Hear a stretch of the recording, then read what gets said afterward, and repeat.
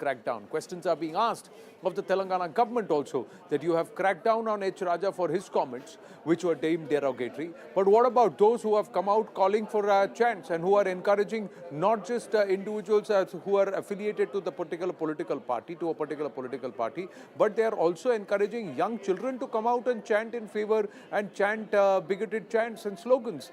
Is this allowed? Is this okay? Is a question that's being asked. Now, this, as teams of the Rapid Action Force, which are currently patrolling the city, because protests have continued against H. Raja, with the agitators repeatedly raising this Sar Tan Se Juda slogan. What gives you the right to say that we will butcher you or we will sever somebody's head? This is not Taliban, this is not Afghanistan, and this is not the medieval Arab rule where these kind of things, this kind of butchery and this kind of barbarism was being practiced. There is a rule of law in this country, that is India. There is a rule of law and the law is equal to all. Nobody is above such law. So the crackdown should also be, the arrest should also be on either side of the flank as far as hate is concerned or hate mongering is concerned. Now, those who are calling for the MLA's head, who are saying go out and physically hit him, these are people who are not just leaders of the Congress party, but among these there are protesters, the leaders of the AIMIM, namely a corporator named Zafar Khan, against whom no action has been taken. Some chilling visuals also emerged for minors, children being used near around Charminar, calling for Raja Singh's death. There are other AIMIM corporators who are involved, those who are involved as far as their social media handles and handling their social media communication. Those leaders have come out, have been saying, who in the past are history cheaters in terms of who have called the Prime Minister and the Home Minister names and have been derogatory in their comments against elected personnel and people like the Prime Minister and the Union Home Minister. So these are repeat offenders. Where is the crackdown on such people? Or are you deliberately fanning the flames and allowing certain elements enough space for them to stand out there and say that they have the right to call for the butchering of somebody? These are questions that remain. Let's try and listen into the reactions that have come in so far. Mustafa Ali, Asaduddin Owaisi, these are the reactions that have come in from the AIMIM camp. We are seeing protests happening continuously. What would you appeal to the people here? हाँ madam, इन लोग का मुतालबा है इसको arrest करना चाहिए. अगर नुपुर शर्मा के खिलाफ कानूनी कार्रवाई अगर होती तो ये हरकत नहीं होती थी. नुपुर शर्मा को पार्टी से सस्पेंड करे बीजेपी, लेकिन कानूनी कार्रवाई नहीं हुई उसके खिलाफ. अगर उसके खिलाफ कानूनी कार्रवाई होती तो ये राजा सिंह ऐसी हरकत नहीं करता था.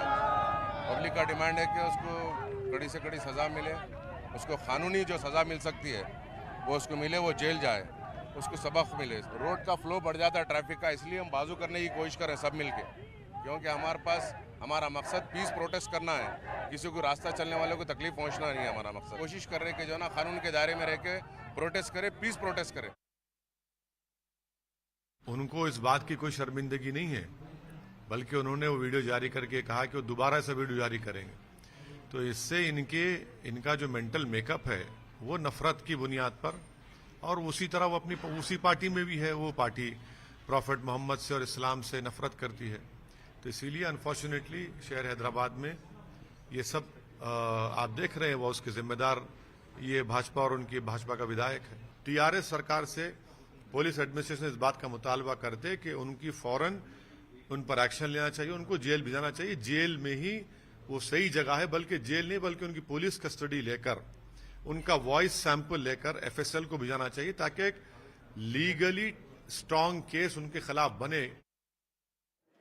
Mohandas Paiji is joining us. Mohandas Paiji, so NH Raja makes a derogatory comment. He's suspended from the party. There is action. He's arrested. He's out on bail.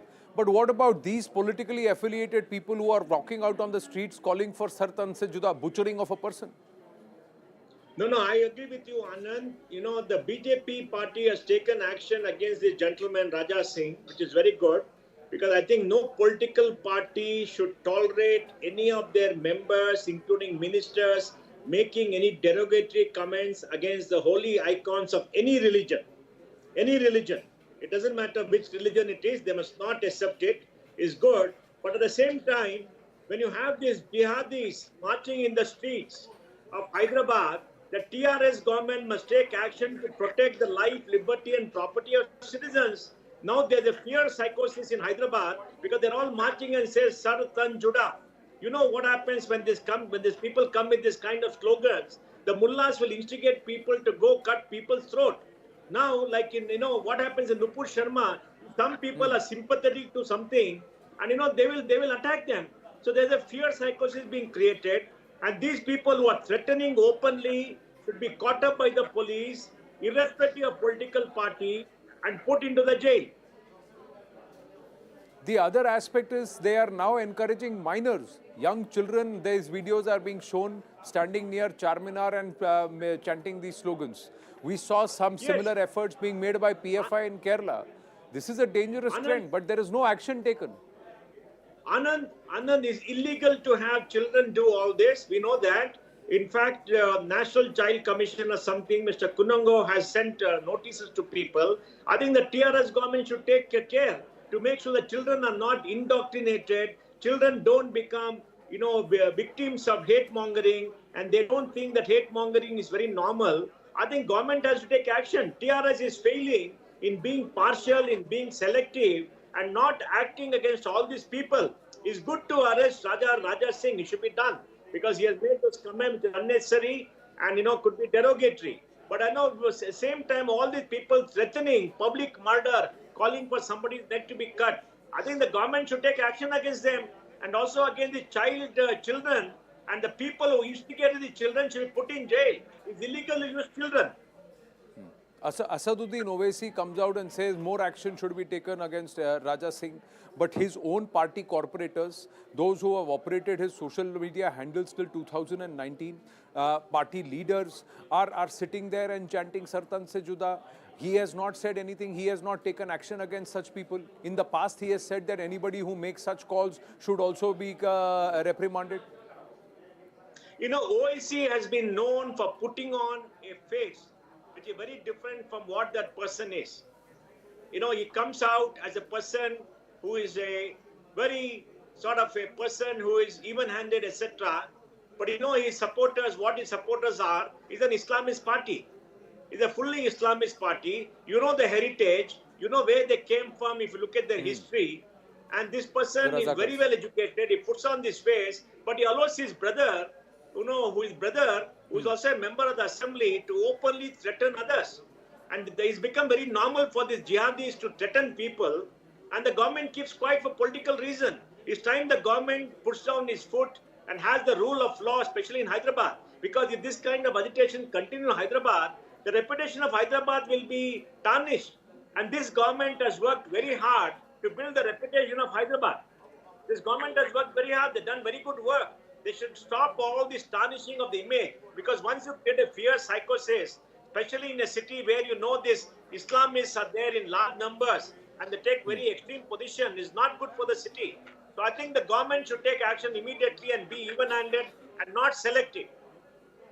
The other aspect is 9 years ago, Akbaruddin Owaisi, while he made the 15-minute comment, he also mocked Hindu deities.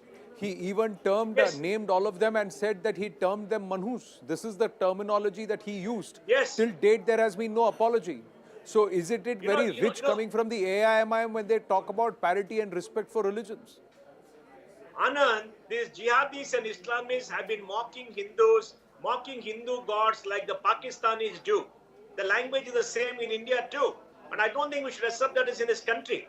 Anybody who mocks Hindu gods, anybody who makes fun of them, they should be arrested by the government under the same section to arrest people if they make any comments against the icons of the Islamic faith.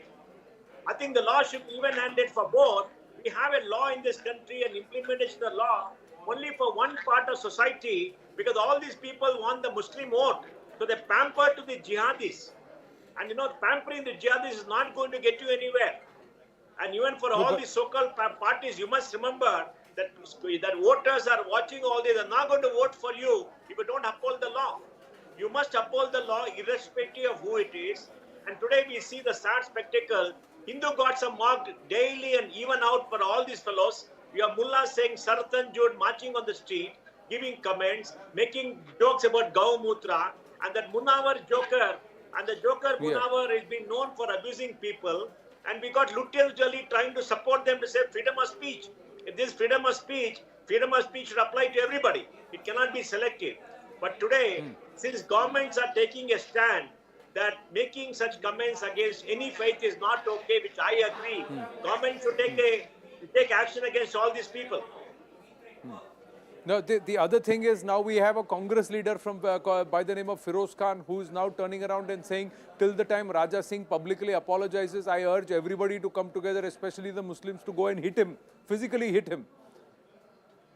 Well, I think these are the kind of extremist statements they make to attract attention and to get the votes, because in that community, the more and more extreme you appear, the more and more you seem to be getting some street followers. I don't know why this happens, because I think calmer voices must prevail. Because the big issues for everybody in this country is getting jobs. Hyderabad has done very well. And Telangana depends on Hyderabad. The TRS government has worked very, very hard in the last many years to improve Hyderabad and make Hyderabad a global center. They must not allow it to be thrown away, because Hyderabad is the growth engine for Telangana and is a job giver for Telangana. And all these people making extremist statements are hurting the prospects of young people from all communities. It doesn't matter where you are. All young people deserve to get good jobs, good economic prospects, and you're destroying the future by making these extremist statements. I think governments should step in and put all these people into jail and say, we are going to enforce the rule of law. That is very important. Mohandas Paiji, right now H. Raja and his lawyer are also receiving threatening calls. But my final question to you is, are you worried about this increasing trend of people thinking it is okay to chant medieval slogans like butcher somebody, like Sartan se Juda? This is all started by the Tehreek-e-Labbaik in Pakistan. Are we a nation of fanatics and radicals that we should encourage this? Anand, my view is very simple. There has been no repercussion of a serious nature for people who provoke people to chant like this. Because all the state governments all over the country should take a stand that anybody instigating people will be charged, they'll be put into jail. And that has to be done irrespective of who that is all across India. The state governments have been weak, they've been playing politics, they've been selective, they've been allowing this to happen, and the visuals are coming, this encouraging all these radical jihadis to do more and more radical stuff and threaten people. It is a sign of weak governments all over the country. We need people like a Yogi Adityanath to stand up and say, this is not acceptable, you'll go to jail if you do that. Unless the law is enforced, it's going to create a fear psychosis all across India. The freedom of expression has been damaged in this country, irreversibly, by allowing all these people to threaten people openly. And Lutyens Delhi is also responsible because of the selective support. They support all these extremists and jihadis, and they should not support. All of us should take a principled stand.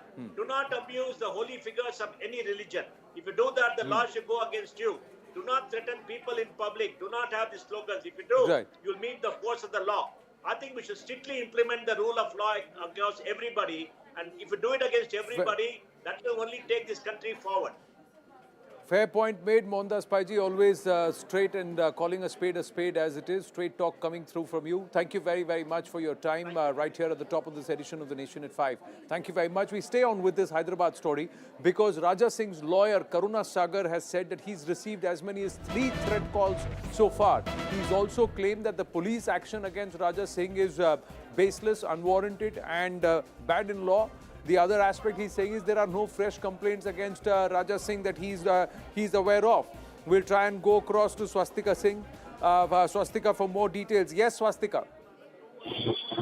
Well, the information that we have right now is not just Raja Singh who has been receiving threat calls over his controversial derogatory video, but his lawyer also has not been spared. And he told me in an exclusive conversation that ever since he took up the case, he has received multiple death threats and death calls as well, against which he's going to file a police complaint very soon. So far, the details that have been asserted via him is that he's received 1 call from a number which came from the UAE and 2 threat calls from local leaders here in Hyderabad. he says that the police, when it comes to the law and order situation, have sort of given a free hand to protesters to have a free run. This is the allegation that is being leveled by Karuna Sagar, who is the lawyer of Raja Singh. And we are also learning that when I asked him about the conditions that have been put on Raja Singh, Well, he has clearly Swastika, I think we have Karuna Sagar with us on the phone line. Karuna Sagar ji, namaste. We believe you are saying you've received threat calls.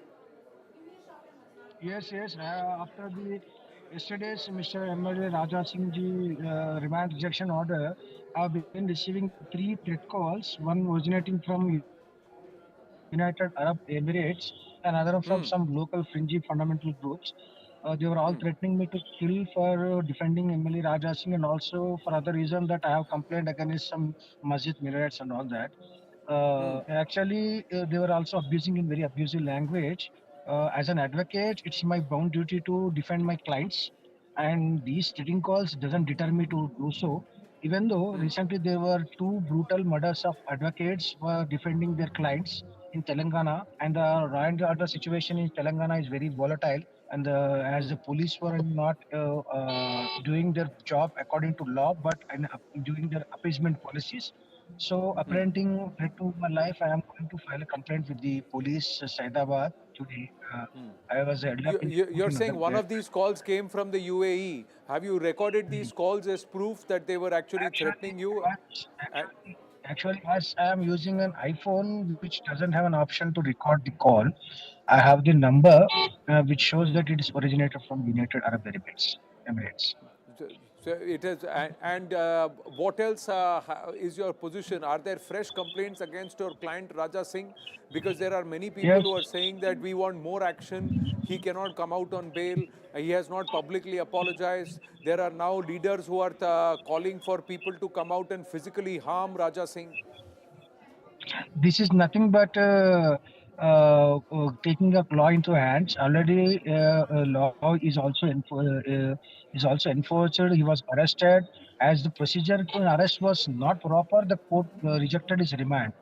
And if they have any objection against his alleged video, they can file the complaint and law will take its own course. But calling the people out on the road and intimidating them to kill and behead somebody, elected person, MLA, is nothing but provocating the people and to breaching the law and order. The police here in Hyderabad is efficient to do that, but it is not doing as it is to be done. The law and order situation is very volatile, and the situation people are coming on the roads protesting, and the people, the police who use lathis even now and then are not even using their force to disperse them. This is very not unwanted situation. Actually, Right. the police Mr. must act Karunasagar, according to law. you said that Raja Singh's arrest is illegal.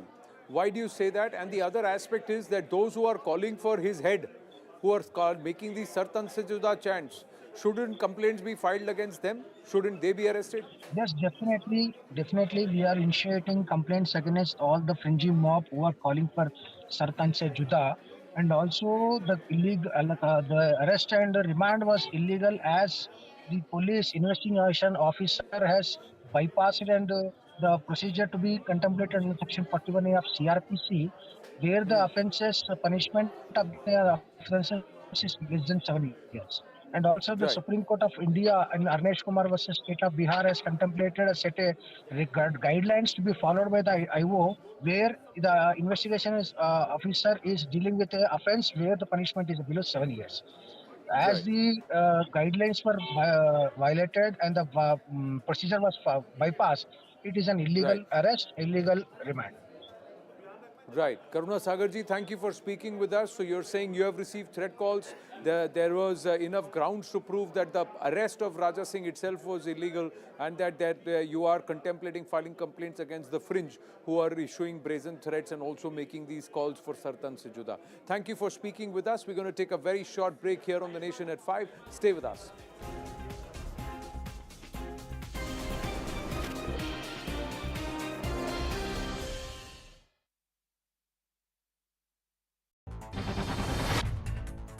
This is first of its kind event in Delhi NCR, where we are going to see this long story building that is going to demolish on that particular day. This is happening after the orders of Supreme Court, and at this point in time, not only the company that is involved with this particular exercise, but also the Noida administration is trying its level best to make all the necessary arrangements and to take all the necessary precautions. Let's try and break down what exactly is going to happen in bringing down these twin towers. The twin towers have been rigged with 3,700 kilograms of explosives. These explosives have been packed into 9,000 holes that have been drilled all across these two towers. 100 workers were part of the demolition team. In fact, the demolition is going to be so huge that about 5,000 residents who are living in nearby flats in nearby areas have been asked to vacate their premises. In fact, the Greater Noida Expressway will also be closed for some duration this Sunday when the demolition will happen. A shocking video of a cop being thrashed in Uttar Pradesh's Badaयूं is going viral. The man started beating up the inspector without any provocation. Locals intervened to stop the assault, and it appeared that the matter had been resolved. But after they left, the man started attacking the cop again, throwing him to the ground, kicking him and raining punches. He even tore the cop's uniform while assaulting him. The assailant appears to be a serial offender. He has attacked a home guard in the past. After the video went viral, he was arrested. Former Bigg Boss contestant Sonali Fogart died of a heart attack in Goa. She was 42. She had posted images and videos on Instagram shortly before her death. Sonali Fogart, who rose to fame with her TikTok videos, contested the 2019 Haryana election from Adhampur as a BJP candidate. She lost to the Congress's Kuldeep Bishnoi. This video of a Zomato delivery executive is winning hearts on social media. The man delivers the order as he's been assigned, while his little daughter is seen strapped to his chest. His son is seen roaming around in the background. After the video went viral, Zomato promised to assist him with childcare benefits. Taiwan's president is refusing to bow down to pressure from China. Here's why. Taiwan's president inspected 3 military units responsible for monitoring the movements of the People's Liberation Army around Taiwan. She lauded the troops for their indispensable defense in the face of a potential Chinese invasion. She also thanked them for remaining calm and carrying out their duties in such an unprecedented situation. China has been holding naval and air force drills around Taiwan in response to recent high-profile visits from the US to the island. The PLA has launched ballistic missiles into waters around Taiwan. Several Chinese warships have been seen in the Taiwan Strait. And PLA warplanes have breached the median line. In a clear message to China, Taiwan's president warned that a heavy price would be paid for invading or trying to invade Taiwan, and it would be condemned by the international community. Amid heightened tensions between China and Taiwan, could a new fleet of modern submarines turn the tide for Taipei? Taipei is hiring foreign experts to help with the development plans of submarines. The United States is the primary partner in providing key submarine technology. In fact, the Haiqian class subs were acquired way back in the 1980s. They underwent major upgrades. The Taiwanese Navy currently has about 4 conventional submarines. China currently has about 60 conventional submarines. CNN News 18 Siddhant is the only Indian reporter in Taiwan right now. This is his ground report on the Taiwanese army from the 2 islands that are closest to the South China coast. On my left is a port, the main port of Matsu City, and this is a biggest center of trade and business for Matsu City, and in fact some portion of this port is occupied by Taiwanese army. Just few meters away from where I'm reporting, there are bunkers, the army bunkers currently in the control of Taiwanese army. In case of invasion or air raids by China, the people will be given shelter in those bunkers. NASA's powerful new James Webb Space Telescope has captured images of Jupiter which show the gas giant in great detail. In fact, the images will give scientists even more clues to Jupiter's inner life. They show some ornamental designs around the Great Red Spot and also provide an unprecedented view of the auroras over Jupiter's north and south poles. Ahead of the Asia Cup in Dubai, Team India head coach Rahul Dravid is testing.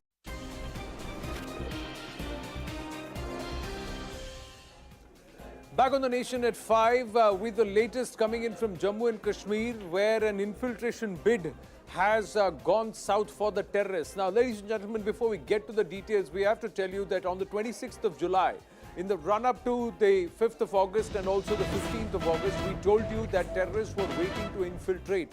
Terrorists were getting desperate, and we had also highlighted that there were terror clusters in Manshera, Muzaffarabad, Kotli, which are being manned by the Lashkar, the Al-Badr, the Hizbul, and of course the Jaish. Now, we told you that how these launch pads are just 2 to 3 kilometers from sectors like Naushera, Tangdar, Poonch and Rajouri in Jammu and Kashmir, and that the jihadis were getting desperate to infiltrate. Now what we are showing to you are these visuals of that capture the movements of terrorists.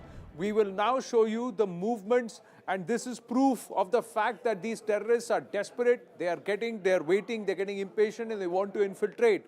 Now, what you're seeing, these visuals, the visuals clearly show that in the Naushera sector, terrorists were trying to infiltrate. There are 2 of them who are trying to make their way. Suddenly they stop and then they explode because they seem to have stepped on a landmine. And that's what's happened. An infiltration bid was foiled because of the landmines which have been put in place. And these 2 terrorists were killed. The bodies of these 2 terrorists have also been recovered. Now, we're given to understand that there is also another terrorist who's been caught alive. But before we get to that, let's try and go across to our guest for more details and also to Tejinder Sodhi joining us at this point for more details. We'll try and connect with Tejinder in just a bit, but what stands out in these visuals, ladies and gentlemen, very clearly is the fact that the infiltration is happening. Jihadis are being pushed onto Indian soil and they are coming in from the enemy territory. Major General Dhruv C. Katoch, Director, India Foundation, and Sushant Sareen, Senior Fellow, ORF and Strategic Affairs Expert, with us this evening. Namaste, gentlemen. Thank you very much. General Katoch, should this or should this not be treated as a brazen attempt to infiltrate? And is this not a ceasefire violation then? Thank you, Anand. Yes, I agree with you on both the counts. It is a brazen attempt by Pakistan to send in infiltrators. And on the second point, a violation of the ceasefire, I have been talking about this for some years now. Every single terrorist who is sent by the Pakistan army is a violation of the ceasefire. Every single UAV which crosses over is a violation of the ceasefire. Unfortunately, we have not been reacting against the Pakistan army, which we should. Now, that is the place where we need to take action. And all the, to put it very simply, Anand, if we know where these terrorists have come from. There is a Pakistani military post on either side. It may be a kilometer or 2 kilometers away.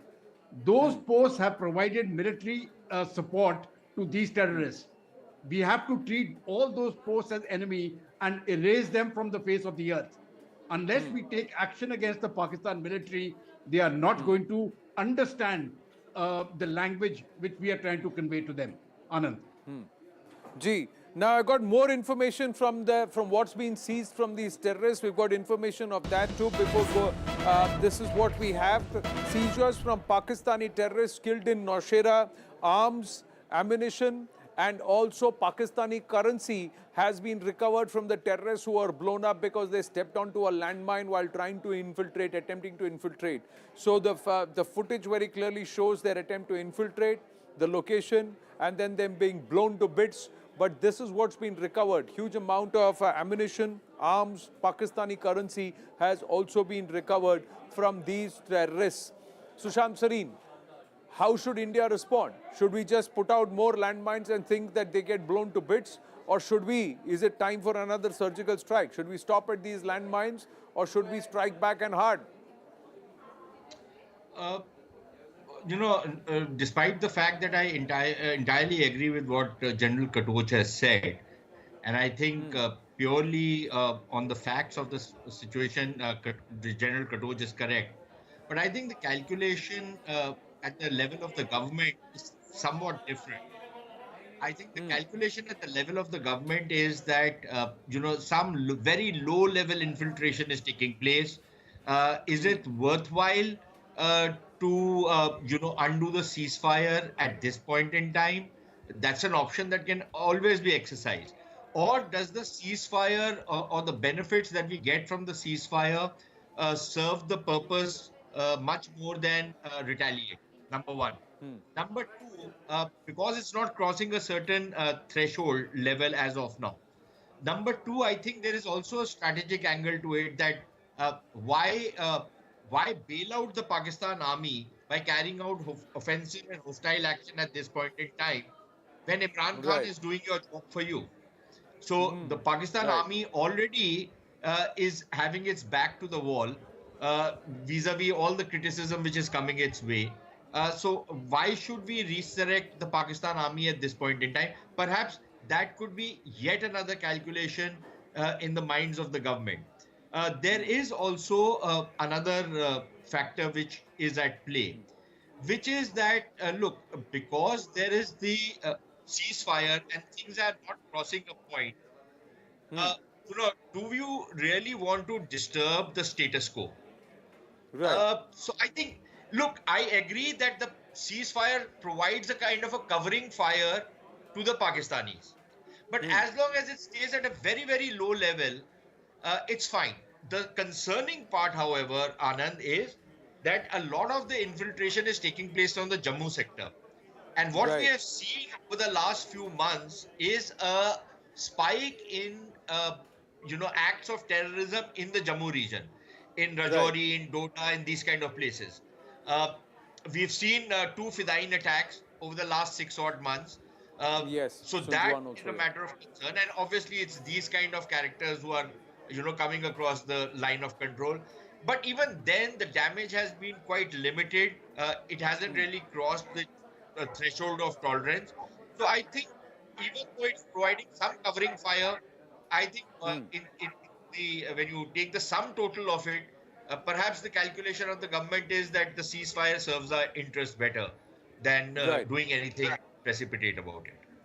Right. I've got Tejinder Sodhi also with us on the phone line before I bring in General Katoch. Tejinder, so there have been some recoveries from these terrorists. Were there only two of them, or were there others too who are injured and have been caught alive?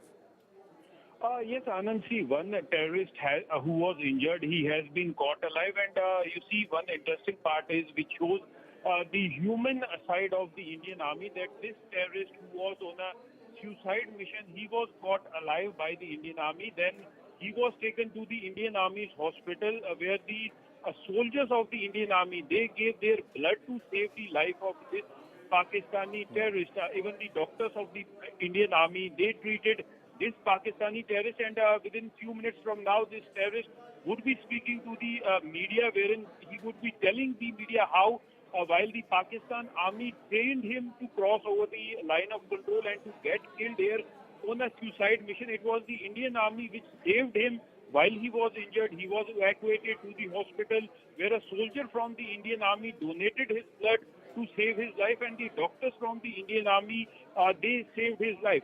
So it clearly shows the human side of the Indian army, while the Indian army ensures that anybody who picks up gun and tries to cross over to the Indian side to carry out sabotage, to carry out terror activities, they are eliminated.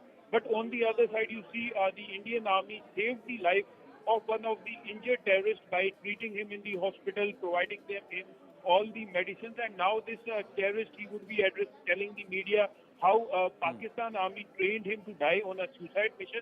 And as you spoke about the recoveries which have been made, large quantity of arms, ammunition have been recovered from those two terrorists who were killed by our soldiers while they were trying to infiltrate into the Indian side. Large quantity of Pakistani currency was also recovered from their possession. So it clearly shows the security forces, they had the input that large number of terrorists, they are waiting in the launch pads on the other side of the line of control. Even the border action teams which have the Jawans from the Pakistan Army Special Operation group, they have been deployed on those launch pads to cross over and to carry out attacks, surprise attacks on Indian soldiers on the Indian side of the line of control.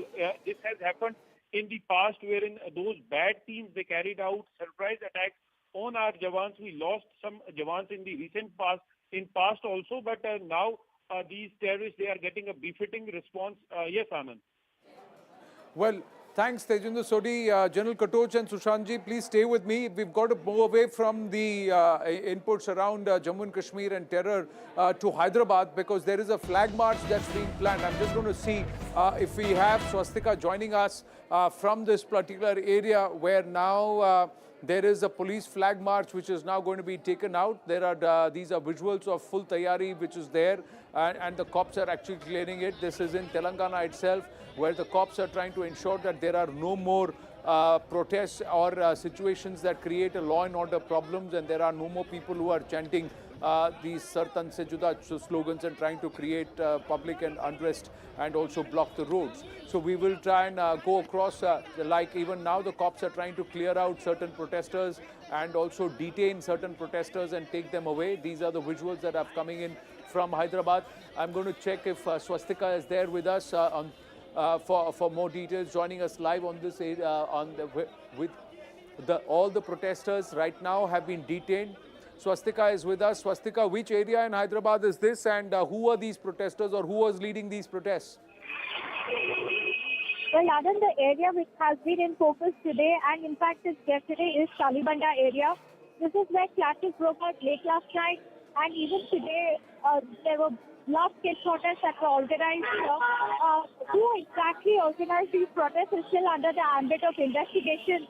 Local police officials say that these are mainly the local residents who came in and have been protesting, but there were also MIM workers who led the protest here, and that's the reason why we saw MIM corporators there trying to appeal to the protesters, asking them to maintain calm and order.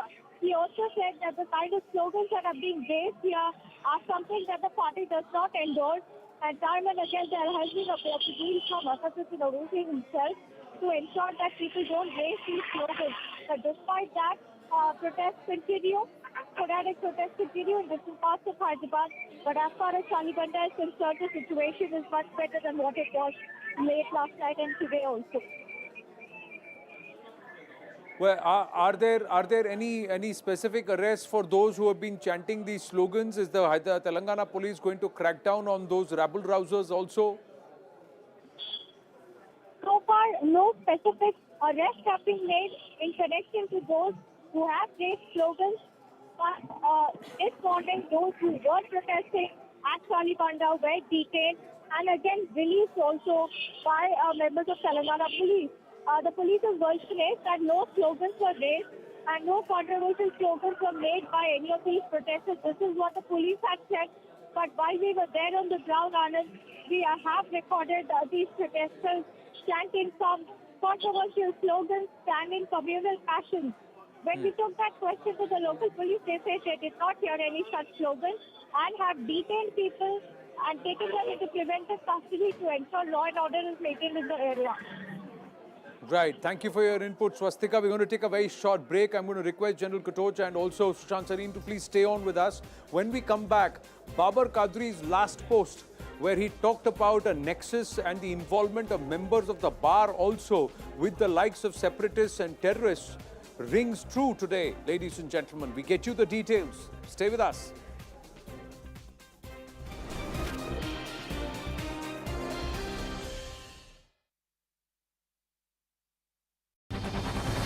Telangana BJP chief Bandi Sanjay Kumar was detained in Jangaon district. He was about to hold a sit-in dharna against the arrest of his party workers a day earlier outside the TRS MLC K. Kavita's residence in Hyderabad.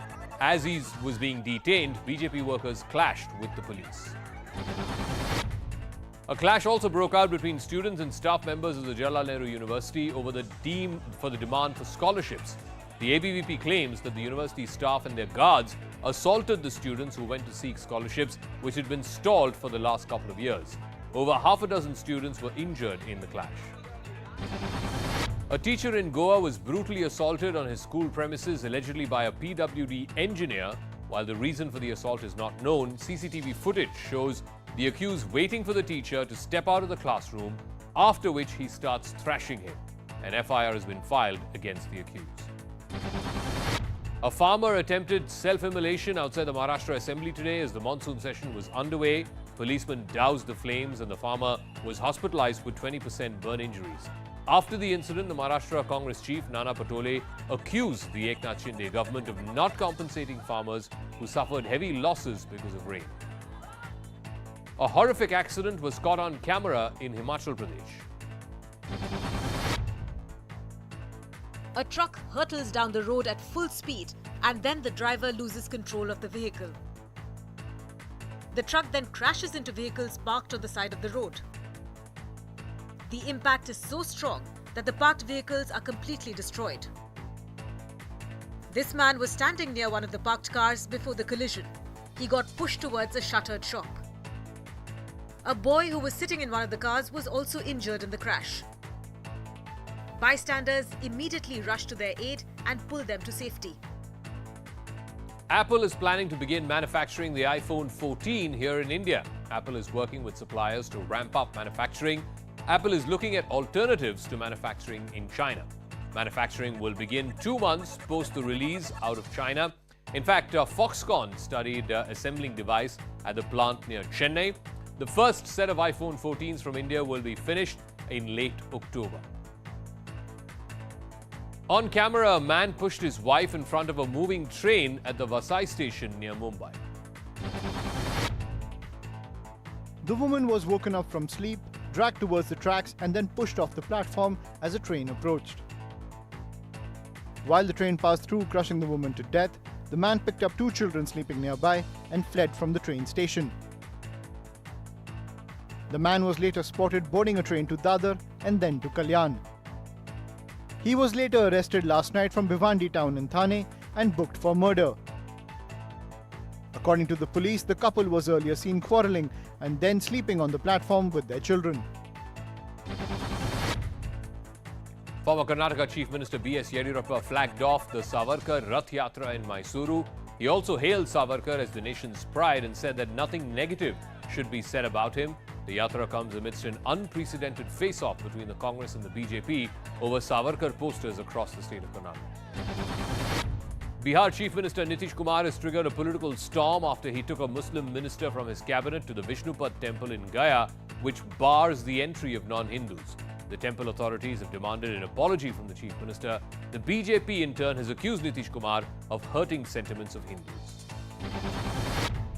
2 petitions, including one by TMC leader Mahua Moitra, were filed in the Supreme Court today, challenging the remission order by the Gujarat government, which released the rapist of Bilkis Bano. Although CJI Ramana agreed to look into the matter, no order regarding the hearing has been passed yet.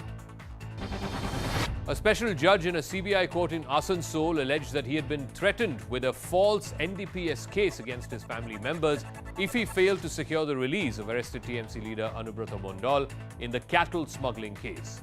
In the alleged threat letter, which was self-written by a self-proclaimed TMC leader. The Supertech Twin Towers in Noida will be demolished this Sunday as per the Supreme Court's orders, and massive preparations are underway right now. This is first of its kind event in Delhi NCR, where we are going to see this long story building that is going to be demolished on that particular day. This is happening after the orders of Supreme Court, and at this point in time, not only the company that is involved with this particular exercise, but also the Noida administration is trying its level best to make all the necessary arrangements and to take all the necessary precautions.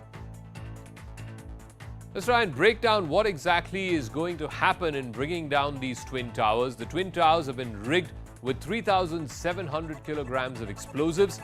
These explosives have been packed into 9,000 holes that have been drilled all across these 2 towers. 100 workers were part of the demolition team. In fact, the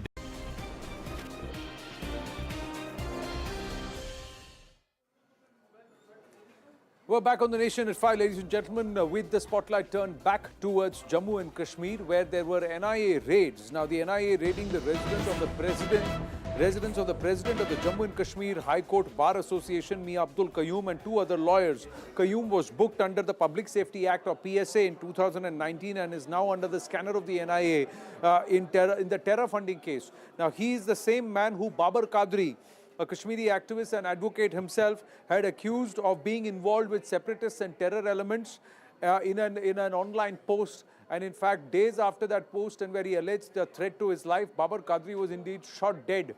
And the person who shot him dead was a Lashkar commander by the name of Saqib Mansoor, who was killed in an encounter sometime last year. And he was the one who was said to be responsible for Babar Qadri's killing. Listen to what Babar Qadri said, and then we'll go across to Tejinder Sodi.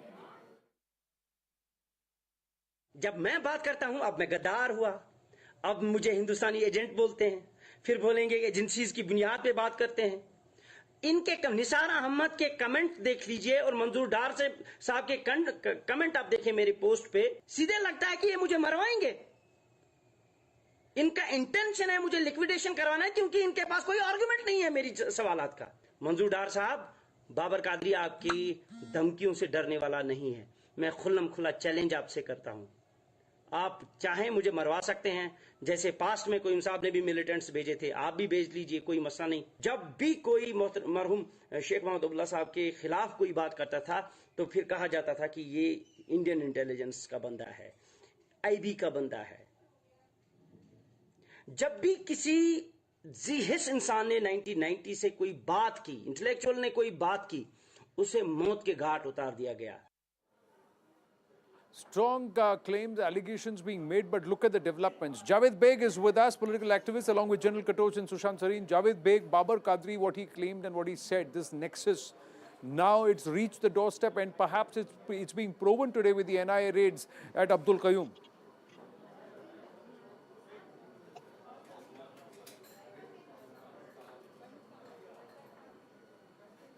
Javed Beg, can you hear me? Yes, sir, I can hear you. Am I audible? Yes, you are. Go ahead, please. Thank you so much for giving me a chance to speak on this very important issue. Babar Qadri, a renowned and prominent socio-political activist, have known him, personally for more than 5-6 years. Yes, whatever he said, not only in his last post, last statement, but throughout those 3-4 years, is absolutely right.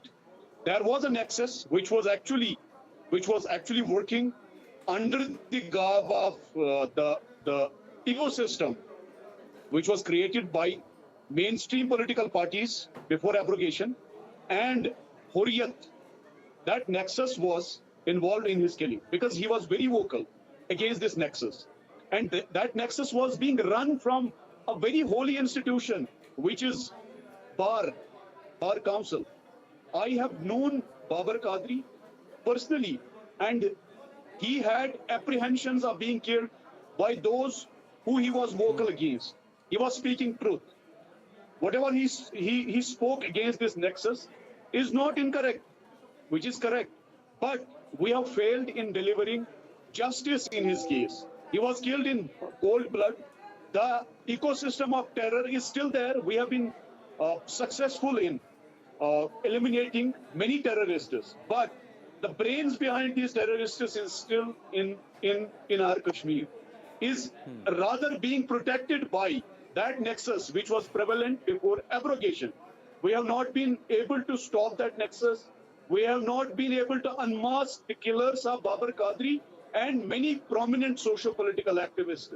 He always wanted to clear the mess in Bar Council, but later he became a victim of that nexus, which we are still unable to control or break. I, as a political activist, have been speaking against this nexus. Yes, you have also been raising your voice, but how deep are they embedded is a larger question. The larger concern, General Katoch, is how deep are they embedded? That if the president of the Bar Association is under the scanner for not just terror funding but openly backing terrorists and separatists. Anand, I think the rot goes in very, very deep. It has seeped into the very roots of the judicial system and into the administration system. And it is not something which has happened over the last 2, 3 years. This is something which has happened over the last 30 to 40 years. It is a very long-term happening, and it has impacted practically every element of society. Now, what has really happened in the Babar Qadri case, when we are looking at the judiciary, the terrorists have the ability to threaten both the lawyers and the judges. And as it is impossible to give physical protection to everybody, there is that element of fear amongst the legal fraternity. Now, some of them are like Babar Qadri, were prepared to speak out, but most of them remain quiet, and some of them are Yes. actually part of the nexus. Now, this nexus, Anand, I would like to make it very clear, are given support by political organizations. The Hurriyat used to do it openly, but the PDP and the Muftis, that is the Muftis party and the National Conference, they would do it surreptitiously. They were the soft separatists. They still remain the soft separatists, and it is because of that soft political support which they're getting, we have not managed to eliminate the problem fully. But I think this Right. cannot survive for very long. These people will be eliminated because now the weightage has changed. The weight which the terrorists Right. had, that Right. is gone now post 5th August 2019, and I think the situation is changing.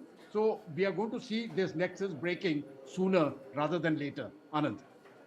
Ji, I have another development coming through, and Sushantji, I will request your attention on this. This is something which you've also been tracking. It's the apprehension of a terrorist, an ISIS terrorist, who was nabbed by the Russian authorities, and India was alerted. It was a multi-country intelligence coordination that's enabled this kind of a crackdown of an ISIS agent or a Fidain suicide bomber who was being sent from Russia into India. He's an Uzbek national, Azamov. India has asked the Russian government to share the further interrogation details. Intel agencies have sent their questionnaire to the Russian government. The agency is seeking access to question the bomber, but so far they've not got that access. They want to they want to actually identify the bomber's handler in India. And they also want to identify the specific targets that these bombers were sent. We are given to understand it's not one, but there are two suicide bombers, one a Kyrgyzstan national also, so both from Central Asia. One of them has been apprehended. The details of the other need to be ascertained. The agencies are also seeking details to track the handler nexus and funding routes, and more importantly, access to bomber via Uzbekistan government, as he is an Uzbek national. Hunt is on for the second bomber, who also planned to enter India. Like I said, he is also seen to be of a Central Asian origin, maybe Kyrgyzstan or again an Uzbek national. Sushant Sareen, this should be sending the alarm bells ringing at multiple levels. Ground support, active logistics, ISIS presence on Indian soil, and ISIS now deciding to send foreign nationals into India for Fidain attacks. Yeah, I would imagine that more than alarm bells ringing, it would at least end the denial in India that, we are going to be left untouched by the fires of this kind of jihadism, which are sweeping through the rest of the world. We are going to be as much singed by it as anybody else. But, Anand, I am just a little surprised that the Russians would have prematurely released the details about this particular fellow whom they have apprehended. I would imagine they would have already squeezed him dry. They would have, or they at least ideally they should have exchanged the information with India on the back channel, so that whatever follow-up action had to be taken by India to uncover the cell which was going to provide this fellow with the logistic support and the explosives and everything else in India. Right. We could go after that.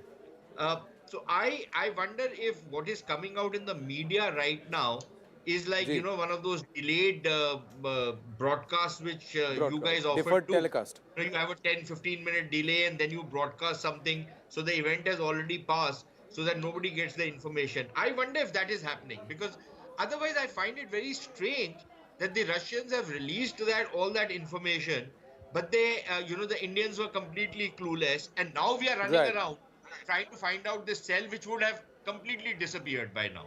Correct. If they had been forewarned. So I find that a little strange, but I think that we're going to hear something more about this story in the coming days.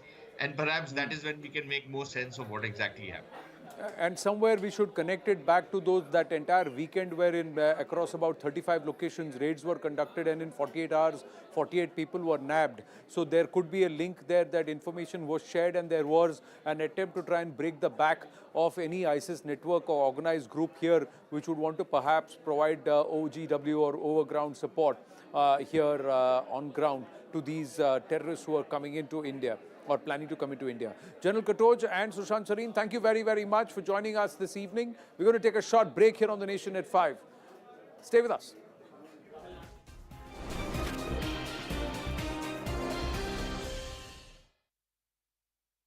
Demolished this Sunday as per the Supreme Court's orders, and massive preparations are underway right now. This is first of its kind event in Delhi NCR, where we are going to see this long story building that is going to demolish on that particular day. This is happening after the orders of Supreme Court, and at this point in time, not only the company that is involved with this particular exercise, but also the Noida administration is trying its level best to make all the necessary arrangements and to take all the necessary precautions. Let's try and break down what exactly is going to happen in bringing down these twin towers. The twin towers have been rigged with 3,700 kilograms of explosives. These explosives have been packed into 9,000 holes that have been drilled all across these two towers. 100 workers were part of the demolition team. In fact, the demolition is going to be so huge that about 5,000 residents who are living in nearby flats and nearby areas have been asked to vacate their premises. In fact, the Greater Noida Expressway will also be closed for some duration this Sunday when the demolition will happen. A shocking video of a cop being thrashed in Uttar Pradesh's Badaयूं. Back on The Nation at 5 with the latest on the Sukesh Chandrasekhar matter and whether or not it indeed connects with Jacqueline Fernandez, the actress. Jacqueline has now filed a response against the adjudicating authority's order attaching her properties. Jacqueline says the authority has not been able to make out a legitimate case for even provisional attachment of her assets, leave alone its confirmation. It says that the adjudicating authority failed to connect her with the alleged crime committed by Sukesh. And she says that the case records show that she was actually conned by Sukesh, saying that the record and the statement relied by the authority itself clearly show that she was coerced, conned and forced into receiving the said gift. People other than her who receive such gifts are being made a witness in the case, but her assets are being attached. Ananya now joins us with more details. Yes, Ananya. Well, yes, Anand, as we see that adjudication proceedings are already going on against Jacqueline Fernandez. Now, this has been her response before the adjudicating authority of the PMLA, that is the Prevention of Money Laundering Act. Remember that the ED had attached her properties, and the confirmation was done by the adjudicating authority over the provisional attachment of these properties. And now, in response to those attachments, Jacqueline has filed a response clearly saying that there is no connection that the adjudicating authority could establish between the alleged crime that has been done by Mr. Sukesh Chandrasekhar. Remember, it's a case of 200 crore rupees wherein he had duped a businessman's wife who is a wife of a big pharmaceutical company owner. And in fact, Jacqueline's name had cropped up in the investigation, saying that she had used these proceeds of crime and has also helped Sukesh to park these funds in other places as well, and was one of those beneficiaries of this. In fact, the proceeds of crime. And now Jacqueline is trying to play, in fact, a victim card, saying that she is one of the victims in this particular case. Her statements were relied upon, and other people who were into a similar position like Jacqueline, because basically she's referring to other Bollywood actresses like Nora Fatehi and Bhumi Pednekar, whose statements have been used by the Enforcement Directorate as a witness in this particular case. And in very, very recently, charge sheet was filed against Jacqueline Fernandez by the Enforcement Directorate. Why the difference from the ED's position as far as in comparison with Bhumi Pednekar or with Nora Fatehi? And how is the case different with Jacqueline Fernandez, that the adjudicating authority has issued the order to attach her properties? Yes, there are some of the gains or some of the possessions with her include a 36 lakh rupee priced cat. So is her lawyer making a case that she was coerced into taking that cat, or a horse whose worth is into crores?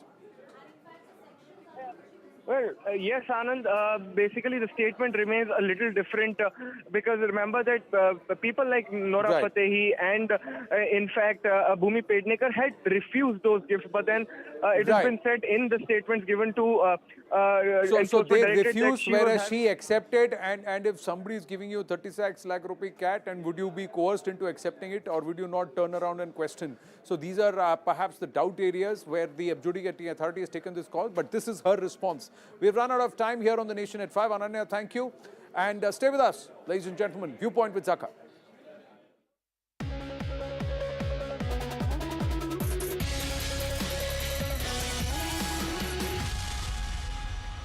Good evening, this is Viewpoint. I'm Zaka Jacob. There were multiple raids today by the CBI in the Land for Jobs scam, in which Lalu Prasad's former OSD, Bhola Singh Yadav, is a prime accused and under arrest. Lalu Prasad is also named in the CBI FIR. Today, there were multiple MPs and MLCs of the RJD who got raided in multiple locations, not just in Patna and other parts of Bihar, but also in Delhi and then in the national capital region. And this was happening coincidentally at the same time that the new Mahagathbandhan government under Nitish Kumar was facing its trust vote inside the Bihar Assembly. Eventually, of course, the Gathbandhan sailed through that trust vote because the numbers are on its side, but its legal and its political troubles may just be beginning. So, is the charge valid that the RJD is making, that this is mere political vendetta, the timing is questionable, or does the RJD need to explain why property worth crores of rupees was procured by some of these folks associated with the party for a mere few lakhs, and then the proceeds of that crime were used to build malls in places like Delhi and Gurugram? But first, the story of what happened in Bihar today.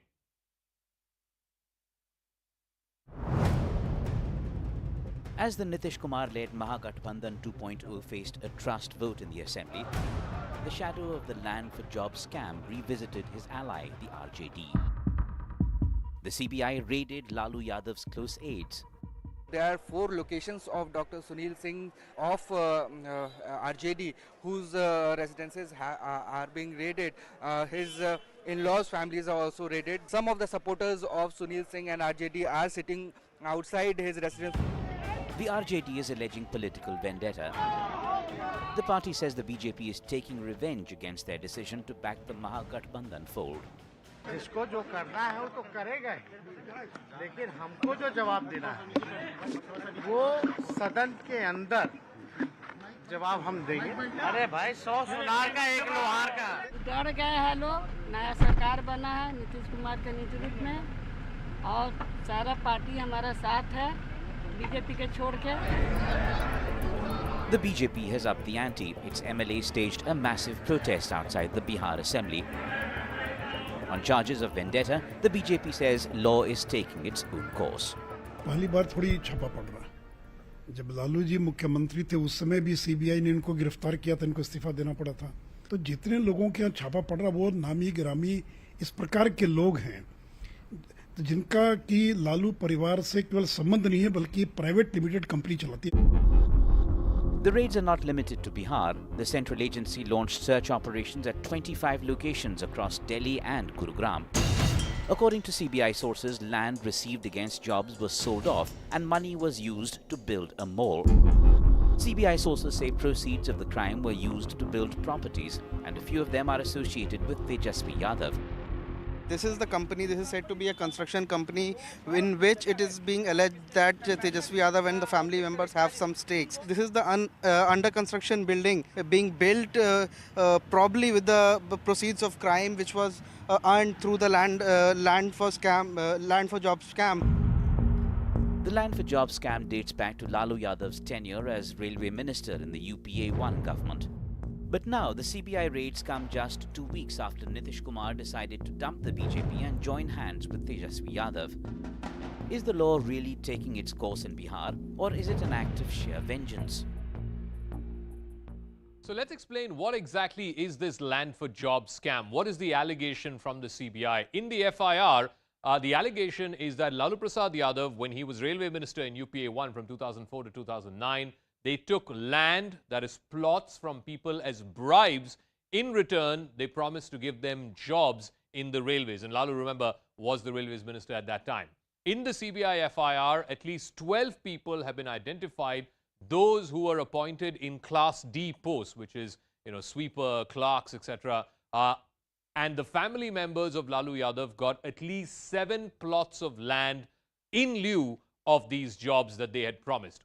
Also, they got the total amount of land that they managed to amass through the scheme, according to the CBI, is that 1 lakh square feet of land, which was valued at over 4 crores, they managed to get for a mere 26 lakh rupees.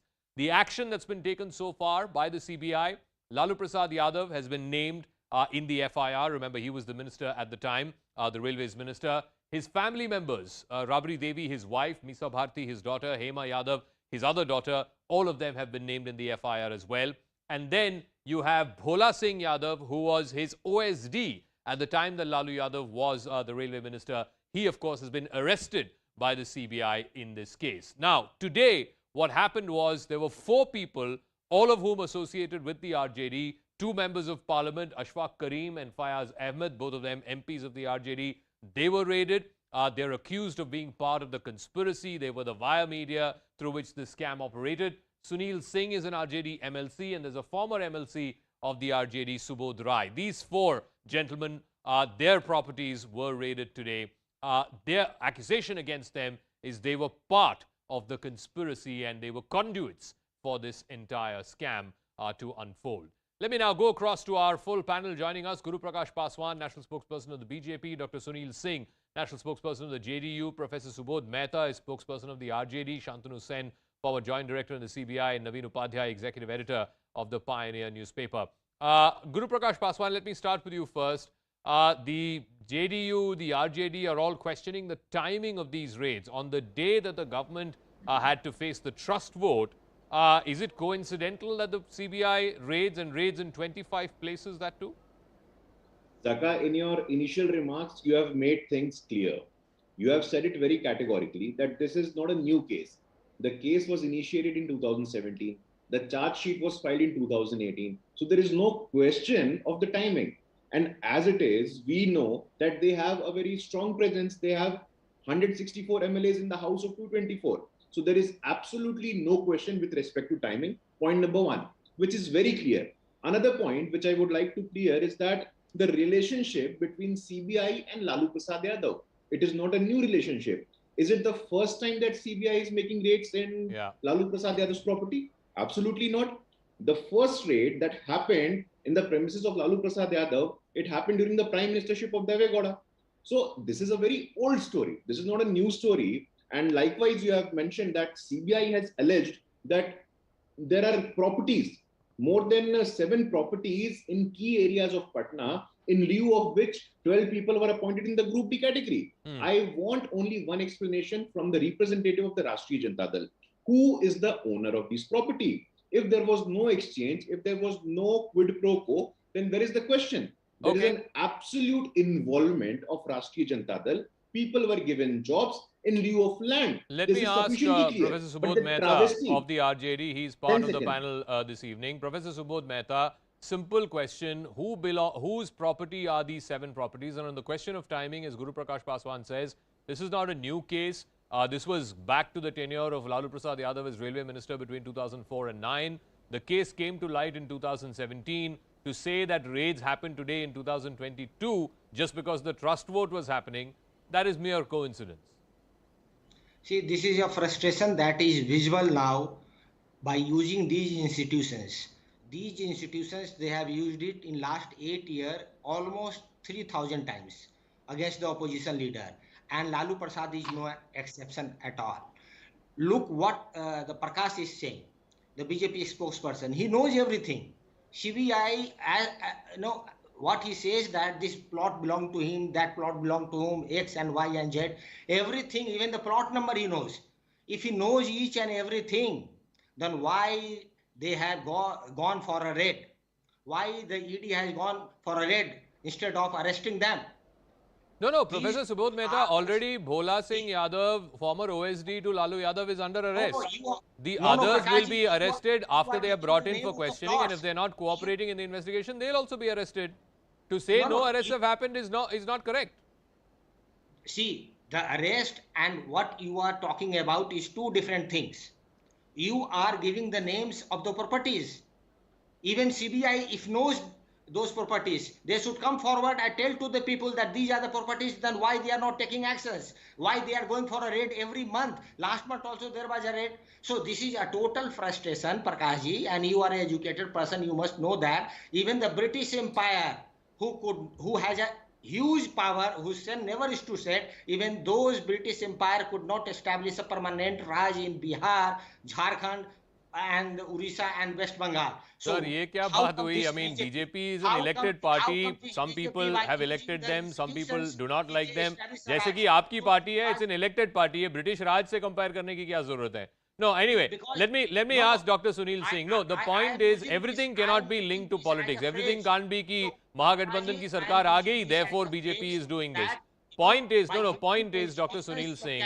No, one second. Subodh Saab, one second. Sunil Singh, the point is that Lalu Prasad Yadav has been convicted in Chara Ghotala, I think in 4 out of 5 cases by the same agency, the same CBI.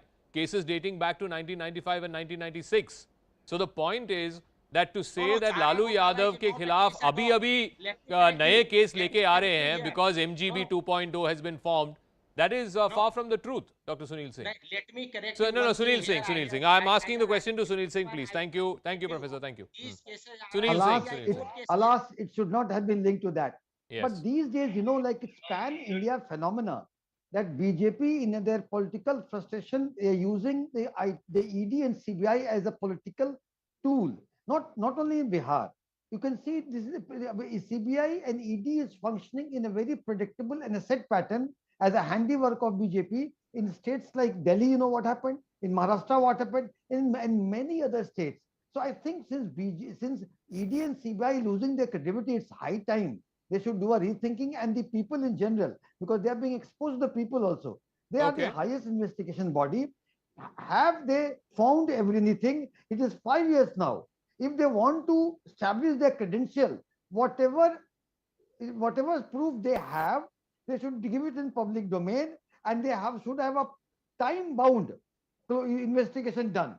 No, Dr. Sunil Singh, so since you asked, this is what the CBI is claiming. Many people are asking why is the CBI doing raids in Delhi and in Gurugram? Now, this is supposedly what the CBI's claim is. Let's play out that Christie. Tejashwi Yadav, the current Deputy Chief Minister, the younger son of Mr. Lalu Yadav, the CBI is saying that the proceeds of the crime from the railway scam was used to build properties like malls in Gurugram. In fact, there's one particular mall, it's called Urban Cubes Mall in Gurugram, which the CBI is claiming is associated with close associates of the Bihar Deputy Chief Minister, Tejashwi Yadav.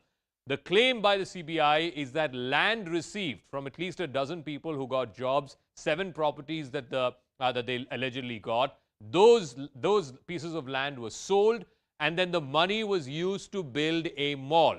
Urban Cubes Mall in Gurugram is owned by a company called Whiteland Corporation. The main director, the main owner of this company is said to be a close aide of Tejashwi Yadav. Whiteland Corporation is also associated with close associates of the Bihar Deputy Chief Minister. The CBI's contention is that companies like Whiteland are simply front companies that have been used to build or regularize the proceeds of the crime. But Tejashwi Yadav is contesting this. In fact, we're getting his reaction. Let's go to that piece of breaking news right now. Tejashwi Yadav, the Deputy Chief Minister of Bihar, has refuted any sort of link to the Urban Cube Mall or to this company, Whiteland. He says he has nothing to do with either this mall that has been built in Gurugram or this company, Whiteland Corporation, or its main owner. He says this is simply a political vendetta by the BJP. Let's play out that bite. This is right after his government won the trust vote in the assembly, and then I'll go back to our guests. Urban cubes mall है, और ये mall जो है ये project का नाम है. हमने पता करवाया ये कि भाई ना मेरा लेना देना, ये कहाँ से कौन मेरा मॉल भी बना दिया और छापे भी पड़वा रहे हैं. तो भाई हम पता कि भाई क्या है, और हमारा तो जो कुछ है सबके सामने एफिडेविट में दिया हुआ है. चाहे हमारे परिवार का झूठ मूठ का झूठा केस बनाएंगे और ये चालू रहेगा।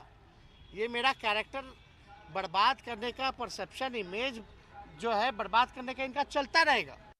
Okay, I want to ask Shantanu Sen, and then after that I'll go to Naveen Upadhyay. You heard what Tejasvi Yadav is saying. How easy or difficult would it be for the CBI to prove, Mr. Sen, that the proceeds of the crime, this alleged crime that happened where jobs were given in lieu of properties, those properties were sold, and then the money that was acquired by the selling off of those properties were then used to build this mall in Gurugram linked to associates of Tejasvi Yadav? Just how easy or difficult would that be to prove this whole money trail?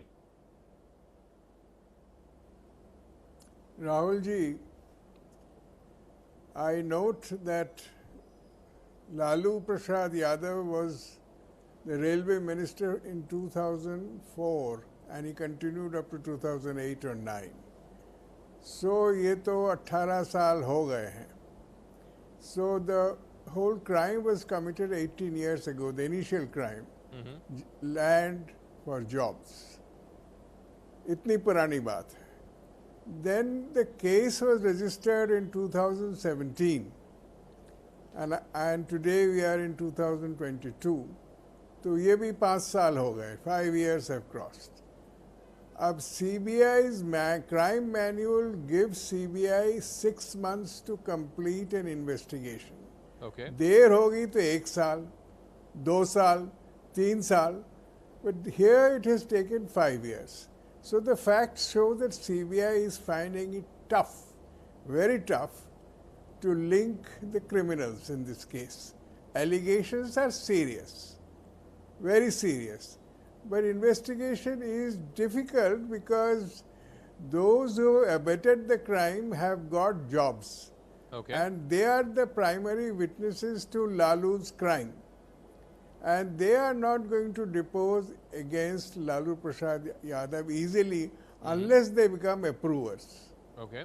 So the CBI obviously is finding it very difficult, very, very difficult to charge sheet even after 5 years of investigation, when the crime manual of the CBI says every crime must be, investigation must be completed in 1 year. And if you go beyond 1 year, you explain to the director. 6 महीने के बाद ही ये परेशानी शुरू हो जाती है. Explanations start. So facts show that CBI is finding it tough to pinpoint the allegations and charge sheet anybody. Okay. So there you are. It's a difficult case. Let me ask Naveen Upadhyay. So today the 4 people whose properties were raided, 2 of them happen to be MPs of the RJD, 1 an MLC, and the fourth one an ex-MLC. Again, what they are alleging is that these 4 people were party to the conspiracy. They were the conduits through whom these 12 people managed to get their jobs. They were conduits to these 7 properties that were procured in Patna and in other places. So they are as much part of this conspiracy. But as Mr. Sen said a moment ago, to be able to prove that the proceeds of those 7 properties that were sold and a mall was built in Gurugram, that is not going to be an easy task. Mr. Upadhyay. Yeah, I fully agree. You know, it's going to be, it's going to be very difficult after 18 years, and it is also raising question why you carry out raid after 18 years in a case of such nature. And definitely to the extent, you know, when the RJD and JDU leaders were saying from the day one after this government change in Bihar that they will be subjected to raids by ED and CBI. So, you know, in public perception, they will be able to make a very strong case that it is being done with a motive, you know, political motive. At the same time, you know, I feel very strongly that more than anything legal issues, I think this is going to be a very prolonged perception battle in Bihar, because in 2017, if you remember, Nitish Kumar was forced to dump this RJD-led alliance at that point of time, because this case, Sushil Modi raised these cases and he launched a crusade claiming that Nitish Kumar claims that he has zero tolerance towards corruption.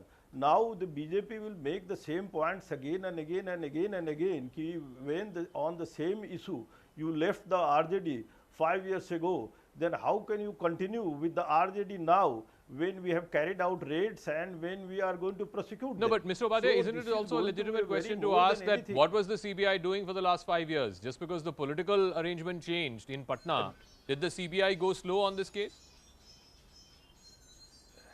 That's what I'm saying, you know, definitely it will give credence to what the opposition parties are saying, irrespective of the fact that the CBI may have a strong case, may have its own reason to go slow. But fact remains that political parties today are making a very strong case that CBI is selectively acting or ED. And in case of Bihar, I think, you know, from day one it is being said. So I think, you know, it's going to be a perception battle. And it will be very interesting to see how Nitish Kumar reacts. Response to this. Okay, I'm also getting more breaking news. Let me go across to that. These are from top CBI sources.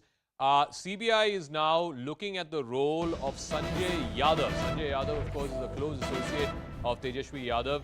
The CBI believes that Sanjay Yadav could potentially be the conduit between the Yadav family and the people who are building these malls in Gurugram, etc. Sanjay Yadav came in touch with the Yadav family through cricket. Remember, Tejashwi Yadav used to play cricket in school. Sanjay Yadav, the CBI believes, was the conduit between the construction of these malls through Benamis as well as the link to the Yadav family. The valuation of shares and projects, according to the CBI, is highly undervalued. The investment happened through 0% debentures from a company called Elite Landbase, and there was an unsecured loan of almost 3 crore which was given under the guise of investment. So let me go across to Ashish Mahershi, who has more details on this. What exactly is the CBI alleging here as far as Sanjay Yadav's role is concerned? Because as far as I know, and correct me if I'm wrong, when Lalu Prasad Yadav was rail minister between 2004 and 9, Sanjay Yadav was not in the acquaintance of the Yadav family. So, basically, Zaka, it is the family feud of, if you remember, there was a family feud between Tej Pratap and Tejashwi Yadav. And at that point in time, there was an article that came to light. And because of that article, the CBI actually started this investigation, where Tej Pratap had basically alleged that Tejashwi Yadav, along with Sanjay Yadav, is making a mall. So in Gurgaon. So the CBI started investigating the matter. And when the investigation started, they found that there are certain Benamis who are basically building this mall. And the money is basically coming from the sale proceeds, or you can say proceeds of crime, from the land that was given in lieu of the jobs. So the money from the sale proceeds of that land is actually landing into this project. Okay. Now, the transactions that they're looking at and the two companies that they're looking at basically is about Elite, and we all know that it's not only Elite, but there is another company which they are looking at is Whiteland Corporation. Now, if you see the investment that is coming into Whiteland, is coming. I've seen the document and I've gone through each and every document of both the companies, whether it is Elite Landbase or we're talking about Whiteland Corporation. Interestingly, there's a person called Navdeep in all these companies, and his wife, Priyanka, are also a partner in Elite. And apart from that, there is a person called Atam Prakash. He's also basically a part of this company. Now, these individuals have been raided by the CBI today. Now, there are two transactions which are basically under the investigation. One is the 0% debentures, where you are not going to pay any interest in terms of investment that is coming in the form of debentures.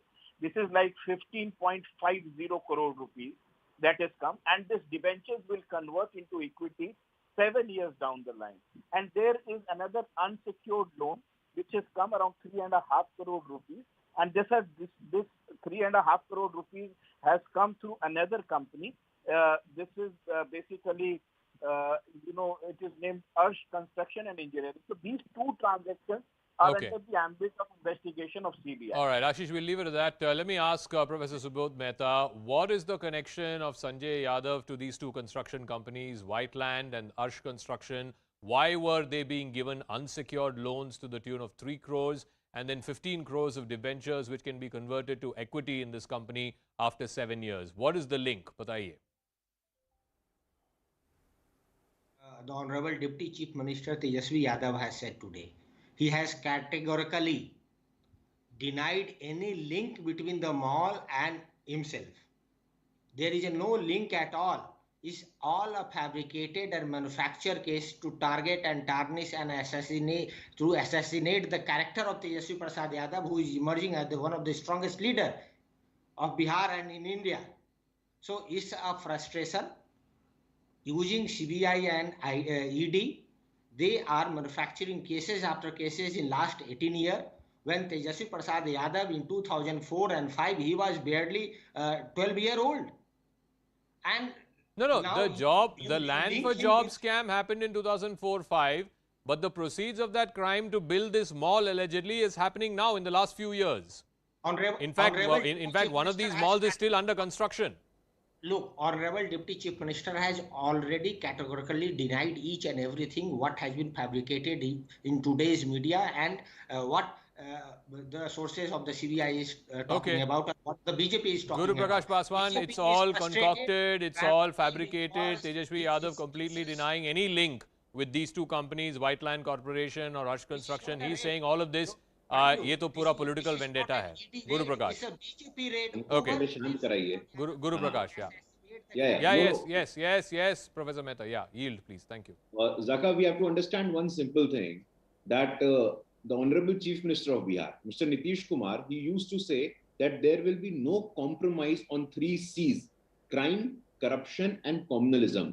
But absolutely, there is a compromise when it comes to crime and corruption, which is very much visible for the people of Bihar.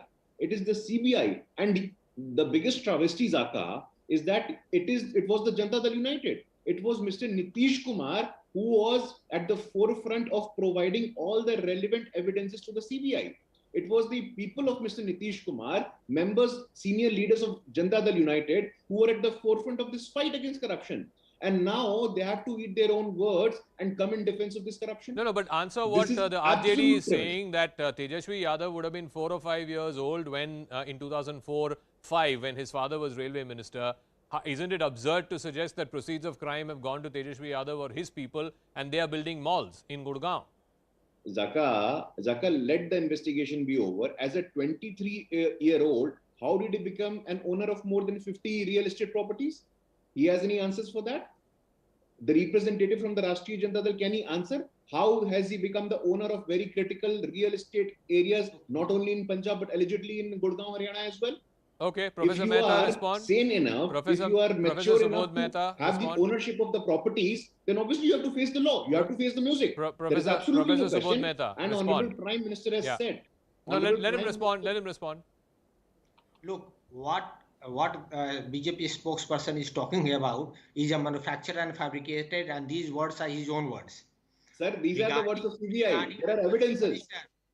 Let me tell you, you are talking about a plot, sir, there are evidences. And each and everything. You are also naming the plot names, plot numbers. If you name the plot number, you have to answer before the CBI. You have to answer the people of Bihar. You have to answer to the people of Bihar. There are evidences. How did he become the owner of 53 properties? Okay, Guru, let him speak, please. Guru, let him speak. You've asked him a question. Let him answer. Let me speak. Yes, Professor Mehta, I'm waiting for you. Yeah. You talk about plot number and plots. If you know this, if the CBI knows this, then why the hell today there is an ED raid? If you know everything, then why the hell there is a ED raid?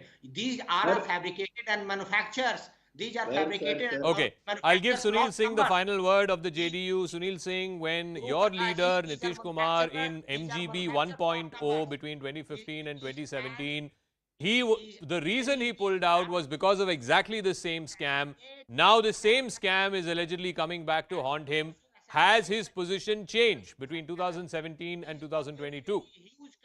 Sunil Singh. The time CBI is taking to complete this investigation, because 8 years back and now, and the crime was committed as per law 2004 when Tejasvi Yadav was a kid. And in 17, investigation started. 17, 5 years, they have reached nowhere, raid and raid and raid, insinuations, character assassinations. no consequences. No, but If your leader CBI said, your leader said he can't live with corruption. He was feeling suffocated. That's why he pulled out support in 2017. Yeah, at that time case was filed, and we saw that in 5 years, CBI, if they would have some kind of a proof, they would have done more Okay, investigation. I got to But wrap up. Thank CBI you did very not much to come all out our with guests. an I'm completely iota. out of time. Dr. Sunil Singh, Guru Prakash Paswan, of course, Dr. Professor Subodh Mehta, Shantanu Sen, and Mr. Upadhyay. We'll see how this story plays out in Bihar, because it's going to have ramifications not just in that state, but also in the run-up to 2024. In a moment, Anusha will be joining you with the biggest exclusive.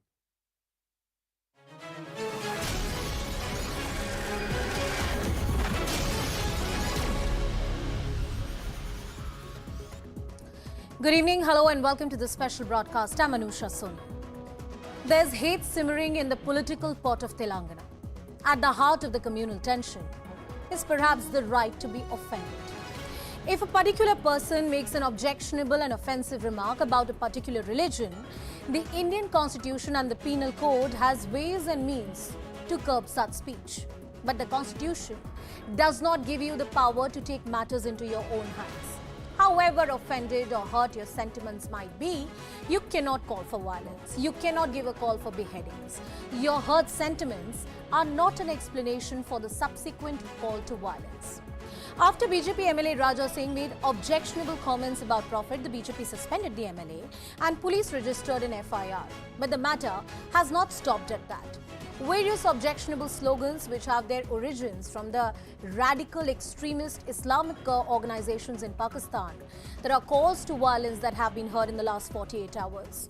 Where would all of this stop? More importantly, are we becoming a society of hurt sentiment, where violence in the name of hurt sentiments is being justified?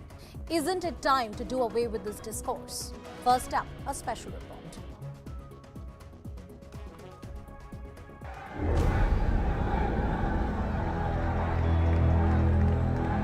Hyderabad on the boil. Street protests across the city of Nizams on Tuesday and into today. At Shalibanda, at Charminar and the Old City, at Barkas Road and other pockets. First since Monday evening over a BJP MLA's video insulting the Prophet, then over this MLA being granted bail shortly after arrest on Tuesday. The anger comes out in his effigies set ablaze.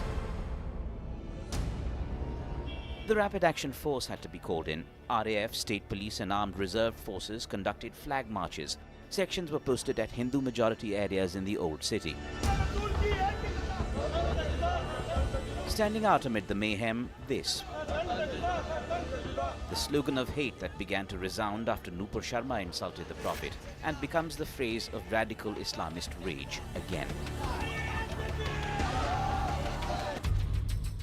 The AIMIM that comes out guns blazing against the BJP distances itself from the slogan itself, though it was allegedly raised by an MIM leader, even as the party vents out at T. Raja Singh insulting the Prophet.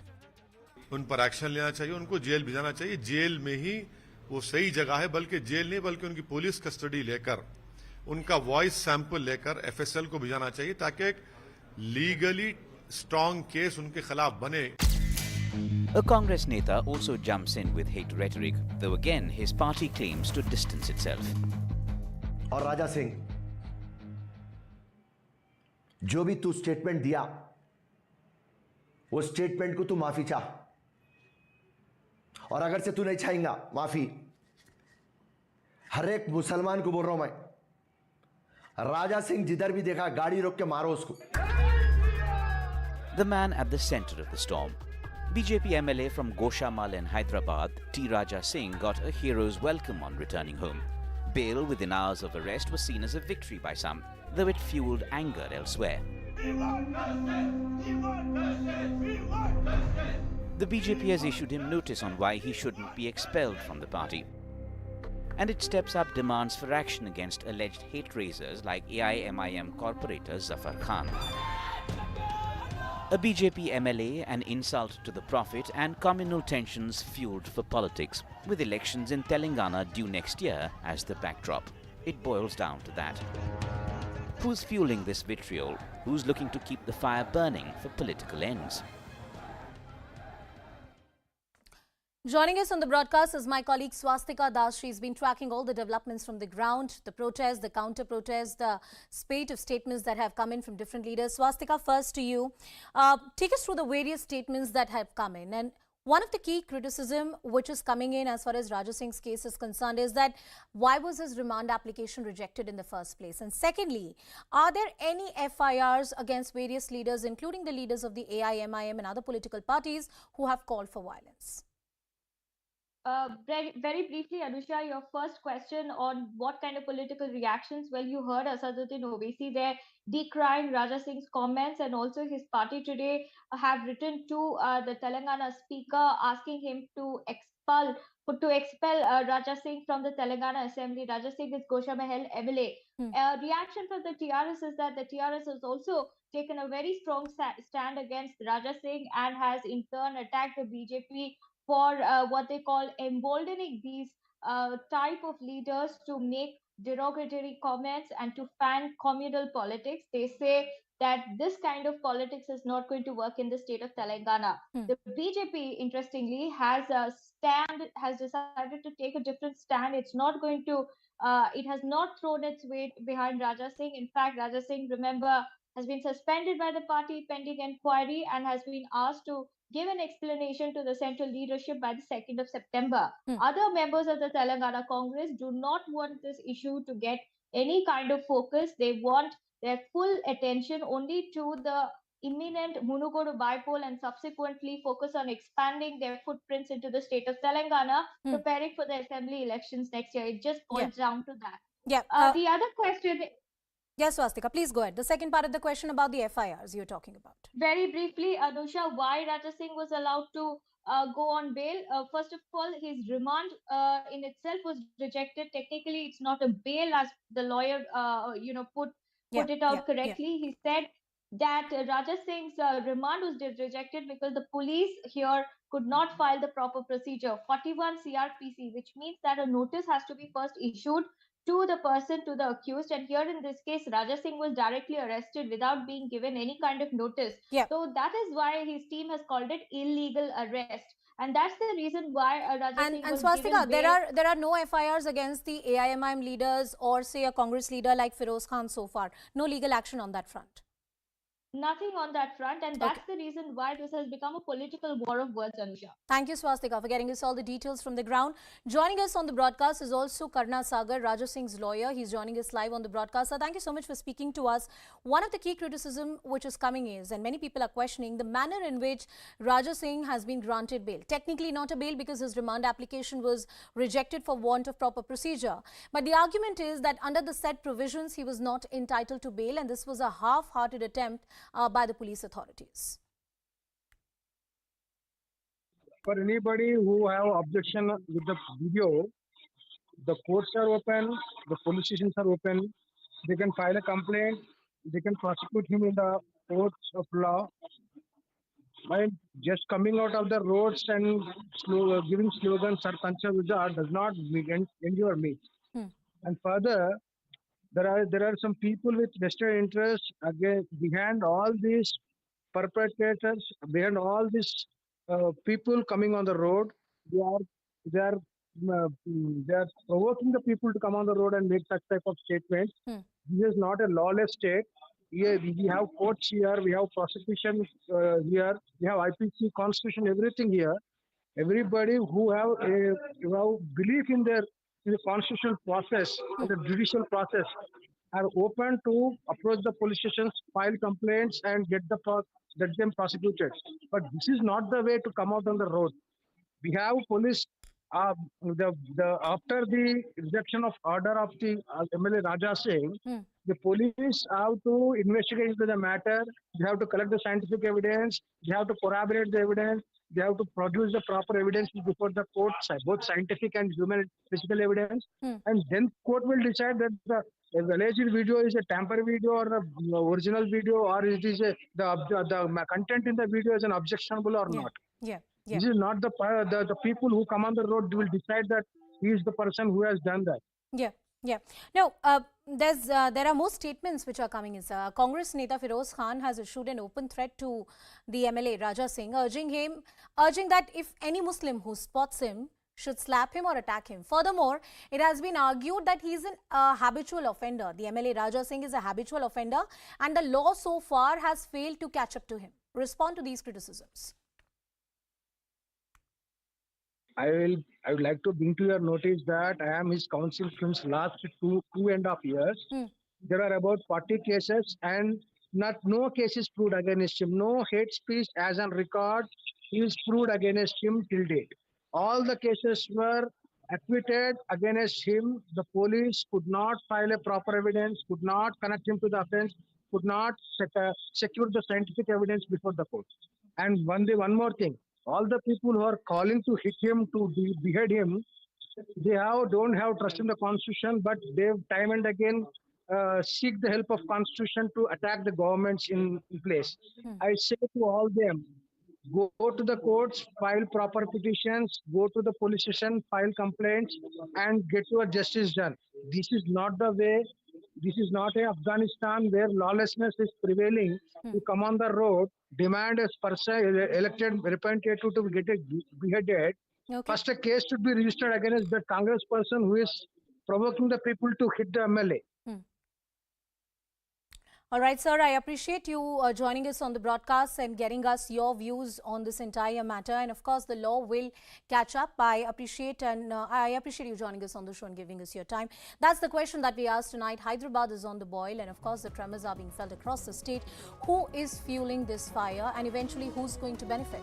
Joining us on the broadcast is Mr. Krishang Mane, who is the spokesperson of the TRS. Waris Pathan, the AIMIM spokesperson, is also joining us on the broadcast. Varun Singh, who's a political analyst. Prerna Malhotra, who's a political expert and author, and L. Ravichandar, who's an advocate, is joining us on the show. Thank you all for your time and joining us on the broadcast. Krishang Mane, coming to you first. After what the BJP MLA did and said, the law rightly took its own course. There was an FIR that was registered. Good that the BJP suspended him, and we hope there's further action taken against him. But after that, there have been a spate of controversial statements that have come in. Today, I spoke to Feroz Khan on the broadcast, and he was openly issuing threats. This is a Congress leader. There are various controversial statements that various AIMIM leaders have also made. Why no FIR so far against these people? Anusha ji, I knew this was the question. This was the primary debate rather than what the Bharatiya Janata Party MLA spoke about. But let me assure you, I'm informing you and through your channel to the audience also that I've personally spoken to the top officers of our government. And very soon, within a couple of hours, because the problem is there are two issues. Right now, the entire police department, Hyderabad, is under turmoil after the Bharatiya Janata Party MLA statements. So the whole of police department is actually controlling the law and order situation so that there is no violence occurred. After 8 years of Telangana, there have been no communal rights and one such instance because of this Bharatiya Janata Party legislative statement. So we, as government of Telangana, we assure you that whosoever it is, whichever individual, organization or political party, they cannot violate the law. Cases will be booked. But right now, the primary duty is to see that peace prevails. So I assure you, you will be seeing cases, you will be seeing arrests too on either side of organizations. No, but the reason... But the primary question is, now I see the dual standards of Bharatiya Janata Party because it is exposed. Before me, the person who spoke is the legal cell convener of Bharatiya Janata Party, who is defending a person who has been suspended by the Bharatiya Janata Party. That exposes itself. No, he is fighting for him, is defending him. He's a lawyer. He's a lawyer, but also the legal cell convener of Bharatiya Janata Party. While he is doing his profession, he should also remember that these are political statements by a BJP MLA. Krishangji, two things. First, you said that what the BJP MLA said is not the point of debate. I don't think anybody here on the panel is supporting what the BJP MLA said. The government and the police authorities rightly took the action, registered an FIR. I don't know why the remand application was rejected by the court, because the proper procedure was not followed. That's what the lawyer has said. The second point, I don't think there is anything in the Bar Council rule that prohibits the lawyer from representing his client, even if you have the affiliation with the same political party. Yeah. Absolutely not. Yeah. But we are just exposing the dual standards of politics, because even in Nupur Sharma's case, because this is the same instance of it, born out of the Nupur Sharma is one more, inspired by Nupur Sharma is one more Raja Singh. Because when Supreme Court gave remarks, the whole of Bharatiya Janata Party rank and file trolled Supreme Court. The same thing is happening here. Okay. BJP takes action. BJP supports actually, Nupur Prashant Sharma. ji, I disagree. I disagree with you to the extent. I disagree with you to the extent. I disagree. Listen to me. I disagree with you to the extent that if a particular person, let's believe the person is a rabble rouser or is not really making responsible statements, comes out and makes a statement. I don't think any person, any community, any political party has the right to take an offense to the extent that you start taking law and order in your hands. Varis Pathan, I want you to come in on this. I haven't completed to one question. Okay, 30 seconds to you, sir. Then I will go to the other guest, please. The major question is, who is fueling was your question. Yeah. Who is fueling the BJP state president's statement? I'm quoting Indian Express, 15th August 2022, when India was celebrating 75 years of independence.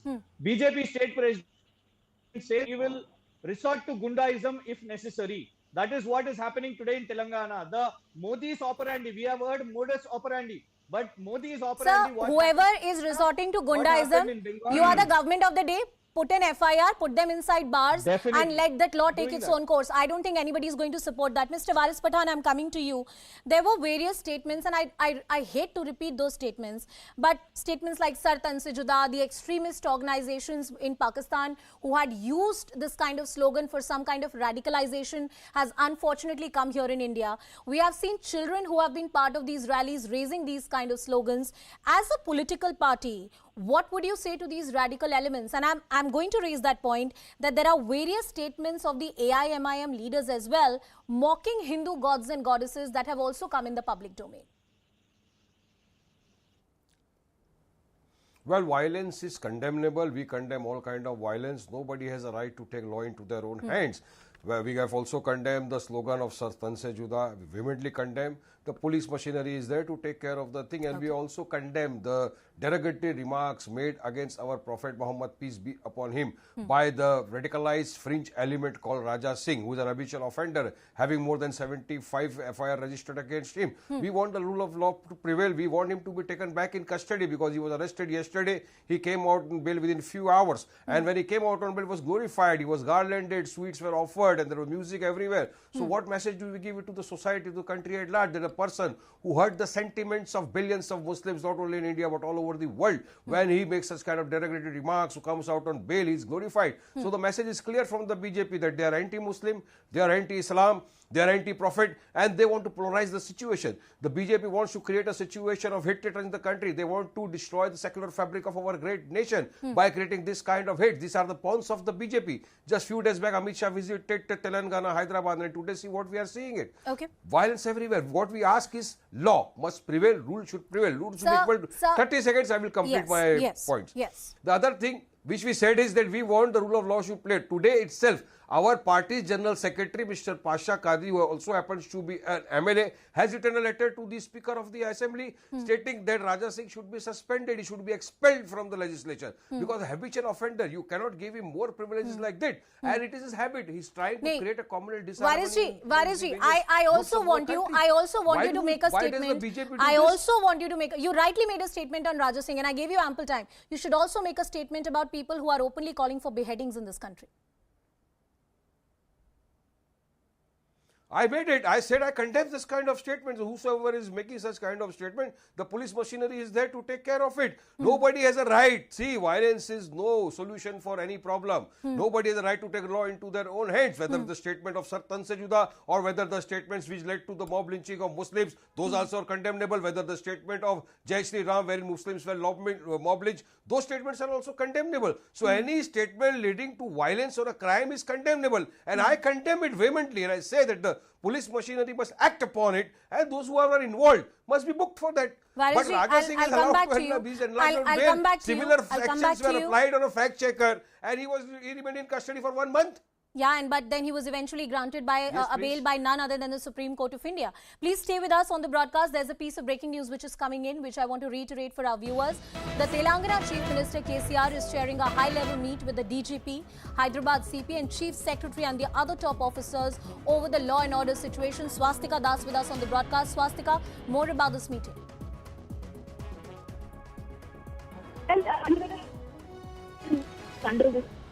Now, it will only be known after the meeting ends. We are learning that the Chief Minister has taken stock of the situation, especially in Old City area where protests have been happening since the last 2 days.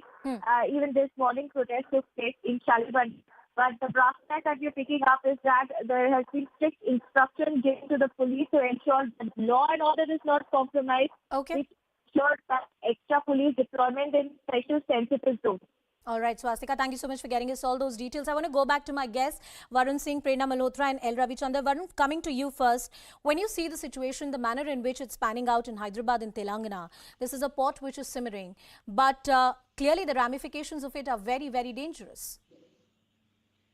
You know, thank you. You allowed Varish ji to speak before me, because the days of selective outrage is gone. And it pains me to remind Mr. Varis Pathan, who was an MLA of Maithila, and 3 days ago, there was an incident that happened within the Nagpara jurisdiction, very close to the place that Mr. Pathan represented in the Maharashtra Assembly for 5 years. An egg was thrown at a Ganpati idol at Kamatipura. And what did the people of the Mandal do? They called the police. The police detained the man. There is an FIR registered. The man is being presented to the court. That is how a civilized society functions. No one got on the streets in Mumbai. I'm sure, not many people even heard about this case because there is tolerance. Your primary question was, who are fanning these? Who are fanning these people to come on the streets? Who are fanning? These are the leaders who are, coming out on the streets, making their people come on streets, and look at the calls for violence from leaders from Congress. Look at the calls of violence from other party leaders. What exactly are they doing? There are multiple examples. This is not the first time that something like this happened in Mumbai, where an egg was thrown while a Ganesha procession was going on. But never, ever did these Mandal people take law and order in their hand. They have second example, because they are tolerant, and that is how it has to be done. Okay. If Raja Singh has made a statement, the leaders should not. No, Varun, I take your point that there cannot be any double standards as far as law and order is concerned, or the levels of tolerance is concerned. There has to be a free speech. If you're hurt, if you're offended, if you think your god and goddesses have been, in some way insulted by the comments of somebody, take the course of law and the Indian Penal Code. Prerna, I'm coming to you, Prerna ji. When you see these kind of comments really disturbing the law and order situation, and these are not stray incidents, the Chief Minister is chairing a high-level meeting. We have seen similar instances happen in other parts of the country as well. I wonder who's simmering this entire tension, who's responsible, the one who offended, or the people who got offended by certain comments and took recourse to violence? See, this country has always believed in Sarv Dharm Sambhav. There is no doubt in it. And the comments which can lead to violence, or the comments which can lead to murders, the way it happened in the past weeks, like the one in Rajasthan, so they are unacceptable in this country. And this country will always be governed by law, by the law of this land, not by Sharia, not by anything else or any other law. So any kind of provocative comment, I vehemently oppose that. I say that this is unacceptable in our society. But I have a few questions in my mind. Sure. There is Mr. Pathan on this show. So I just want to ask, when Mr. Owaisi made a comment like 15 minute police hata kar dekho, or a comment like when Modi won't be there, Yogi won't be there, who will defend you? So such kind of comments, will he talk about such comments also by such responsible people? They are also, Mr. Owaisi is the MP of that particular area. So will his party condemn those comments also? I'm cutting across to L. Ravichandar as well, who's an advocate. Varis ji, I'll give you the opportunity to respond. I want to take in a comment from the advocate on the panel as well. L. Ravichandar, the manner in which the former BJP MLA, he's been suspended from the BJP, but he continues to be an MLA. The manner in which his remand application was rejected, does it raise more questions about the manner in which the police investigated the case? Because what the lawyer has said and what our reporter tells us, that proper procedure, CRPC rules were not followed. Yeah, absolutely. I completely L. agree Ravichandar. with the lawyer who spoke. L. Ravichandar. Yeah, I completely agree with the lawyer who spoke about the rule of law. Now, everybody over here is speaking about the rule of the law. And sometimes I have a feeling scriptures are best quoted by the devil. Now, this whataboutery, he said this then, they did this then, somebody threw an egg somewhere, are no answers. Let's get this straight. The government of Telangana goofed up the arrest and the post-arrest events Raja Singh. How did they goof up, sir? I completely believe that anarchy has no place in a system governed by the rule of law. Everyone, whoever it is, including the Congress MLA, the AIMIM MP, all of them will have to be charged for inciting violence among the people. No, I want to take that question to Krishank as well, but I want to know from you, L. Ravichandar, how did the government goof up? Please answer that. Yeah. They goofed up by ensuring that no 41A notice was given. Are you telling me that police officers do not know what the law in Arnesh Kumar is? Day in and day out, the High Court and the Supreme Court has been telling them in matters where the offences are, where the punishment is less than 7 years, ensure you give a notice under 41A. All that you needed to do is give him a notice under 41A. Okay. Come, then he would Mr. Ravichandar, I think in this debate you have added a very substantial point. I hate to interrupt you, but I do want to give the last 3 minutes I have to the political panelists on the broadcast. Krishank, coming to you first. Did the police authorities goof up? How come they did not know about a basic procedure? Definitely, Honorable Chief Minister, who is heading the high-level meeting now, will ask the police officials that how did this mistake happen? Why wasn't a notice given? Because the Chief Minister will not issue a notice. It is the Commissioner or the local Deputy Commissioner of Police. They will be issuing the notices.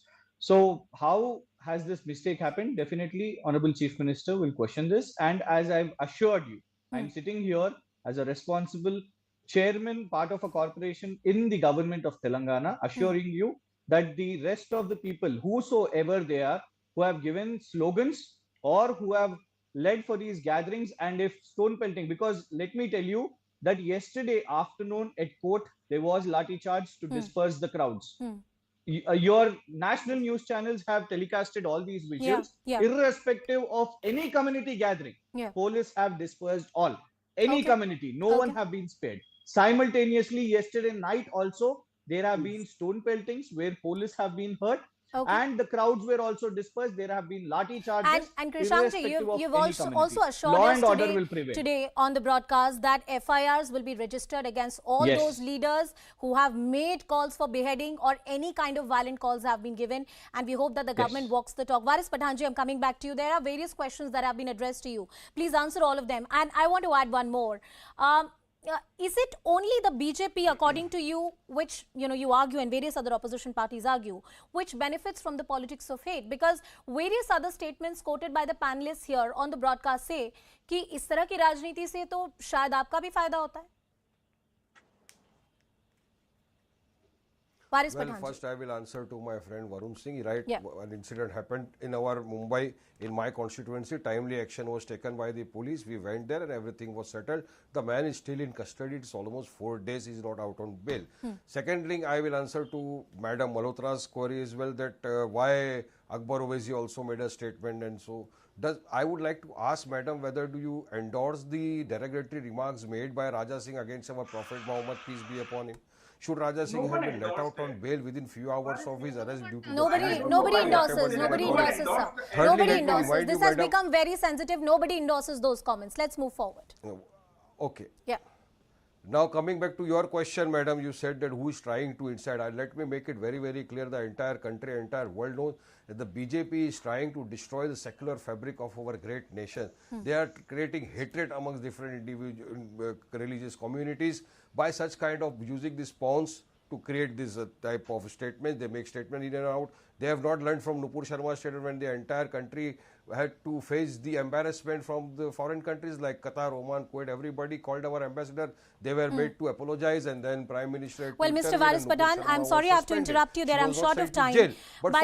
But all I want to say is that, yes, nobody has the right to insult Prophet Muhammad or the gods and goddesses of any religion concerned.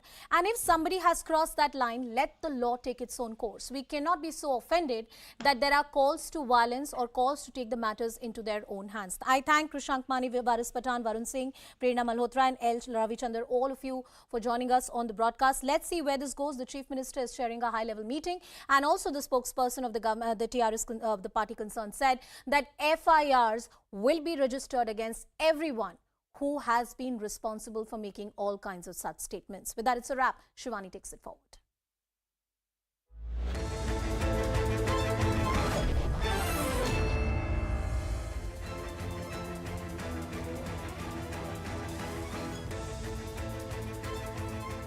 Good evening, everyone. Thanks a lot for staying with us. You're watching Plain Speak with me, Shivani Gupta. It's been a couple of weeks since the PIL against freebies announced before elections or during election campaigning took the country by storm. Since then, this debate has been raging on. What is welfare and what is a freebie or a dole? What is justified and what is an attempt to buy votes? The real issue is also this: exactly who will bell the cat? The Election Commission seems reluctant. The courts may not have full powers in this regard, and political parties can't see eye to eye. In this situation, does an all-party panel help? Can political parties sit together, come to some sort of a consensus? Can a panel mandated by the Supreme Court with various other representatives help? Who should lead such a panel? A retired judge or a constitutional body or the central government? We will put those questions to our guests in a bit, because all of these are the biggest questions. Even if there seems to be some consensus that is emerging, that something needs to be done.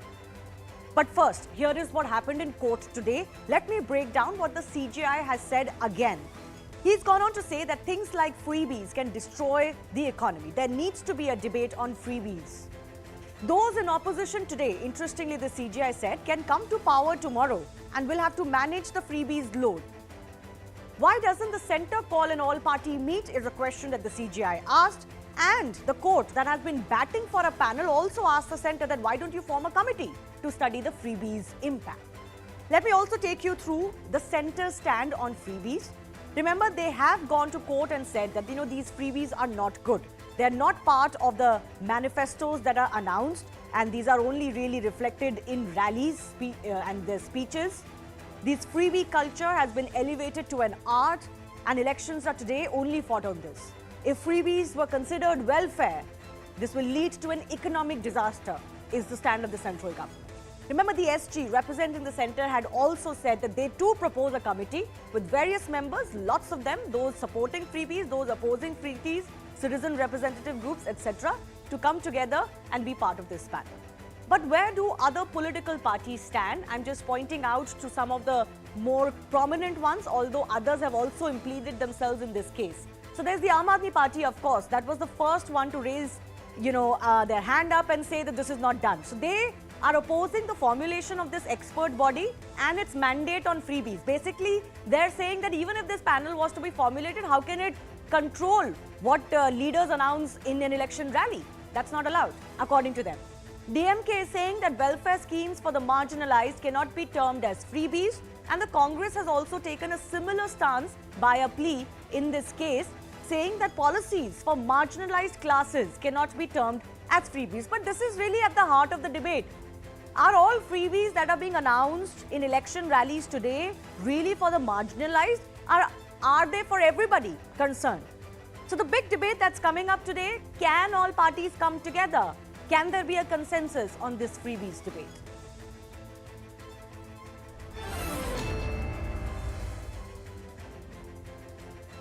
Let's go across to the guests who are joining us. I'm joined by Sarvanan, who's part of the DMK. Kishore Subramaniam is a financial expert. And Reena Gupta is from the Aam Aadmi Party. Sarvanan, why don't I begin with you? The court was yesterday not too happy with a statement that was made by the DMK government minister as well. You believe the court shouldn't get into it, but the court is wanting to act as a mediator. The court is saying call an all-party meet, for example. Form a panel with everybody together. You will get a representation as a state government too. Do you object to that, or are you willing to be part of that panel? See, I don't know. This freebie debate has already long been settled by the Supreme Court. 2013 judgment of the Supreme Court has been very, very categorical, and it states that announcing a scheme or promising the voters is not violative of any of the prevailing law in the country. When that is the situation, the Prime Minister goes on record and says, suddenly becomes enlightened, he wants to build the economy, and he gets good gyan and says, no, there should not be any freebies. He is totally forgetting that every party, every state ruled by the BJP, carried away by the impact of it is on the economy and on the people. Taking the example of the state of Tamil Nadu, is announcing these schemes that are now announced by Uttar Pradesh, Goa, Manipur, Haryana. All these have been announced, implemented in the state of Tamil Nadu But from the 1960s. Sarvanan, here's the thing. A government can announce a scheme, of course, when it comes to power. That's the job of the government. And it will budget for it. It will announce, sometimes it announces it before it budgets, but it will eventually have to budget for it. The question here is not that. The question is what is said and promised before coming to power. Yeah. See, that is what I'm saying. DMK is a party. I can speak for the DMK and what's happening in the state of Tamil Nadu. We have always delivered what we have promised. We said we will give a 1 kg rice for 1 rupee in 2006. We implemented that. We said we'll give free color televisions in 2006. We did that. We said we'll give free gas stoves. We gave that. The question is also not whether you're delivering or not. The question is what is the impact on the state exchequer because of all of these deliveries. How is color TV set, especially this tradition in South India and especially in Tamil Nadu, this dole culture which has been debated for long. How is a color TV a part of your welfare scheme? Absolutely. That's a very, very good question. And thanks for the opportunity to explain how it is transformed the lives of the women folk. In 2006, probably now color television is not a much touted thing, but back in 2006, it was an object of caste pride, especially in villages. Only the people who belonging to the upper caste would have a color television, who is well off will have a color television. Everybody else will have to go to that guy's house and pay some money, and it was an object which was used to ridicule the others. We wanted to do away with that. Not only that, all the illiterate people who was not able to read and write, they came to know of what is happening around the world through the infotainment that is streamed, beamed. Why not via educate color the television. illiterate instead of giving them TV sets? How can we educate a 60-year-old man or a 75-year-old Why woman? not? No, that is not possible. There are night schools arranged for adults all the time. You can come up with a better policy. Yes. Easiest way to make them aware of what is happening around the world is through giving them this information through televisions. It has an Oxford study has found that this has transformed the lives of the people who have received it, and it has also found out that the crime rate has come down. It has made women's livelihood little more easier. How has it made women's livelihood easier? Can you explain that one? Yes, because the men folk who are all watching television, the domestic violence against women has come down. That apart, women were able to find out what are all the opportunities that are available. So many welfare announcements, so many. So you are saying that the state government is able to reach the last man or woman in the row and the mile through TV. Otherwise, you don't have capacity enough to touch their lives. Yes, seriously? You're right. You're seriously accepting that? That you can touch the lives and better the lives of your people in the state only through a color television. Otherwise, you can't better their lives? In 2006, we are in 2022. So 2006 is entirely different from 2022. So, abhi kya denge aap? What will you give in 2022? 2022, see 2020, no, 2022, we are having a different schemes. We have announced free bus rides for women. Why? And this, do you think this is not going to impact the lives of the women? It also impacts the financial structure of the state. If you can justify it financially, great enough. But, I'll justify that. One second. The larger debate here, Saravanan, is that welfare is targeted. Welfare is targeted to the person who really, really needs it and needs the state support. It is not supposed to be everyone. That's the central issue between welfare and freebie. One second, you've had your turn. Others are also joining us. Shazia Ilmi of the BJP, and I'm joined by Vijay Sardana, who's an advocate in the Supreme Court. He's also wanting he has also filed a plea in regards to this entire matter ongoing in the court. Vijay Sardana, the court is suggesting that a panel might be the best way forward. Do you really think that we can bring everybody together to come to some sort of a consensus on what is welfare, what is freebie, at least some consensus that certain types of freebies or doles being announced during election rallies can be curbed? What the government chooses to do after it comes to power, I don't think the courts or the election commission have the right to restrict. But before coming to power in election rallies, can it be restricted? First of all, good evening to all of you. See, this is an extremely important debate. Now, biggest issue in the whole debate is how you want to define freebies. And everyone will say that, for me, this, like just now our friend was mentioning that in Tamil Nadu, TV is not freebie. So like this, it is impossible to do it. My suggestion to Honorable Court and through you to the country and to all political parties, there has to be a mandatory financial statement as part of the election manifesto. It means whatever you are promising, you must mention that what you are promising, out of your total population, how many will be beneficiary, what is the amount you want to allocate, and what is the source of funding. Let the electorate should know, they should make an informed choice whether so much money for TV or for VCR or for scooty or mobile or whatever, are they willing to fund?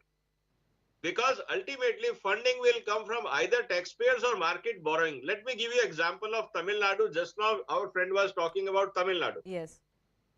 Look at the RBI statement finances of the budgets of all the states. 2021-22. Andhra Pradesh, out of 31 states in the country, has the highest borrowing of 87,300 and the highest gross fiscal deficit of 1,624 crores. Now, point here comes up is ultimately who has to bear this cost? Tomorrow, suppose a new government will come, this liability will be transferred to them. And the market borrowing, which is of 87,000 crore, state public has to pay back because they have to collect the taxes and pay back to the banks. Because this is a market borrowing, it is a loan. So now issue comes up is whether population of Tamil Nadu is willing to pay additional 1 lakh crore to take care of these overheads which are created because of election promises by the political party who is in power. So issue is that my request to Honorable Supreme Court and to the country and to all the political parties of India, there must be a mandatory financial statement in every election manifesto that what is the cost of the promises they are making. Let them make some guesstimates. Okay. All rates are available in the market. And what is the source of funding? Whether it is going to be from increasing taxes, increasing borrowing, or they will pass on to the next government or to the next year, and it is a perpetual liability on the people of the state. Which is why it is also being said that freebies today are actually a liability for your next generation. Somebody has to pay for something. There are no free lunches and frankly no free color TV sets, Mr. Saravanan. I'll give you 30 seconds, Saravanan, before I have to, because I have to go across to our other guests as well. This debate is already settled. This is not something new. In 2013 itself, I am telling you, the Supreme Court has visited all these things and said what we have to do. My friend is speaking as though this is the most pressing issue which is concerned of the country now. It is not so. You answer, who will pay 1 lakh crore? Just Sir, answer I will this. come, sir. I will who come to will it. pay 1 lakh crore? Just answer I will this. answer that. I will answer that. Tamil Nadu is paying 1 rupee to the union government, and it is getting back only 35 paise. Will the union government fund it? Will the union government give us it? Are you saying, just my a friend? moment, just a moment. Allow me to speak, yeah. sir. Allow me to speak. Yeah, please. Allow carry me on, to speak. carry on. Yeah, yeah. So we know how to fund all these things, and this is not as though these borrowings can go unlimited. We have certain principles. We have Article 283. We have the Consolidated Fund of India. So there are certain guidelines, certain principles. If we are going to borrow more than 3%, the union government will not allow us to borrow. So it is not going to, it's not as though we are just taking away money and giving it just for the sake of winning elections. That is not how but that is happening Saravanan, in the you state didn't of Tamil answer his Nadu. fundamental question. Yes, it is putting an extra burden on the exchequer. And why No. do you need to give it to everybody? When you give it to everybody in the state, or for example, all women, is that not akin to buying? I think Mr. Yes. Sardana, Yes, in your, I'll once come to again, that. Mr. I'll come Saravanan, to please that. I'll come allow to- some I'll others come to to come that. in. Just I'll answer- come no, back no, to you. allow me to I'll answer come this back to you. question. You asked a question. Sir, You I'll have come just back to answered you. this alone. You've had a lot I'll of just time. answer Please this alone. cede stage I'll now. just answer this alone. You said you have told me that it is giving free bus rides to every woman. You said it should be targeted. Yeah. When a scheme is announced first, there should not be any entry barriers. If there are going to be any entry barriers at the inception, the scheme will not go smooth. That's this not is true. an administrative. That is the truth. That It is not an true. That is the truth. You don't know because you're not in the Most administration. schemes We are have done been in targeted no, only. No, no, They're let me not see done this. for everybody. Let me complete that. There's a difference between running a pilot scheme and then rolling out a scheme. You're not an expert. Are you? Administration. We are in administration. Are you in administration? Yes. Are you we in know government? How to Are you in government? implement a scheme. We know how to smoothly No, implement a scheme. Mr. Saravanan, don't act clever with me. Yes. You are also not the finance minister of Tamil Nadu. I am not saying I'm representing my party. Yeah, you're representing your party. You are also not in administration. Running a party is a different kind of administration, sir. It's not state administration. Our party has the expertise because from 1965, we have been in the habit of bringing welfare measures and we know how to implement it, whether it should be targeted or it should be universal because then don't call it a welfare scheme. Welfare schemes are targeted. Anyways, Reena Gupta, let me go across to Reena Gupta, please. Mr. Sadana, if I'm not wrong, in your plea you have also mentioned that the per capita income in Delhi is 4 lakhs. Then what is the logic of giving free bus rides? Am I correct? Absolutely. Yeah. So Reena Gupta, respond to that. That is the question. This whole idea that all of these facilities can be made free is a nice utopian idea, and maybe it works in some developed countries. But what is the need of making it for everybody, and why not come together to at least come to some consensus? That's what I'm discussing today. If there is a tomorrow an all-party meet, if there is tomorrow a panel, will you participate and cooperate? So this is a very interesting debate, Shivani. 75 years since India's independence, and a large part of our country still does not have access to quality education and quality health. Who is to be blamed? The two political parties who've been ruling the country. So now at this point of time, as a country, we need to decide where do we spend our money? Do we spend our money on welfare measures so that we ensure that each citizen of this country has access to good education and good health care? Or do we spend our money in giving freebies to the corporate, which this government has been doing? 10 lakh crores have been written off. 5 lakh crores has been the corporate revenue loss because of change in taxation policy. So these are the real freebies facing this country. Unless each one of us, Shivani, it's very easy for us to sit in air-conditioned rooms and say, free bus ki kya zarurat hai? Why don't you go out and talk to the women who use this free bus services? I've talked to many of those women. How many new buses have been added in Delhi, Reena? 6,000 new buses. Shivani, don't change tracks. Let's stick to the this tracks. is exactly the debate. No, why don't you add the number of buses in Delhi to augment the public infrastructure? Then people wouldn't need free rides. No, it doesn't. The two things are very different. The people of Delhi who cannot afford a bus ride need free bus rides. You give it to them. You target it and give it to them. Why all women? So can I explain, Shivani? So you're interrupting me. You did not interrupt Mr. Sadan at all. He spoke a monologue for 10 minutes. So I'll tell you, I am an expert on I'm an economist. I have worked extensively on the subsidy issue and targeting of subsidy. Any economist, be it Amartya Sen or Abhijit Banerjee, any economist will tell you that all of these services need to be universal. Otherwise, you spend more money in targeting than the money which actually reaches the last mile person.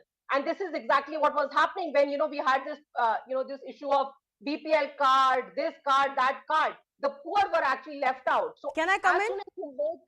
Can I complete first? No, one second. On your targeted point of universal, that may have been true at a certain time. We are living in 2022. Today, targeting is much, much simpler. It is not the same that the government sends 1 rupee and only 15 paisa reaches. Today, 1 rupee can reach the targeted person, ma'am. So first, you have to make sure that the service, the subsidy scheme, whatever you want to call it, is universal. Once people have benefited and the section which does not need, you can bring in these riders. But at the start, it has to be universal. Point number 2, let's talk about the fiscal deficit of the so-called Bharatiya Janata Party ruled states. Your Gujarat model is being sold everywhere. Gujarat, the CAG has said that Gujarat is going to fall into a debt trap. If Gujarat was being managed so well, if they were not giving freebies, if they were managing the fiscal deficit so well, then why is Gujarat on the verge of a dead state? Because, in Gujarat, they spent 2,000 crores in buying an airplane for the chief minister. That is what I call freebie. Sure enough, nobody is supporting that. But that one is not a justification for other. The issue still maintains if the governments are being able to fund what they are promising. For example, in Delhi, I mentioned the issue of buses. I also mentioned there has been allegations that both DTC plus the DISCOMs suffer because of the kind of freebies that the Aam Aadmi government has gone for. But the central question I also asked you, Reena, tomorrow if there is a panel, would you be agreeable? Yes, as a panel we can discuss, but at the end of the day, in a democracy, this has to be decided between the voters and the government they elect. Nobody else has any business to interfere. In fact, what I think is what the Supreme Court should do is it should make the election manifesto a legal document so that people who said 15 lakh वापस आ जाएंगे, 2 crore नौकरी आ जाएंगी, when they're not able to deliver on their promises, they should be held accountable. Okay, so everything that you announce in election rallies, you are willing to put it in your manifestos, right? Absolutely. Absolutely. We put everything in our manifesto. Every year, every election, we come out with what we promised and what we delivered on. Okay, but would you also then agree to put in a rider of how you will fund it? That's what the plea actually is demanding. You make those promises, but give us some sort of a sense as to the voter how you'll fund that scheme. Shivani, there are already existing laws in the country of fiscal management laws. There are enough laws in the country which will not allow you, to be fiscally imprudent. And that is the reason why you have bodies like CAG to make sure that governments don't fall into debt trap, they don't overborrow. The only government which is falling into a debt trap is the central government. The government of India is well, that's not true. Let's not make singularly partisan statement. Let's accept that for many states this is an issue. Shazia Ilmi, please come in, then I'll go across to Karthik. Will you be able to bring in Shazia, will you be able to bring all parties together? Will you consider an all-party meet and bring out some consensus? Because I heard otherwise the most it cannot convoluted explanation, and one that really didn't make any sense, which is full of ironies and paradoxes. So I the preceding speaker. So on the one, she says that it should be aimed at everybody because we do not know how to target them. But I don't know. I think she forgets the fact that she's living in a country called India, and whether it's the Aadhaar card or and direct benefit schemes have been there. DBT has been there for a while, so those could have been used and are being used, in fact, extensively. That's one. As for promises being part of the election manifesto and becoming a legal document, I think that should really be there, because I think the first party that will have to go, and the most shamefaced appearance will that be of my of the preceding speaker again, because out of 500 colleges, I think not even one new college has come up. Out of new hospitals, not even one new hospital. Out of 2,000 new schools, in the promise of that, just more classrooms, far more expensive classrooms, again costing the exchequer a lot and thereby the taxpayers a lot. but no explanation whatsoever. Again, about electoral literacy and going out. The one thing we did when I was part of Aam Aadmi Party, when we formed the party, I was a co-founder, and before that, part of the Anna Hazare movement, was we wanted to tell the voters, and this was what Arvind Kejriwal stood for, along with others, was asking the voters as to what they want. But surely they should know as to what the extra money that will be used from their pockets. Actually, it is not coming as a subsidy with Arvind Kejriwal's photo. That is actually coming from the state exchequer. One, everything comes the from the state taxpayers' exchequer. money. Shazia, It is that's not a coming. debate. Everything comes from the state exchequer, and in a Yes, way, but it's citizens costing. are funding But everything. that is the debate. No, that no, is but the debate. how No, should no, no, these you don't get it, subsidies be Shivani. No, no, targeted that is the is the debate. question. No, What that is welfare that and is what also is the freebie is debate. the question. No, but because if the state exchequer would continue to be used to subsidize certain political parties' politics, what will happen to the economy? That is the debate. No, If you sure. follow the But according to you, why is your government schemes welfare? No, you will Reenaji, realize that. Reenaji, one by one. Reenaji, one by one.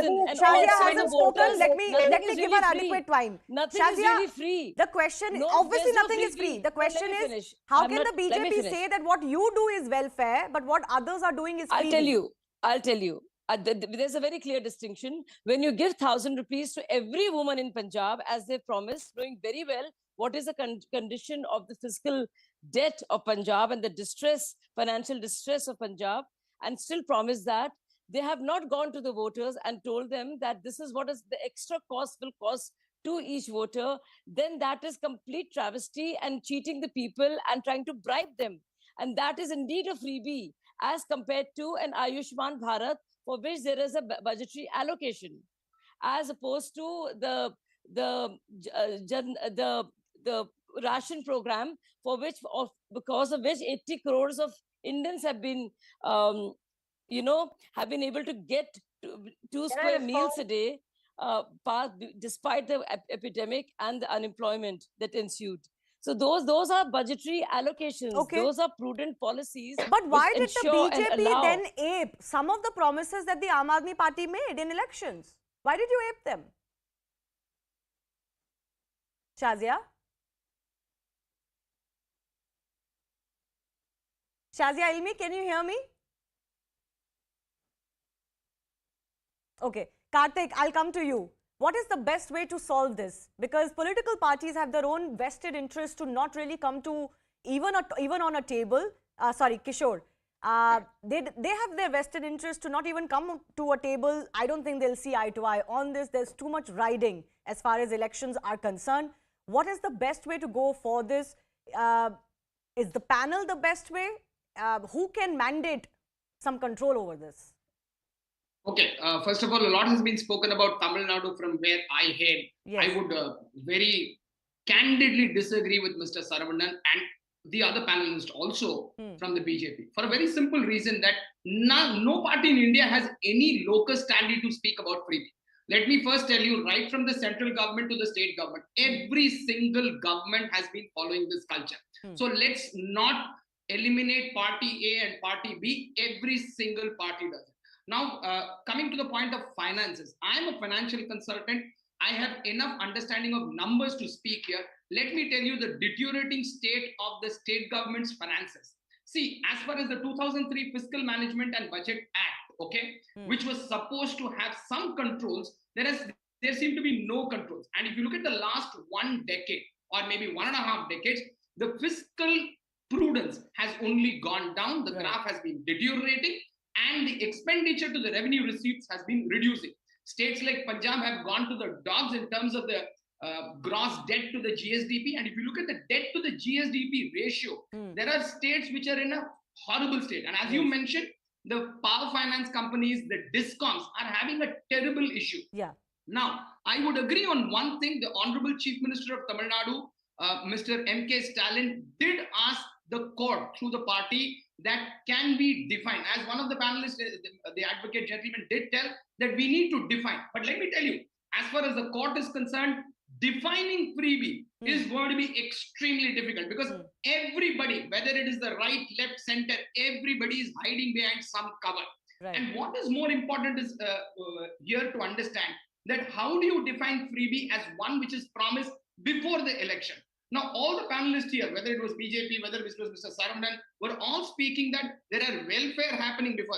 Yes, I do agree there are certain welfares happening, and it's the government's responsibility to uplift the socially backward people, but not at the cost where your fiscal prudence is going for a 6. Tell me which state can claim that the last 10 years, my fiscal discipline has improved and we are on a northward trajectory in terms of improving. Not a single state. No, and but what is Kishore, happening is let's come with to more the and more freebie. let's come winning. to the I think it is quite clear this issue is resonating so much because, as you said, we know what has happened in the last 10-20 years. We know this is becoming a very dangerous trend that is being aped at by everybody, and it almost seems like unless you announce something free, it is becoming really difficult to win elections. So we don't want to go down that path. I have one more point to make. No, but can you also, as an expert, point out how do we control this? Who will mandate it? So before I point out how do we control, I need to point out that as the Aam Aadmi Party representative was saying here, it is between the government and the people. I am sorry to say it is not between the government and the people. Because people, for example, if in the state I am living, there are 7 crore people and there are about more than 1 crore people or more than 70 lakh people who are taxpayers. Right. You cannot classify everybody and get a mandate on it. Now let us assume the freebie culture starts at a very nascent point. During the election rally, chicken biryani and alcohol are provided in every damn state. And that's where the freebie culture starts. We need to stop it right from the butt. Now coming to the point of how do we stop this? Yes, an important neutral panel constituting of honorable judges and people of caliber, people who are absolutely neutral and not related to any party. I'm sure there are enough and more educated heads in this country who are ex-finance heads, who are parties, who are neutral people and not affiliated to the right or the left, and they should form and constitute a panel. Point number 1. If you go to the court, remember, RTI took more than 15 years to get implemented in this country. Right. So if you're looking at the courts either taking it suo moto or taking it after a filing of a case is happening, that's going to take a long time. It is going to take a long time, and I think even political consensus can take a long time. Like I said, there are vested interests here. Everybody has their interests, but we'll wait and see. This hearing is going to be continuing. I look forward to having all of our guests again as we discuss this matter. Thanks a lot for joining us today. Moving on to the other big story we're tracking, the row over remarks on Prophet refuses to die, with protests continuing today in Hyderabad by Muslim groups against BJP MLA Raja. Police and Rapid Action Force conducted flag marches at affected areas, detaining some protesters as well. Telangana Chief Minister KCR has chaired a high-level meeting with top officials from the state, but despite fresh calls for violence, including beheading, since last evening, there has been no real action or crackdown on those individuals, either by the parties such leaders come from or by the state police. Meanwhile, Raja Singh's lawyer has also claimed that he has received 2 threat calls from unknown numbers. While AIMIM chief Asaduddin Owaisi demanded that Raja Singh be sent back to police custody and his voice sample be taken and sent to forensic lab, there are no clear answers on his own party workers raising Sartan Se Juda slogans openly. Congress leaders were not to be left far behind, with Feroz Khan asking Muslims to beat Raja Singh wherever they see him. Now, these invite actually stricter sections of the law because they are giving an open call to violence. The dangerous flare-up continues despite law taking action, Raja Singh being arrested, then coming out because there was an issue with his remand order. Why are such protests continuing, and that too with beheading calls? After all, in Nupur Sharma's case, the same people like Owaisi and Congress were alleging that because Nupur hasn't even been arrested, therefore the anger is spilling out, which resulted in rioting in many cities. All of them, of course, nicely backed off when people started killing even those who showed support to Nupur Sharma. Here's a quick reminder of the dangerous escalation. Multiple protests, as I said, against BJP MLA Raja since he came out. One concluded just about an hour back. Patrolling by Rapid Action Force had to be carried out. Some protesters were even detained. The AIMIM wrote to Telangana Speaker today demanding Raja Singh's expulsion. Death for Raja Singh slogans were raised even by minors during protests in Hyderabad. And then Congress leader openly said that Muslims should beat Raja Singh wherever they see him. He's been defending his statement since. So the big question today that we're asking is, Why is there no action on beheading calls that are being given quite openly in the state of Telangana?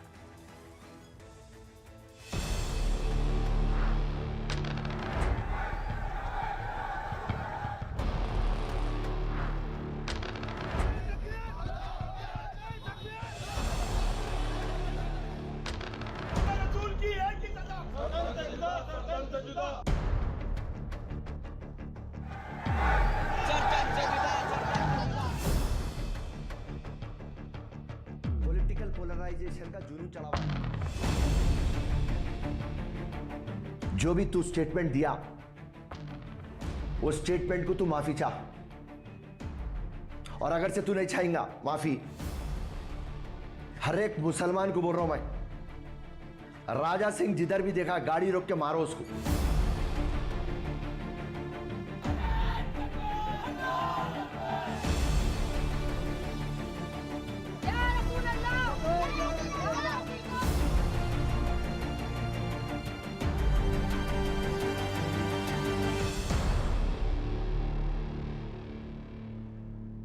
TRS सरकार से police administration इस बात का मुतालबा करते कि उनकी फौरन उन पर एक्शन लेना चाहिए, उनको जेल भेजना चाहिए। जेल में ही वो सही जगह है। So all of you, please communicate. There has never been a stone pelting in South Zone in these incidents, in these rallies.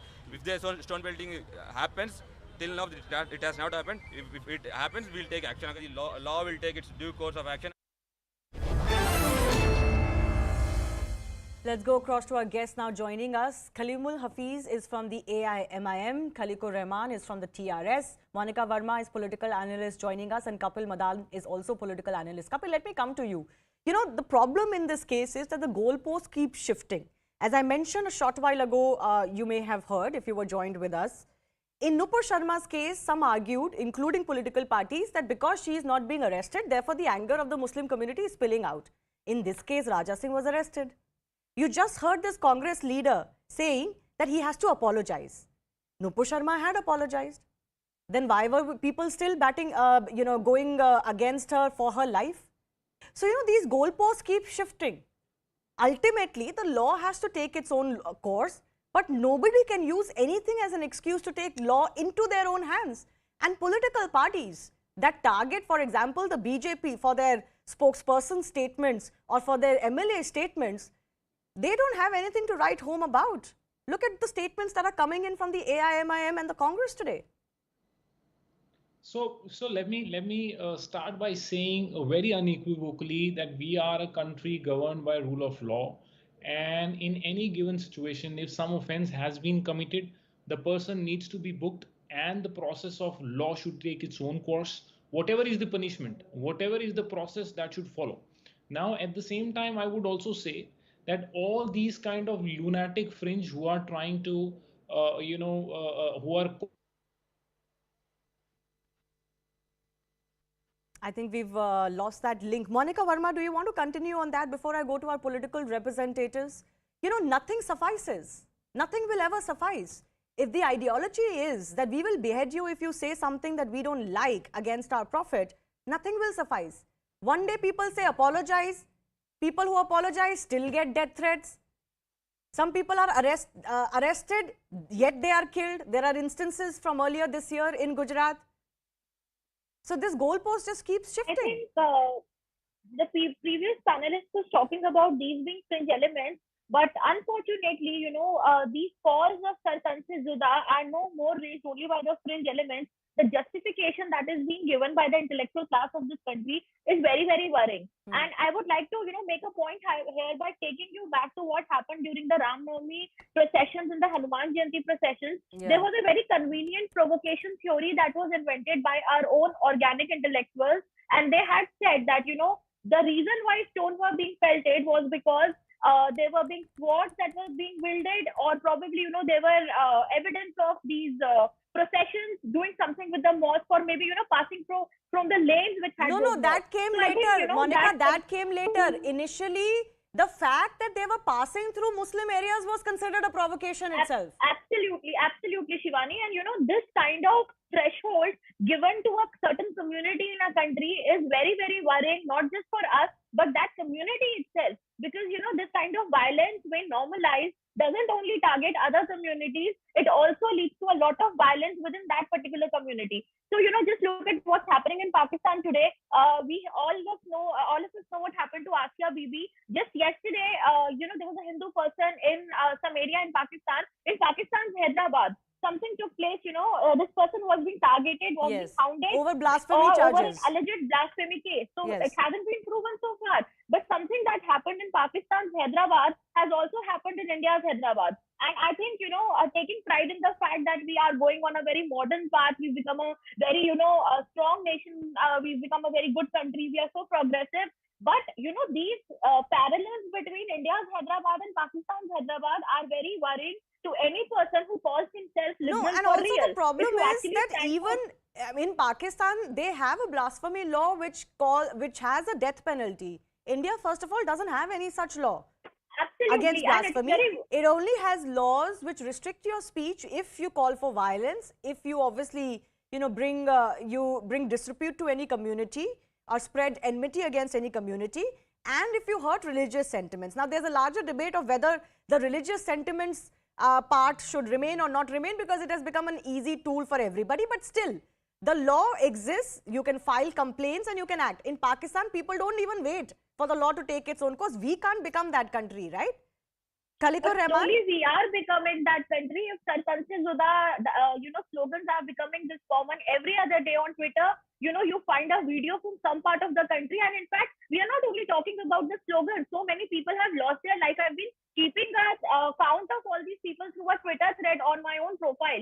So many people have actually lost their life for real. Kanhaiya Kumar, why are we Lalji, how are we forgetting his name? So many people have actually lost their life for real because of this violence. Yeah, I mean, Kamlesh Tiwari is a very classic example. The law was taking its own course in his case. He was still beheaded or his throat slit. And the fashion in which it is done is very clear. Let's not forget what has happened to Salman Rushdie. So, it doesn't really matter whether sentiments have just been inflamed or not. This is some sort of an institution working. And the justification given is that this is the right thing to do if your prophet has been disrespected or abused. Khalikur Rahman, why is the TRS looking so selective today when it is acting on one side but is unable to control and send out a very direct message to those who are raising beheading calls? No, not at all. It is.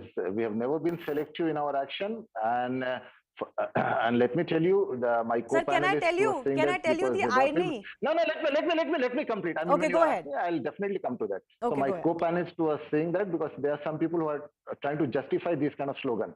First of all, I want to tell her that because no one justifies, the Tanse Juda slogans, and first of all, there is no comparison between Hyderabad of India and Hyderabad of Pakistan. Okay. Because Pakistan is a totally banana republic, and we don't want India to become a banana republic because of this hatred which is being seen on the streets today because of, number one, Nupur Sharma, derogatory remarks against one particular religion. Number two, now T. Raja. And after that, BJP in fact had issued the guidelines to the cadre, to the leaders. But unfortunately, I think those guidelines seem to have been totally ignored by these people. But sir, I'm sorry, you cannot just name Nupur Sharma and T. Raja.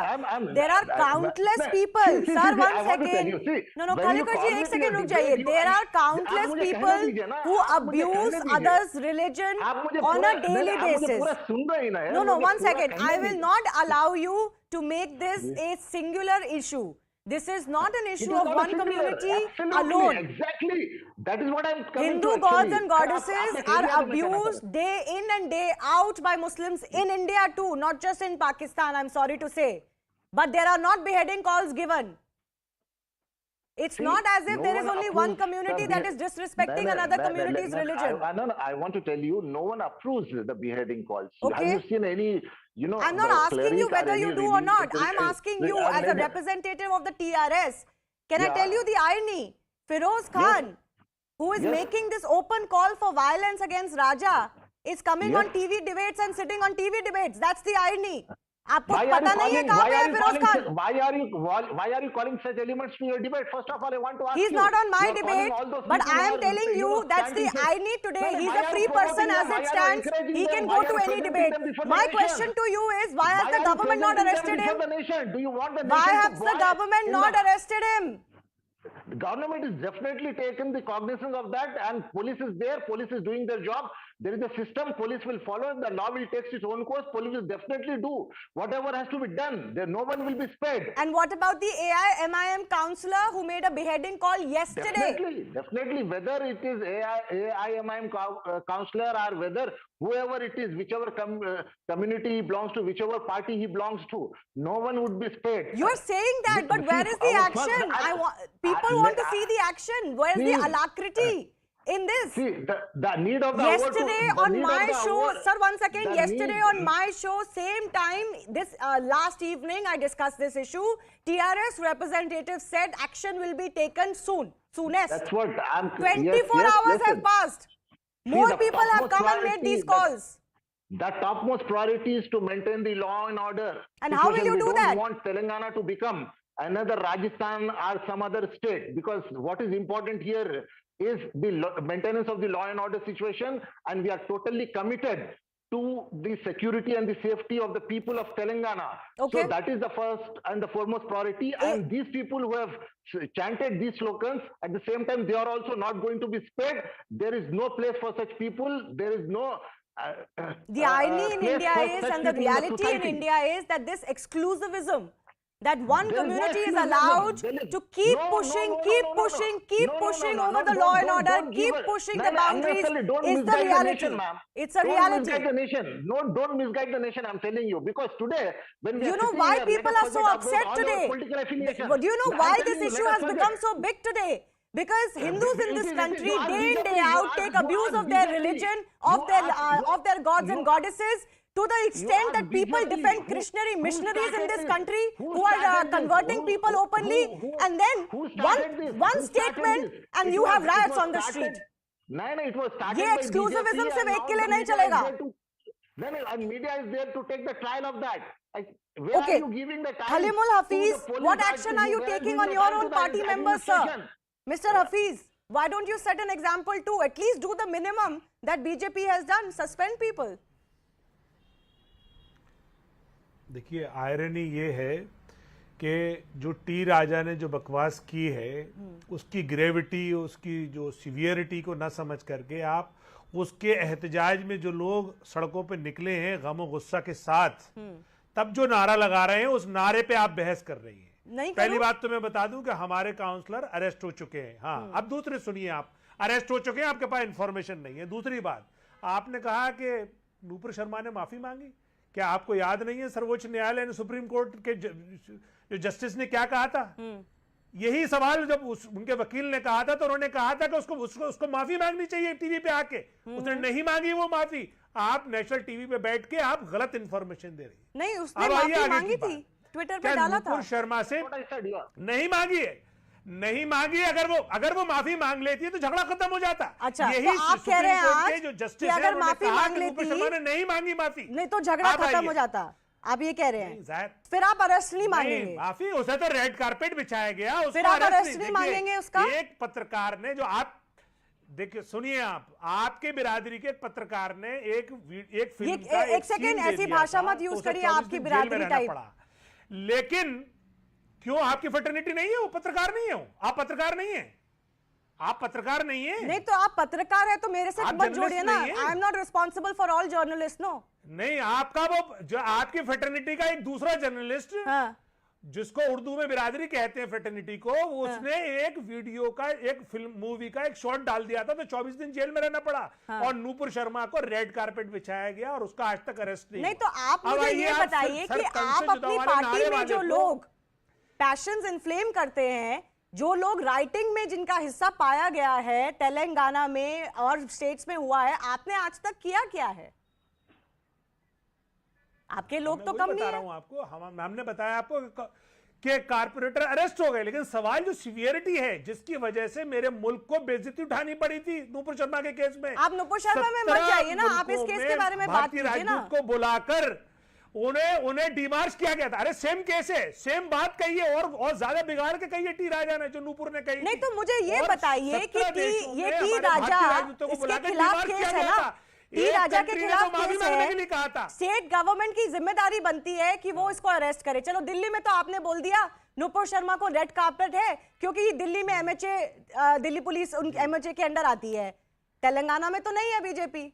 State government की अब responsibility है T राजा के खिलाफ अच्छा सा case बनाए। और एक सेकंड सुनिए, टी राजा के खिलाफ अच्छा सा केस बनाए और उनको जेल में डाले। उनको कोई सपोर्ट नहीं कर रहा भाई साहब। मैं आपसे ये कह रही हूँ कि ये सर तन से जुदा जो लोग कर रहे हैं, जो बैठे हुए हैं आपके ये सर तन से जुदा जो लोग कर रहे हैं, ये भी नहीं है चलेगा, ये भी सही नहीं है। Don't justify one.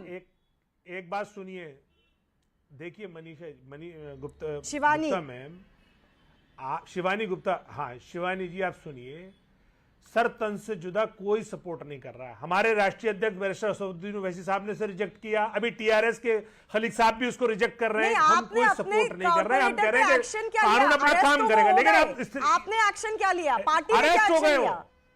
पार्टी ने हम अरेस्ट के बीच में नहीं आए, हम अरेस्ट के खिलाफ नहीं है। नहीं तो पार्टी का कोई हक नहीं बनता एक्शन लेने का।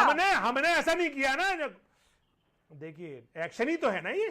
नहीं वो तो स्टेट के लिए ना, करना चाह रहे हैं ना।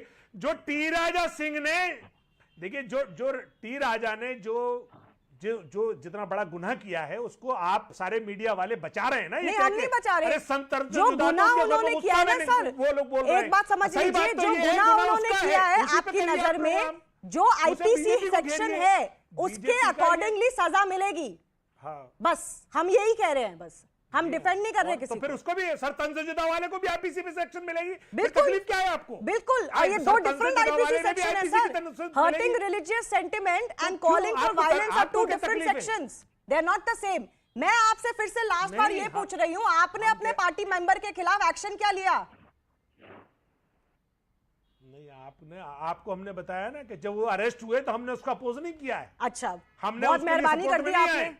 इलेक्शन दूसरी बात, आपने अरेस्ट अपोज नहीं किया। बीजेपी मेहरबानी क्या है, कानून है, वहाँ कानून का राज है। आपको मतलब ऐसे लोग पसंद है अपनी पार्टी में, आपको ऐसे लोग पसंद है अपनी पार्टी में, फिर किसी और पार्टी पे कभी इल्जाम मत लगाना। हमें तो ऐसे नहीं, हमें तो पता है कि नवीन जिंदल, एक अभी राजस्थान का उनका ज्ञानदेव आहूजा, जिसने कहा हमने 5 मारे, भारतीय जनता पार्टी ने उनके खिलाफ क्या कार्रवाई की? कुछ भी नहीं की, उनको अरेस्ट तक नहीं किया। सेम है ना बस। तो ये सवाल ये है कि ये जो सेट पैटर्न है, ये जो हिंदुस्तान का जो भाईचारा है, जो हैदराबाद में जो अमन अमान है, इसको बर्बाद करना चाहती है बीजेपी, क्योंकि उसके पास सियासी जमीन है नहीं। The onus of violence is on the person who's committing the violence. Sentiments do not justify violence, and anybody's speech will not justify violence. It is as simple as that. I have to leave it at that. I thank all of our guests for joining us.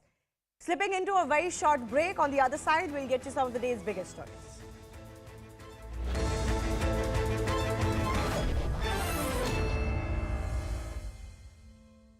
The woman was woken up from sleep, dragged towards the tracks and then pushed off the platform as a train approached.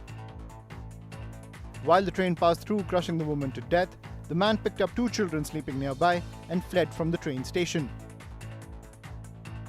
The man was later spotted boarding a train to Dadar and then to Kalyan. He was later arrested last night from Bhiwandi town in Thane and booked for murder. According to the police, the couple was earlier seen quarrelling and then sleeping on the platform with their children. Former Karnataka Chief Minister B.S. Yediyurappa flagged off the Savarkar Rath Yatra in Mysuru. He also hailed Savarkar as the nation's pride and said that nothing negative should be said about him. The Yatra comes amidst an unprecedented face-off between the Congress and the BJP over Savarkar posters across the state of Karnataka. Bihar Chief Minister Nitish Kumar has triggered a political storm after he took a Muslim minister from his cabinet to the Vishnupad temple in Gaya, which bars the entry of non-Hindus. The temple authorities have demanded an apology from the Chief Minister. The BJP in turn has accused Nitish Kumar of hurting sentiments of Hindus. 2 petitions, including one by TMC leader Mahua Moitra, were filed in the Supreme Court today, challenging the remission order by the Gujarat government, which released the rapist of Bilkis Bano. Although CJI Ramana agreed to look into the matter, no order regarding the hearing has been passed yet. A special judge in a CBI court in Asansol alleged that he had been threatened with a false NDPS case against his family members if he failed to secure the release of arrested TMC leader Anubrata Mondal in the cattle smuggling case. In the alleged threat letter, which was self-written by a self-proclaimed TMC leader. The Supertech Twin Towers in Noida will be demolished this Sunday as per the Supreme Court's orders, and massive preparations are underway right now. This is first of its kind event in Delhi NCR, where we are going to see this long story building that is going to demolish on that particular day. This is happening after the orders of Supreme Court, and at this point in time, not only the company that is involved with this particular exercise, but also the Noida administration is trying its level best to make all the necessary arrangements and to take all the necessary precautions. Let's try and break down what exactly is going to happen in bringing down these twin towers. The twin towers have been rigged with 3,700 kilograms of explosives. These explosives have been packed into 9,000 holes that have been drilled all across these two towers. 100 workers were part of the demolition team. In fact, the demolition is going to be so huge that about 5,000 residents who are living in nearby flats and nearby areas have been asked to vacate their premises. In fact, the Greater Noida Expressway will also be closed for some duration this Sunday when the demolition will happen. A shocking video of a cop being thrashed in Uttar Pradesh's Badaयूं is going viral. The man started beating up the inspector without any provocation. Locals intervened to stop the assault, and it appeared that the matter had been resolved. But after they left, the man started attacking the cop again, throwing him to the ground, kicking him, and raining punches. He even tore the cop's uniform while assaulting him. The assailant appears to be a serial offender. He has attacked a home guard in the past. After the video went viral, he was arrested. Former Bigg Boss contestant Sonali Fogart died of a heart attack in Goa. She was 42. She had posted images and videos on Instagram shortly before her death. Sonali Fogart, who rose to fame with her TikTok videos, contested the 2019 Haryana election from Adhampur as a BJP candidate. She lost to the Congress's Kuldeep Bishnoi. This video of a Zomato delivery executive is winning hearts on social media. The man delivers the order as he's been assigned, while his little daughter is seen strapped to his chest. His son is seen roaming around in the background. After the video went viral, Zomato promised to assist him with childcare benefits. Taiwan's president is refusing to bow down to pressure from China. Here's why. Taiwan's president inspected 3 military units responsible for monitoring the movements of the People's Liberation Army around Taiwan. She lauded the troops for their indispensable defense in the face of a potential Chinese invasion. She also thanked them for remaining calm and carrying out their duties in such an unprecedented situation.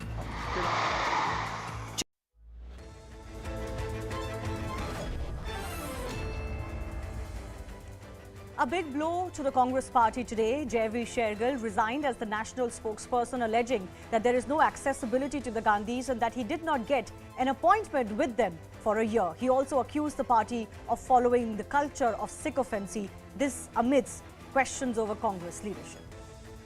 Bihar Chief Minister Nitish Kumar-led Mahagathbandhan proved its majority in the assembly today. Nitish proved his majority with 160 votes in his favour. Earlier, Bihar woke up to a series of raids by the Central Bureau of Investigation. CBI raided Lalu Yadav's close aides Subhash Yadav, RJD MLC Sunil Singh and ex-MLC Subodh Roy's residences, reportedly in connection with the Land for Jobs scam. Prime Minister Narendra Modi inaugurated the Homi Bhabha Cancer Hospital and Research Centre at Chandigarh in Punjab's Mohali. The hospital has a 300-bed capacity. Prime Minister also inaugurated the Amrita Hospital at Faridabad, which has a capacity of 2,600 beds built at a cost of 6,000 crore rupees. A district court has reserved its judgment till September 12 in the Gyanvapi case after both Hindu and Muslim sides conducted and concluded their arguments on the maintainability of the suit to begin with. After a campaign was conducted yesterday to create awareness about Savarkar in Mysuru, a similar campaign is now being conducted in Dharwad. Locals are taking part in a procession to create awareness about Savarkar and his journey as a freedom fighter. Bollywood star Jacqueline Fernandez has filed her response against the ED order attaching her properties and said that ED has not been able to make out a legitimate case for even provisional attachment of her assets. VVS Lakshman has been named as India's interim head coach for Asia Cup in Rahul Dravid's absence, who tested positive for COVID-19 earlier. Dravid will join the team once he tests negative and is cleared by the BCCI medical team. It's been 6 months since Russia invaded Ukraine and there seems to be no end to the war in sight. Ukraine's President Zelensky has warned Moscow of a powerful response if Russian forces carry out attacks on or around Ukraine's Independence Day, which is today. Ralph Lauren released images of the gowns designed for Jennifer Lopez for her wedding with Ben Affleck. According to People magazine, the wedding was held at Affleck's home outside of Savannah, Georgia, with all of their kids present. And finally, in Seen Unseen today, dramatic visuals from Italy where a super yacht worth millions sunk off the coast of Catanzaro Marina. Thanks a lot for watching.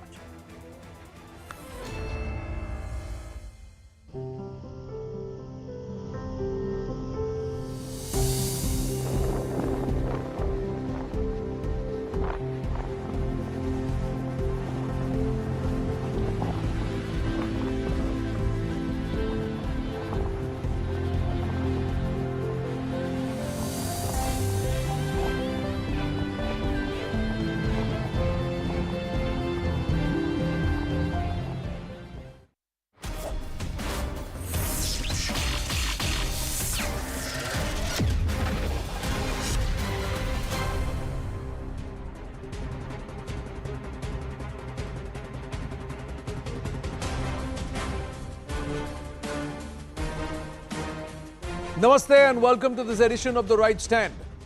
Is the Telangana government taking the right stand, ladies and gentlemen?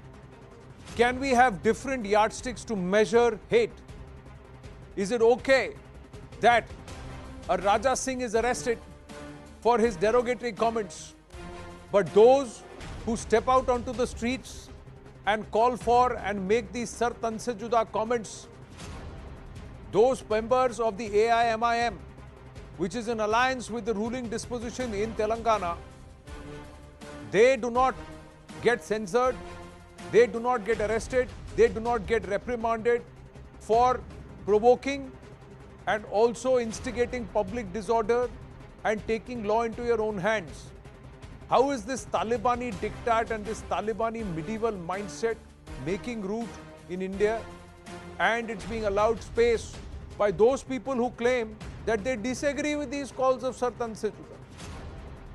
There is a lot that needs to be answered, but more importantly, how is it that the administration has not taken action against people who have taken children, minors, on scooter backs and made them chant bigoted hate slogans right in front of the Charminar?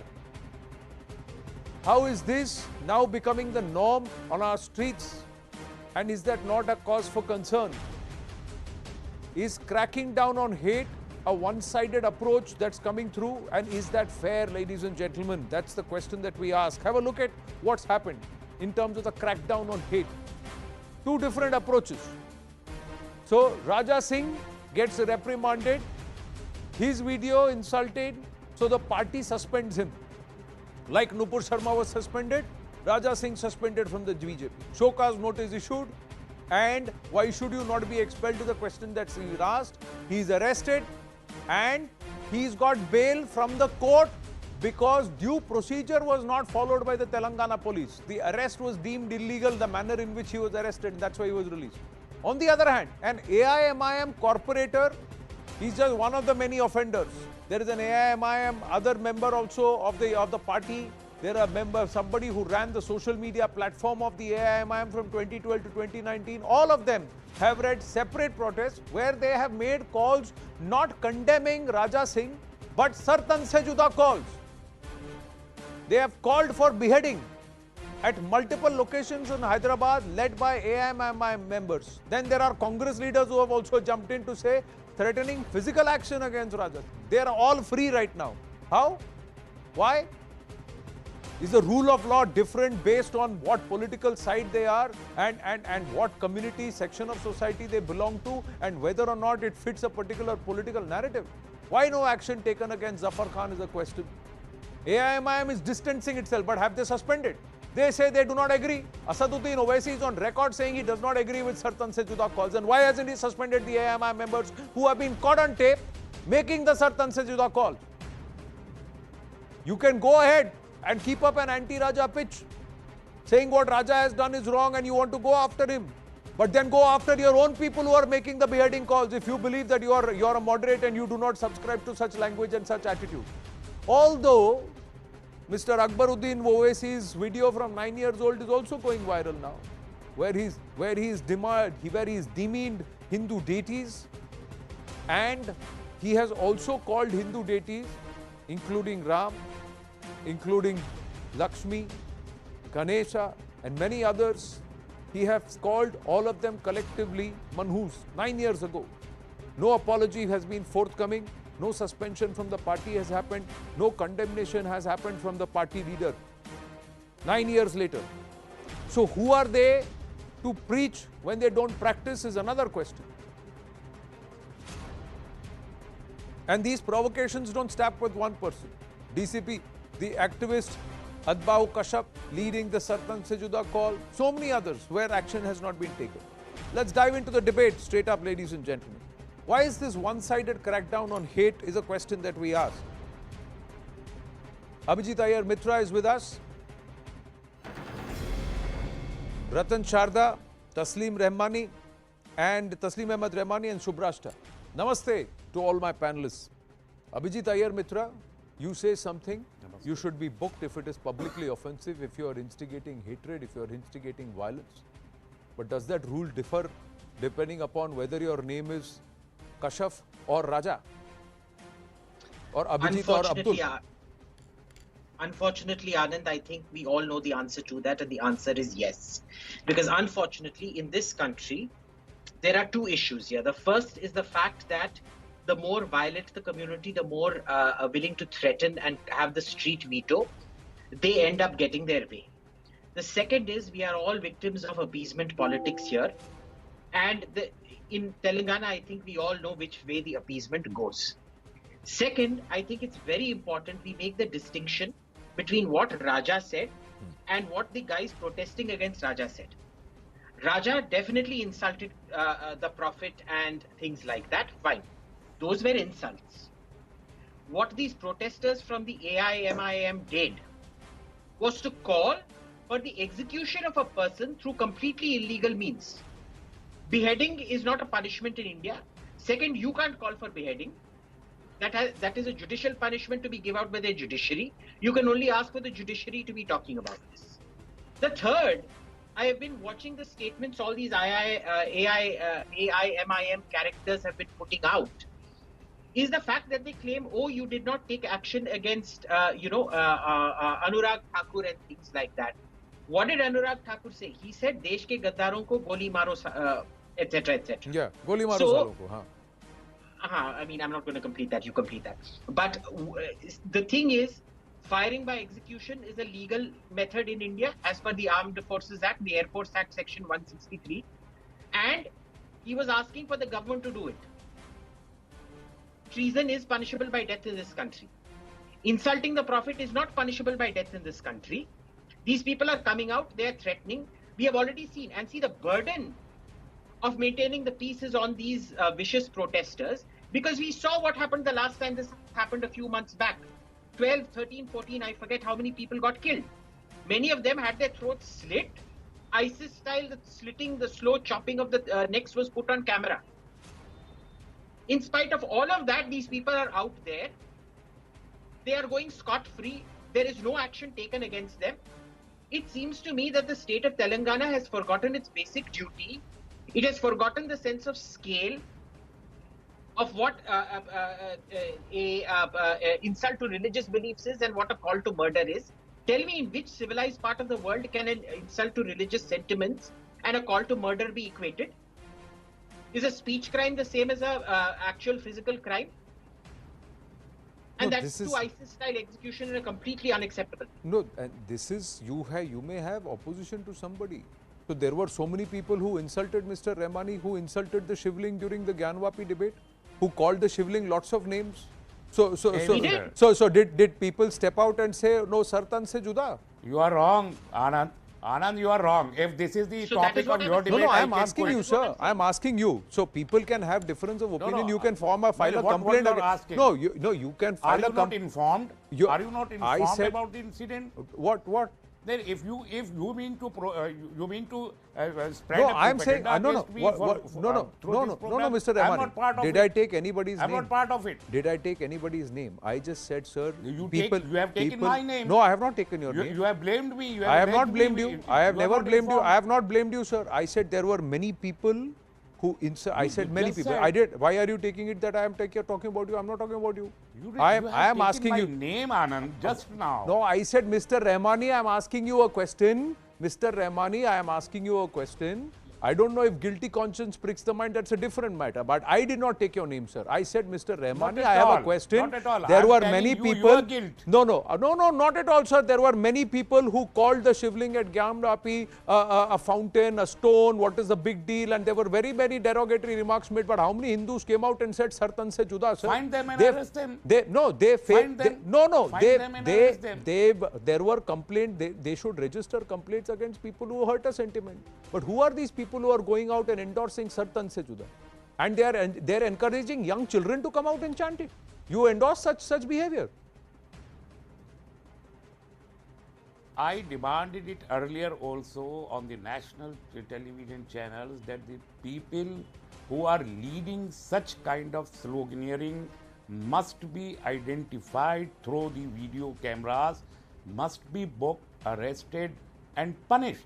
There must be no laxity at the part of our police administration or our investigating agencies at all.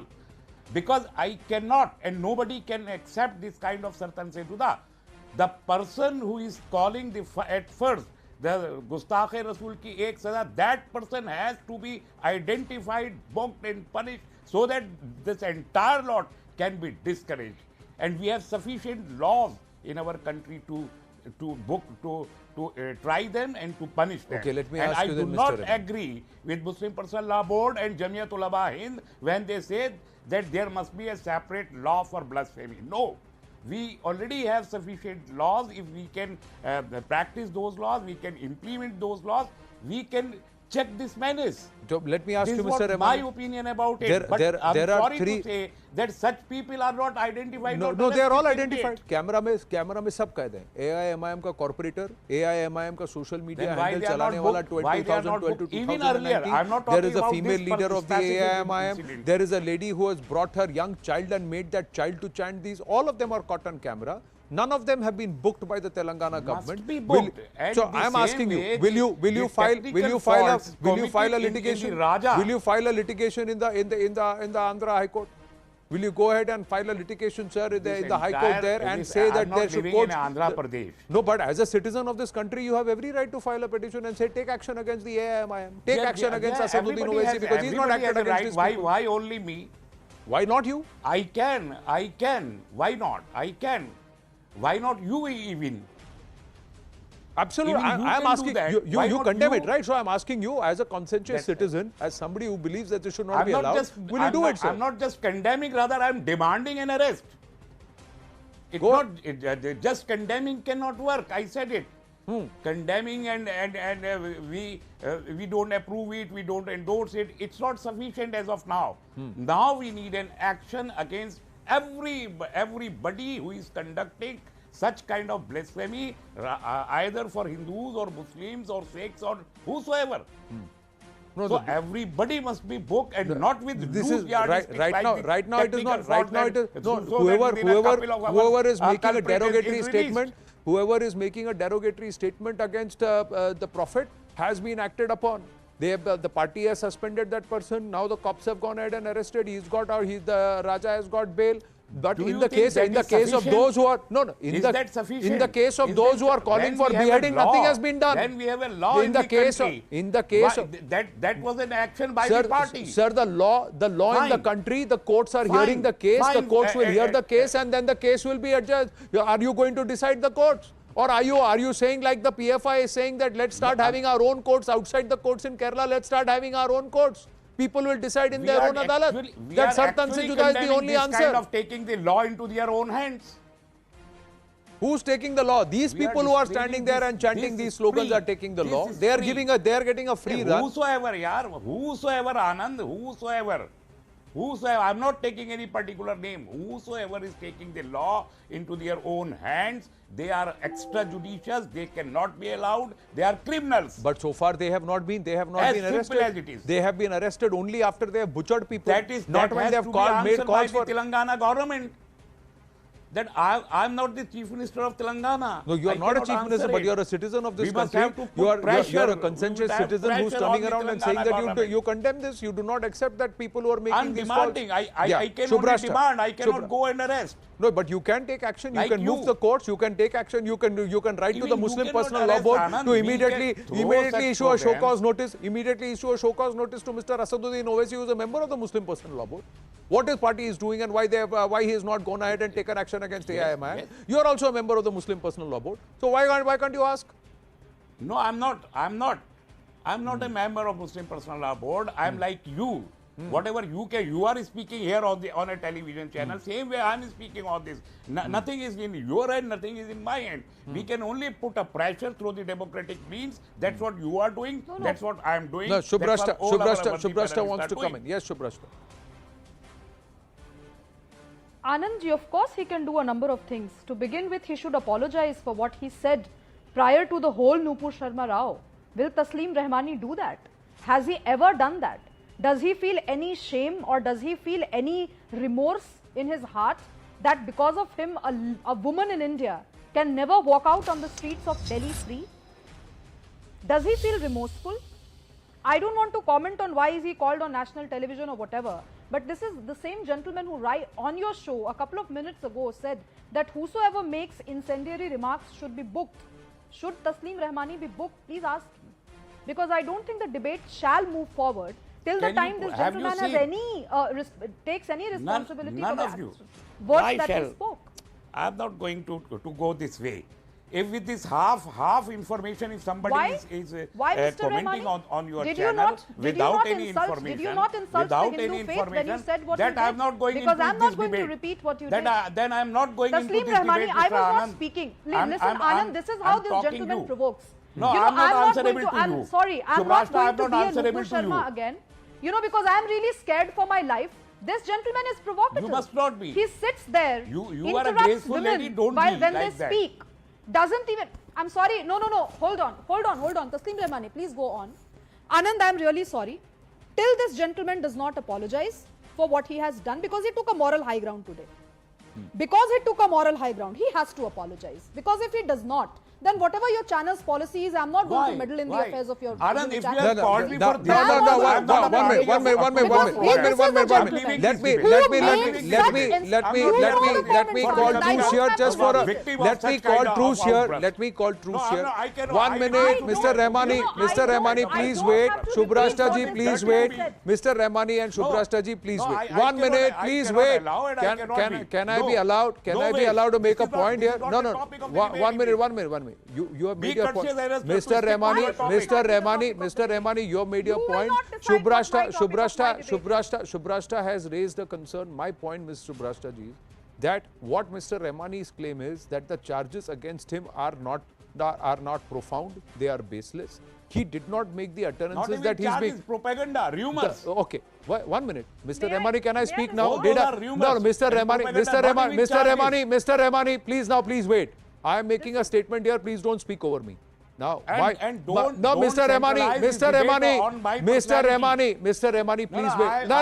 No, don't try and dictate terms. Mr. Rahmani, I am trying to intervene and I am trying to take the debate forward, Mr. Rahmani. Please do not make me raise my voice. Shubrashta ji, please wait. Mr. Rahmani, like I am repeatedly telling you, please wait, let me complete, please don't speak over me. I am saying Mr. Rahmani's claim at this point is that the charges against him are not profound, they are baseless, and he believes he did not make the utterances, he is being alleged to make that utterance. My point is that it did not happen on my channel, it did not happen here. If Ms. Subhrashta, you believe what he said is wrong and he should be booked for it, please pursue the legal recourse and the measures that you have at your disposal to take him to charge and take him to task if you believe what he's done is wrong, and let Mr. Rahmani defend himself in a court of law. Right now, I am not going to take a position on either ways. You are entitled to your view, Subhrashta ji. So Mr. Rahmani is entitled to his view. I would like to focus on the debate right now, because the fact is that those who are making these calls and those who are insulting, like the likes of Akbaruddin Owaisi, from 9 years he has insulted Hindu deities and Hindu faith and he has not apologized. But his brother stands there and wants an apology, public apology from H. Raja. His party members stand there and make Sar Tan Se Juda calls, and his own political affiliations in the TRS do not arrest such people and allow them to chant Sar Tan Se Juda on the streets. What should be done there? Let's focus on that, and I request you, Subhrashta ji. Yeah. All right, Anand. Point taken, and I don't want to pursue it further. What's there is there in the public domain.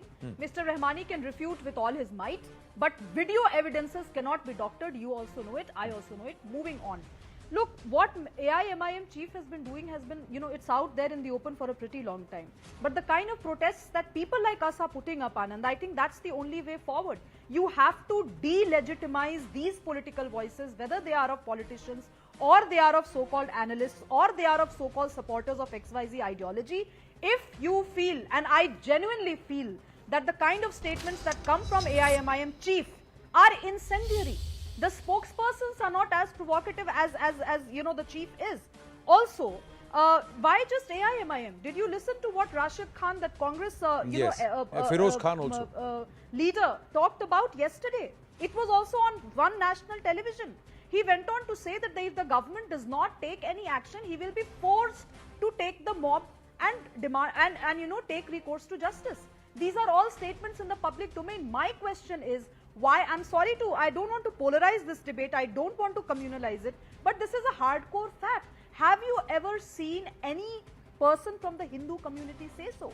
So many things have been said about Shivling. I mean, this gentleman here has talked about Gyanvapi in such, in such terminology that it boils my blood. But I never said, people like me never said that I'm going to, put out a Trishul and finish Taslim Rahmani's life. I never said that. I would never say that. And if anybody would say it on my behalf, I would go and take a public position against it. What stops these people from taking a stand on their community, whatever the fringe elements are from their community? You are trying to malign me this way, and Subhrashta is cleverly trying to malign me. No, but Mr. One minute. Subhrashta is trying to be cleverly maligning you. But what are these? What are the AIMIM and the Congress party trying to do by cleverly trying to say that go ahead and punch a person, go ahead and make these claims of Sar Tan Se Juda? So that is a very convenient position to take at this point in time. So one, you provide cover fire, you say, oh, what they are saying is wrong. But when they say it, you don't take action against them. Ratan Sharda ji. Why? So H. Raja should be arrested. Nupur Sharma should be suspended, is suspended. Her comments are derogatory. But those who are standing there and openly endorsing and giving fire to Sar Tan Se Juda, no action should be taken against them. See, enough have been said about Raja. I've already said that what he said was unwarranted. But coming to the main issue, how did it start? The mischief by TRS, by calling a person who has been debarred from most of the states because he abused the Hindu gods, he got a hero's welcome. He was invited with a remark that we welcome freedom of opinion, we welcome difference of opinion. That is the TRS comment by CM, as I read in the newspaper. So this particular gentleman calls him. Then to protect him, he puts 1,000 policemen to save him. On the other side, D. Raja, who is trying to stop the show, he's arrested. That is one. Then he comes out, makes a statement. There is a police warrant against him. He is arrested, but people who made the ruckus of Tan Se Juda and all that bullshit, these people are not handled. Rashid Khan goes to police station, in the camera says what Shubhatsa said, 24 घंटे में नहीं पकड़ा तो आग लगा दूंगा. He has not been arrested. TRS guy in all the channels are saying that we are working. 2 days are over. No work. People went to police station, stood in front of police, said Sartan se juda. No action. So please spare me this noble thoughts that Mr. Owaisi has not taken action against his Waris Pathan, his own brother who insulted Hindu gods, his own MP who said hang Nupur Sharma from the corner of any pole, and then himself making all this stuff, and the corporate is now being encouraged by how Rashid Khan was there. A kasha of a person calling himself social media in charge of MIM goes on TV, very carelessly flicks the phone, laughs and all. He has no answer, no argument, but he's there because he says no action. Why no action? Because TRS and MIM sleeping partners. So all this secularism fraud on one-way street has to stop. And since you're talking hypocrisy, Munawwar he becomes a celebrity, and Raja goes to jail. Then Nupur Sharma is forever banned in life till as long as she can save herself, and Mr. Taslim Rahmani is on the TV channels all the while. I was in the channel Second for Humor. I was in the same channel in the same debate, and he's a celebrity now. So that is the difference. There is half-hearted way we have this so-called secularism, where there is no uniform law. There is no law. There is one law for minorities and goons, another law for gentlemen Hindus who go to police station. Still, they are told you are intolerant, you are intolerant, you are intolerant. So when Ratan Lal in Delhi University calls something horrible, a woman on the social media puts horrible image, there is no action, there is no Sartan se juda, because the Hindus don't believe in that. But on the other side, you see what is happening on the streets. And I will my last comment. I will ask everybody, whoever is there, if Taslim is still around, then I will ask them whether they will agree to ban Sartan se juda as a terminology, ban kafir as a terminology, because these are hateful comments, these are violent prone comments. Unless we ban these words from the public discourse and take criminal action, these will create more and more blood. What is happening now is crescendo. Look at it. In coming days, Hyderabad will get into more active mode, and none of them will be any wiser, because I challenge anybody to say that, okay, these can be legalized, especially the so-called seculars and so-called Islamic well-wishers who are on the panel or anywhere else. And I demand that these words be banned by central government, by state government, and state government shuts down the shops. It doesn't shut down it doesn't arrest the people who are making all the the incendiary comments, but it shuts down the shops. It's so helpless. It cannot do anything. And this drama of secular parties must stop. Either we have secularism which treats everybody on the same way, or let that secularism word again be removed from the constitution, which is put by I'm going to check. I'm going to check if Taslim Rahmani is going to join us back, because it's a straightforward question that Ratan Sharda ji. No. It's a straightforward question that Ratan Sharda ji is asked. Whether he's scared, it's his choice, because we continue to remain democratic. We continue to not try and tell people what they should say and what they should not do and what they will demand. We follow the rule of the law and the decorum of the debate. The fact of the matter is, Mr. Rahmani said that he is against Sartan se juda. The question is, does he believe that these two words should be banned, Sartan se juda, or this idiom or this phrase? And of course, they also said la ilaha illallah. What is la ilaha illallah? That only Allah is the true God, all other gods are false. That is also provocative. I'm not going to that extent. Let them do puja at home, let them do namaz at home and say whatever they want to say. But we hear it 5 times a day. We have not objected. Since this is becoming poisonous, we will raise questions on these terminologies also. No, that is a separate, that's a matter for debate, discussion later on and in terms of deliberation. But the point is, Abhijit Iyer Mitra, so what? Do you realize, do you take a hard stance? So do Hindus also turn around and say, we will also get aggressive, we will also get virulent, we will also then where does it stop? Because everybody will end up whacking each other and calling for each other's heads. Is that who we are as a country? So herein lies the problem. This is the tyranny of the intolerant, and this is the tyranny of the street veto. Sadly, the intolerance and the street veto are both on one side. All right. Now, the problem is, first of all, by doing all of this, by having these one-sided laws which favor only one community, or at least one-sided application of laws, you are encouraging them to come out more and get more and more violent. It is basically appeasement. What happened at Munich repeated over and over and over again. Number one. Number two, the problem is you are also incentivizing Hindus to behave like this because, we keep quiet. Remember what happened when that alleged fact checker, his case was brought up in the court. The judge said, oh, Hinduism is a very tolerant religion. We don't accept, you can insult us. It's fine. Okay, so you are basically incentivizing Hindus to get the street veto, start getting violent, get on the street, so that we also get a street veto. So remember, this kind of selective application of law, it encourages violence, not just from the perpetrators, it also encourages violence from the victims. Because in order to get heard, unfortunately, whether you like it or not, you apparently have to come out on the streets and start burning and killing people. So let's be clear, it is the very worst application of any principles. It is the very worst application of the rule of law. It has made a mockery of the rule of law. There is no rule of law in this country. It is a joke. Secularism in this country is a joke.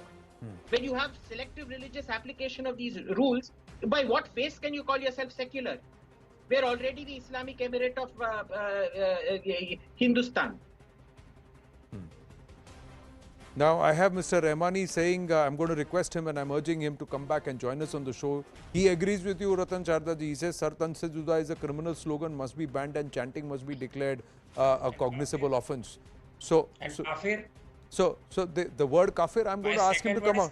No, the word kafir, let him come back. I'm going to request him to, he's watching the broadcast, I'm going to request him to join us for another 5 minutes in the debate and then make his point very, very clearly. He believes that la ilaha illallah is part of the belief and you cannot get into that space as far as banning is concerned, but he believes Sar Tan Se Juda should be banned. Mr. Rahmani, I'm going to again, live on television, ask you to come back and join us since you're watching the broadcast. But Shubhrashta ji, the other aspect, like he was talking about street veto, he was talking about what Abhijit Iyer Mitra was talking about. In this case, how do you take the Telangana government to task? The government's job is to enforce law and order and keep that equal in the eye of the law. Anybody who's causing a public disturbance or incentivizing violence and hate should be taken to task. So action against Rashid Khan should have happened. Action against Firoz Khan should have happened. Action against all the AIMIM voices should have happened. Because these people, rather than taking to the streets and making these slogans and calls, should have filed a police complaint. Correct. And if not, then at least somebody from TRS should come and take a position as to why they are not doing what their government is supposed to do. But do you see any political representative either submitting ideally there should be, because it's a matter which has been brewing in the country for a very long time. People are out on the streets at the slightest provocation to either demand Sar Tan Se Juda or, to actually literally lynch somebody and make a video. Then I think any state government under whose jurisdiction such nonsense is happening, they should just come up with a white paper and explain their position as to why they are not taking any action against the mob. As somebody who has worked on elections and as somebody who has been a political strategist for good, 13 elections in the past, let me tell you very clearly, this is all because the mob that you see on the streets right now are the people who vote either the TRS or the AIM to either to power or send their MPs to the Lok Sabha. So they are not going to take any action. This is basic political prudence. They are never going to take any action against them. Silence is golden, because then when you are silent, you are basically sending a message to the electorate that it's fine, we'll handle it at our end, by either not speaking or not sending any public representative. And let me also tell you, this drama that Mr. Rahmani is putting up, that he's offended. First of all, nobody spoke when Mr. Rahmani was speaking. Yeah. But whenever I spoke, and again, he cannot deny that he did not do it. It's all out on public record. Whenever I spoke, he butted in between to speak something or the other. And why is he feeling offended? What he spoke on the other news channel, I don't want to take the news channel's name also. What he spoke on that news channel is out there in the public domain. He should actually put out a video and say that this is the actual clip. This is how I was venerating Lord Shiva. This is how I was actually, paying obeisance to Lord Shiva, not talking anything nonsensical about the Shivling. He should actually put out a video in the public domain, or as an apology. He should make a fresh video and say this is his position on Lord Shiva. This is how he believes in the Shiv Mahatmya. All his, sins would be purged. As Hindus, we are actually pretty tolerant, and I'm not saying it with a pinch of salt. I'm saying it with all humility and grace at hand. We are very tolerant. We will forgive him. provided he comes out with a video. Because, you know, Anand, as a woman, I'm taking this position today. My Nupur is a very close friend of mine. And I actually feel scared for her life. And many people out there feel scared for her life. No, so she's never ever going to walk free. I spoke on the streets of Delhi. She's never going to walk free on the streets anywhere in the world. No, so then, that's the condition. So if that that's is the condition if we that need is to the case, debate then upon and what's happening in Hyderabad. if that is the case, Yeah. Ratan Sharda ji, then those people who are encouraging Sartan se Juda, will they take responsibility for the butchering of Kanhaiya Lal and Umesh Kole? Will these people who have openly come out and said, then the court should say, you said it? Just like the courts observed, right? They had certain observations to make on Nupur Sharma's comments. Will they take around and turn around and tell Mr. Asaduddin Owaisi and his party members, Mrs. Sonia Gandhi and and her party members, Mr. Rahul Gandhi and her party members who are coming out and saying, go out and hit Raja if there is no action, if he does not apologize. Go out and beat him up. I will come out and take a mob and I'll do it if you don't arrest him. Who are calling for making these calls, will they take responsibility if tomorrow something happens to H. Raja or Nupur Sharma? Ratan Sharda ji. No, Anand, these people are silent collaborators, the cover fire people of these jihadi Islamist elements. That is why they will not say this, they will not do anything. It is very clearly shown by Owaisi's action, and they have come on TV every time they come, they say that okay, what is happening is wrong, Sartan is wrong, but every time there is a but with double T saying that Raja started it, Nupur started it, and there are defensive people on the channel who say yes, they started it. They said something, actually both statements are very different. One is the heat of the debate, other is deliberate. That's why I said what he said was unwarranted. At the same time, then they said that is why we cannot stop Sartan se Juda. Did Hindus ever go for Sartan se Juda all this time? Did they run riot when the Gyanvapi survey was stopped, when they made fun for 10 days before things went out of hand and government had to take action? No, sir. This is the problem. That these people are silent collaborators. I have today tweeted a news item where this Sartan se Juda came from Pakistan. Yes, Tehreek-e-Labad. So it these originated people from there. copy Pakistan. They want India to become Pakistan. They want to become what Zia made Pakistan into hell. They want the same hell in India. Because for them, any lifestyle is fine. बाकी सब तो कोई ऊपर वाला देख लेगा. But here we will not allow people in peace because that is the motto across the world. India is not the only one. Any excuse, any society, it can be Nigeria, it can be Kenya, it can be Somalia, it can be Sweden, Denmark, US, anything. But will anybody say this is wrong? Will somebody rise and say there are Maulanas on the TV coming very boldly saying that what they say is not even in Islam? How many such Maulanas we need? How many such Maulanas should be encouraged by TV channels to come and speak boldly? But we get these bigots and they will keep on defending these indefensible people and this violent language. That is our problem. Well, it is. And will the governments of the day responsible for law and order and who are being accused of one-sided action or one-sided crackdown on hate mongering, will they take responsibility if tomorrow something untoward happens? The lawyer who did his job as a lawyer to defend Raja Singh has received 3 threat calls. One of which he says the number originated from UAE, the others are local numbers. So tomorrow something happens to him, who's going to take responsibility? Will the state and the police take responsibility? Even has been threatened. Yeah, it is. That's true. I have to wind up for the moment. Subrashta ji, Ratan Sharda ji, Abhijit Iyer Mitra ji, thank you very, very much. Tasleem Rehmani sahab, thank you for joining us on the debate, and we wish you would have joined back. Hopefully the next time around you will come here and clarify your point wholeheartedly on these comments and these slogans which are now becoming common in India. Medieval, barbaric slogans which are attached with the Dushman and also with the Talibanis and culture which is not akin to our country. How is it becoming commonplace in our country? That's the bigger question. We're going to take a very, very short break. When we come back, it's the biggest catch after Ajmal Amir Kasab. And it's the Pakistan terror truth. The involvement of the Pakistani army from the mouth of the terrorist, the confessions of this terrorist who was caught alive in Nowshera just this morning, ladies and gentlemen. Coming up, stay with us.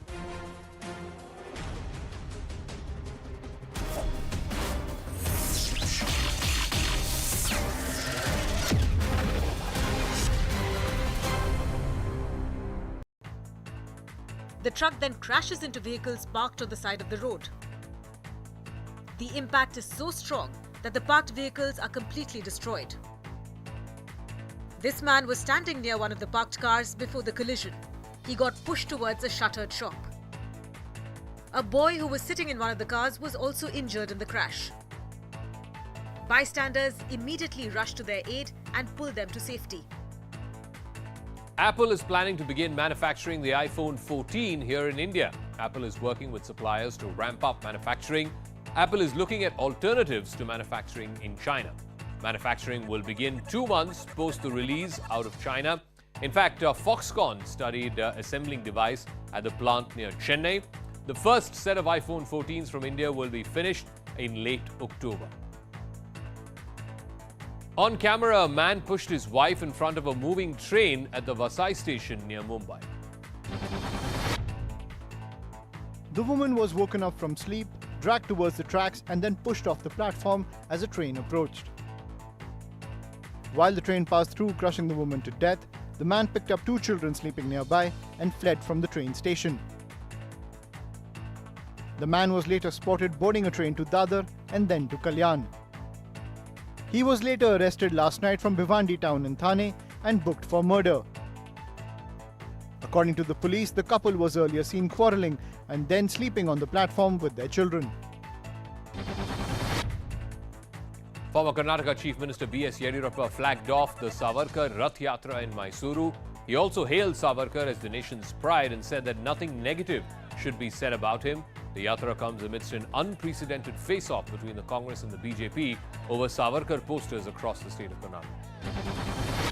Bihar Chief Minister Nitish Kumar has triggered a political storm after he took a Muslim minister from his cabinet to the Vishnupad temple in Gaya, which bars the entry of non-Hindus. The temple authorities have demanded an apology from the Chief Minister. The BJP in turn has accused Nitish Kumar of hurting sentiments of Hindus. 2 petitions, including one by TMC leader Mahua Moitra, were filed in the Supreme Court today, challenging the remission order by the Gujarat government, which released the rapist of Bilkis Bano. Although CJI Ramana agreed to look into the matter, no order regarding the hearing has been passed yet. A special judge in a CBI court in Asansol alleged that he had been threatened with a false NDPS case against his family members if he failed to secure the release of arrested TMC leader Anubrata Mondal in the cattle smuggling case. In the alleged threat letter, which was self-written by a self-proclaimed TMC leader. The Supertech Twin Towers in Noida will be demolished this Sunday as per the Supreme Court's orders, and massive preparations are underway right now. This is first of its kind event in Delhi NCR, where we are going to see this long story building that is going to demolish on that particular day. This is happening after the orders of Supreme Court, and at this point in time, not only the company that is involved with this particular exercise, but also the Noida administration is trying its level best to make all the necessary arrangements and to take all the necessary precautions. Let's try and break down what exactly is going to happen in bringing down these twin towers. The twin towers have been rigged with 3,700 kilograms of explosives. These explosives have been packed into 9,000 holes that have been drilled all across these 2 towers. 100 workers were part of the demolition team. In fact, the demolition is going to be so huge that about 5,000 residents who are living in nearby flats and nearby areas have been asked to vacate their premises. In fact, the Greater Noida Expressway will also be closed for some duration this Sunday when the demolition will happen. A shocking video of a cop being thrashed in Uttar Pradesh's Badaयूं is going viral. The man started beating up the inspector without any provocation. Locals intervened to stop the assault, and it appeared that the matter had been resolved. But after they left, the man started attacking the cop again, throwing him to the ground, kicking him and raining punches. He even tore the cop's uniform while assaulting him. The assailant appears to be a serial offender. He has attacked a home guard in the past.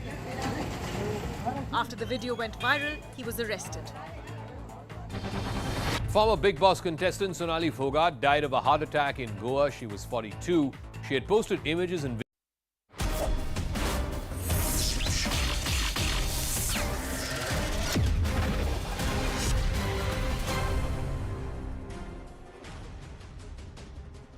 Welcome back, ladies and gentlemen. Earlier in the day, we showed you visuals of proof of Pak infiltration into Indian soil as 2 terrorists were blown up by a landmine.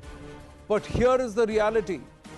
As those 2 terrorists were blown up by that landmine, this terrorist, Tabarruk, has been caught alive. And while his life was saved by the army doctors, and he confessed to not just being a Pakistani national, but being sent there by a Pak army colonel. This terrorist has been captured alive. He's named the Pak army colonel as a recruiter. These are the visuals that came in earlier in the day. This where the infiltration bid on the 22nd of August was foiled by the landmines which blew away 2 of those terrorists, which can be seen in the middle of the screen there. And one of these, he says there were 4 or 5 of them, so he was saved. And today, a day and a half later, he's in a position to come out and speak consciously to the media, where he confesses of Pakistan's plan to attack Indian army posts. He was sent there with money given 30,000 Pakistani rupees. That's what he has said. He's a resident of Kotli in POK. He was captured in 2016 also, but he was actually repatriated in 2017. He's confessed with the Pak Army's plot to attack forward Indian Army posts. He was asked to come and do a recce. 30,000 Pakistani rupees, but more importantly, he's named the Pak Army colonel as Colonel Yunus Chaudhary, saying he gave the go-ahead for the attack on the 21st of August and also to try and bring in arms and ammunition which have been recovered from them. He's also carried out recce of the Indian forward posts. They came there with the idea of attacks at the opportune time.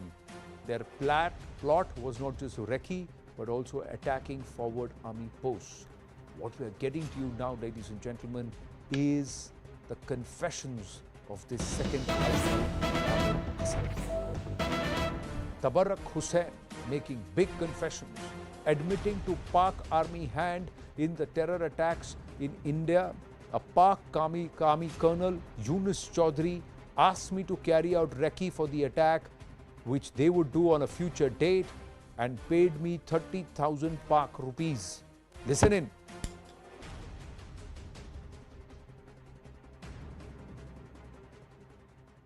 अरे फिरने सुनने लगे आया था हैं? फिरने सुनने लगे आया था कितने लोग और आए थे आपके घर? 4-5 लोग थे 4-5 लोग थे। किस मकसद से आए थे पोस्ट के पास? मरने के लिए। मरने के लिए आए थे? क्या बोला गया था वहां पे? किसने भेजा था? चौधरी यूनुस ने। हैं? चौधरी यूनुस ने। वो कौन है? चौधरी यूनुस कौन है? चौधरी यूनुस कौन है? आर्मी है। हैं? आर्मी है। आर्मी है? उन्हें पैसे दिए। कितने कितने पैसे दिए थे? 3000। 3000? ट्रेनिंग उधर ट्रेनिंग कितने दी थी? आईएसआई ने 30,000 rupees भेजा किस लिए था? मरने के लिए. They were sent as fidain or suicide attackers who were supposed to go ahead and kill and also die in the process, given 30,000 rupees to do so. Tejinder Sodhi joins us live. Tejinder, big catch by the Indian Armed Forces in that infiltration bid that was foiled because of a landmine, and it's been captured on camera. He says 4-5 आदमी थे. Is he the only one who's been caught alive? Indeed, Anand, this is a big catch for the army on the line of control, which clearly exposes Pakistan's hand, and also it shows you the human side of Indian army and the brutal side of the Pakistan army. While Pakistan army chose him, gave him money, recruited him to come to cross the line of control and die while carrying out attack on the Indian army. But see, the human side of the Indian army, that the very same army on which this Tabarruk Hussain, the terrorist, came to attack, came to kill the Indian army personnel, when they found him injured, they took him to the hospital, they gave their own blood to save his life. So these are the two contrary sides of one, the Indian army with the human heart, which saved the life of a terrorist who had come to kill them. and on the other side Pakistan army, which recruited him and sent him across to get killed in the hands of the Indian army. As you rightly pointed out that this is a big catch, he has revealed that this was a group of 4 to 5 people who were tasked by Colonel Yunus Chaudhry. We are told that Colonel Yunus Chaudhry's unit is also deployed in the Pakistan occupied Kashmir, from where he chooses vulnerable youth, recruits them into terror ranks, and motivates them to to come across the line of control to carry out terror attacks within the Union Territory of Jammu and Kashmir. This terrorist has revealed that he was tasked by Colonel Yunus Chaudhry to carry out attack on the Indian Army position. Right. Basically, he was a part of a border action team, a bad team, a notorious Pakistan Army's bad action team, border action team, which carries out attack on the forward posts or along the line of control. We have seen in the recent past, whenever there is a bad attack on the security forces, they decapitate, they mutilate the bodies of our dead soldiers, and they take some body parts as a trophy. But now the Indian Army is fully prepared to tackle with any such situation. So you can see that before these terrorists, they could carry out any attack on our security forces, before they could infiltrate into the Indian side, they were identified, their location was identified, and 2 of them, they were killed on the spot. One of them, Tabarruk Hussain, who was injured, he was captured by the Indian Army, and some of those who accompanied them, who were just on the other side of the fence, they managed to flee. So yes, Anand. Well, thanks for your inputs, Tejinder Sodhi. So very clearly the Pak Army had proved, that's the straight question that we are asking, a direct role, and is this not brazen ceasefire violation? We were taking this conversation, we were doing this conversation earlier this evening on The Nation at 5, and I have our guests who are joining then, along with Dr. Amjad Ayub Mirza, joining us again this time. So Major General Dhruv Katoch is back with us, Director India Foundation, Sushant Sareen, Senior Fellow ORF and Strategic Affairs Expert with us, along with Amjad Ayub Mirza, who's joining us via Skype from Glasgow. Now, General Dhruv Katoch, we talked about the infiltration, and Sushant Sareen said that Indian Army right now does not want to escalate matters and give Pak Army a handle. But how do you deal with the likes of a Colonel Yunus Chaudhry, who will not only identify somebody who has been repatriated back in 2017 on humanitarian grounds, knows that he's got 6 siblings and mouths to feed. The condition in POJK is such that people are desperate to do whatever. This guy openly says, "Mujhe Yunus Chaudhry ne bheja marne ke liye."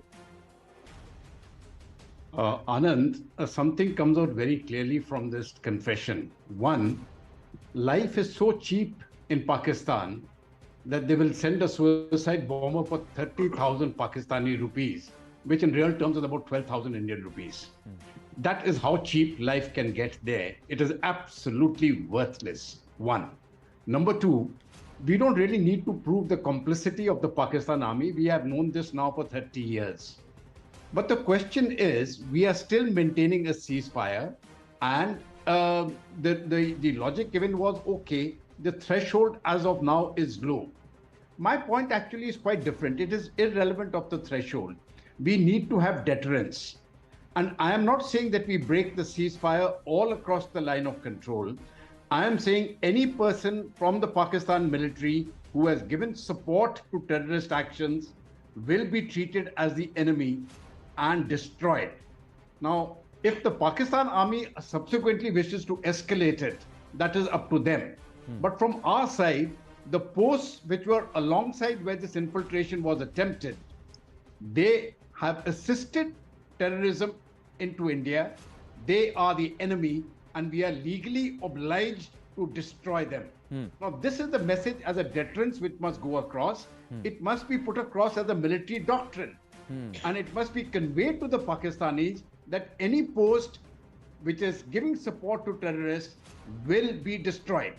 Now, shift the onus to them. We have been defensive for too long. We must take up the offense once again. And if they still continue, then take on a few surgical operations across the line of control, the way we have done earlier, and destroy and raise their camps to the ground. Deterrence is the key. I'm afraid we are not being deterrent enough, and we need to start it now. Yeah, and we don't need to put bodies behind, we don't need to put bodies across, we don't need to send bodies across. When, BrahMos, by default, there was a technical fault and it lost its way, the Pakistanis got spooked. we can always send in a swarm of drones. अरे test fire कर रहे थे, गलती से उधर आ गया, and पूरा आपका POJ के पूरा कैंप वहाँ पे टेरर बेसिस डिस्ट्रॉय हो गए. सॉरी, गलती हो गई. We don't need to put bodies now. Today we have the technology, and if they can do multiple drone drops to drop arms and ammunition, why can't we send just one swarm and kill and finish off the entire terror network there? And also send a personal message to Yunus Chaudhary that put some value to life, Sushant Sari, and tell them improve the quality of life rather than sending them here to die. Anand, I agree with what General Katoch is saying. I don't, it's not that I'm in disagreement with him. But look, it entirely depends upon how much escalation you want. If you take an action like the ones you are suggesting, which we can take, then the other side also gets a vote. And so I think maybe I'm not privy to how the government of India thinks, but maybe the calculation is that, let's take this, a step-by-step kind of an approach. Let's not have an immediate reaction. That is one part of it. Another part of it, where I have a slight, I don't think we disagree really, because I agree with General Katoch when he says that we don't have to prove anything about, what the Pakistan army is doing. They've been doing it for decades now. But I think there is something to be said for lawfare. Now, once you get hold of the name of the colonel, and this is not a Colonel Sayyid, this is a very specific name, Yunus Chaudhary, right? And you have the name of this character who has been caught. Tabarruk Hussain. Maybe it would have been a good idea that if you had managed to get, and I don't know whether the Indian agencies have managed to get, but some kind of mug shots of that colonel, his Pakistan Army number, this fellow's national identity card, you could try and look at exactly to prove his identity that he's a Pakistani. So that would be part of the kind of lawfare exercises which we are supposed to be doing. The third question and the third issue is, I disagree with Tejinder, your correspondent, when he says that Indian Army was from the goodness of its heart. It is not the business of the Indian Army to show goodness of the heart to enemies. I think what the Indian Army did was a very smart thing. Smart thing in the sense that they saved this guy's life simply because they could make him sing like a canary, right? So that's the smart thing to do. Otherwise, ideally, I believe that the Indian Army should shoot these guys down without any mercy shown to them.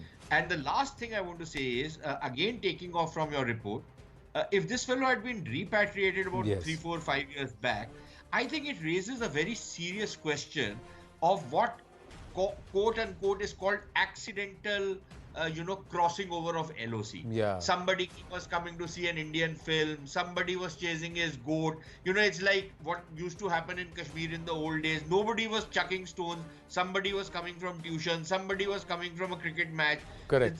It was only ghosts who were throwing stones. So the point which I'm trying to make is that there are these so-called accidental crossovers, and I think we need to put a stop to it. Nothing is accidental. Because there is nothing accidental about those crossovers, and you have to put these people through the mill because it is very clear from this particular episode that these are people or kids who are sent to try and scout around, to try and see where things are, to try and see how they're somewhere trained to lose their way, and in the end and in the process spot everything and go back and report. Amjad Ayub Mirza. And Anand, if it's a 15-16-year-old kid, everybody's heart starts bleeding, and you say, okay, fine, repatriate the poor kid back, right? I think you need to probably have a review of that particular policy, right? And maybe treat these people as infiltrators, as saboteurs, as potential terrorists who need to be shown no mercy. True. Colonel Yunus Chaudhary is currently posted in POJK. That's exactly what General Katoch has said. So उसके बारे में उनके बारे में पता तो लगा ही सकते हैं. तो जरा उनका चेहरा वेरा भी बता दें. Amjad Ayub Mirza. It should not be difficult to get. और इनके पास पैसे कहाँ से आ रहे हैं? 30,000 रुपए पाकिस्तानी कर्नल के पास आ कहाँ से रहे हैं? Can you repeat the question, please? I said Pak Colonel Yunus Chaudhary has been named. Amjad Ayub Mirza. He's paid this Tabarrak Hussain 30,000 rupees to go kill and be killed. Anand, I think that more important to note is the timing of this infiltration. You see, infiltration is nothing new to us. It has been happening for many, many years. But then there are gaps. Now, the timing of this infiltration, provocative infiltration, Fadain mission comes days after the Prime Minister of Pakistan, Shehbaz Sharif, made a public statement that they are considering trade with India. Because the Pakistani civilian government have always been willing to talk about trade with India. It is the Pakistani military generals and the GHQ and the ISI headquarters in Apara that look at this trade as a threat to their hegemony, political hegemony, because they have built their strength. I mean, not economic strength, but their strength as controlling Pakistan's political game as defenders of Pakistan against India. The second thing to note is that now we are heading towards elections in Jammu Kashmir, and we have said that about 25 lakh new voters are to be added, and Mehbooba Mufti and Umar Farooq Abdullah have suddenly woken up and started to make a lot of statements. Now, these things, as we come closer to the election period, infiltrations are going to increase, and then they will be portrayed as... And it's also the approach of the winter months. We had actually done a story on the 26th of July. We'll take this conversation forward. I've run out of time, unfortunately, and the link with you is a little poor, Amjad Ayub Mirza. So, but 26th of July, we told you that the jihadis are getting desperate. They're pushing the army to breach the line of control because they want to infiltrate. We've seen the proof. We've also heard the confession. Direct involvement of the army also proven. Winding up the right stand on that note, Zakir Reddy with brass tacks.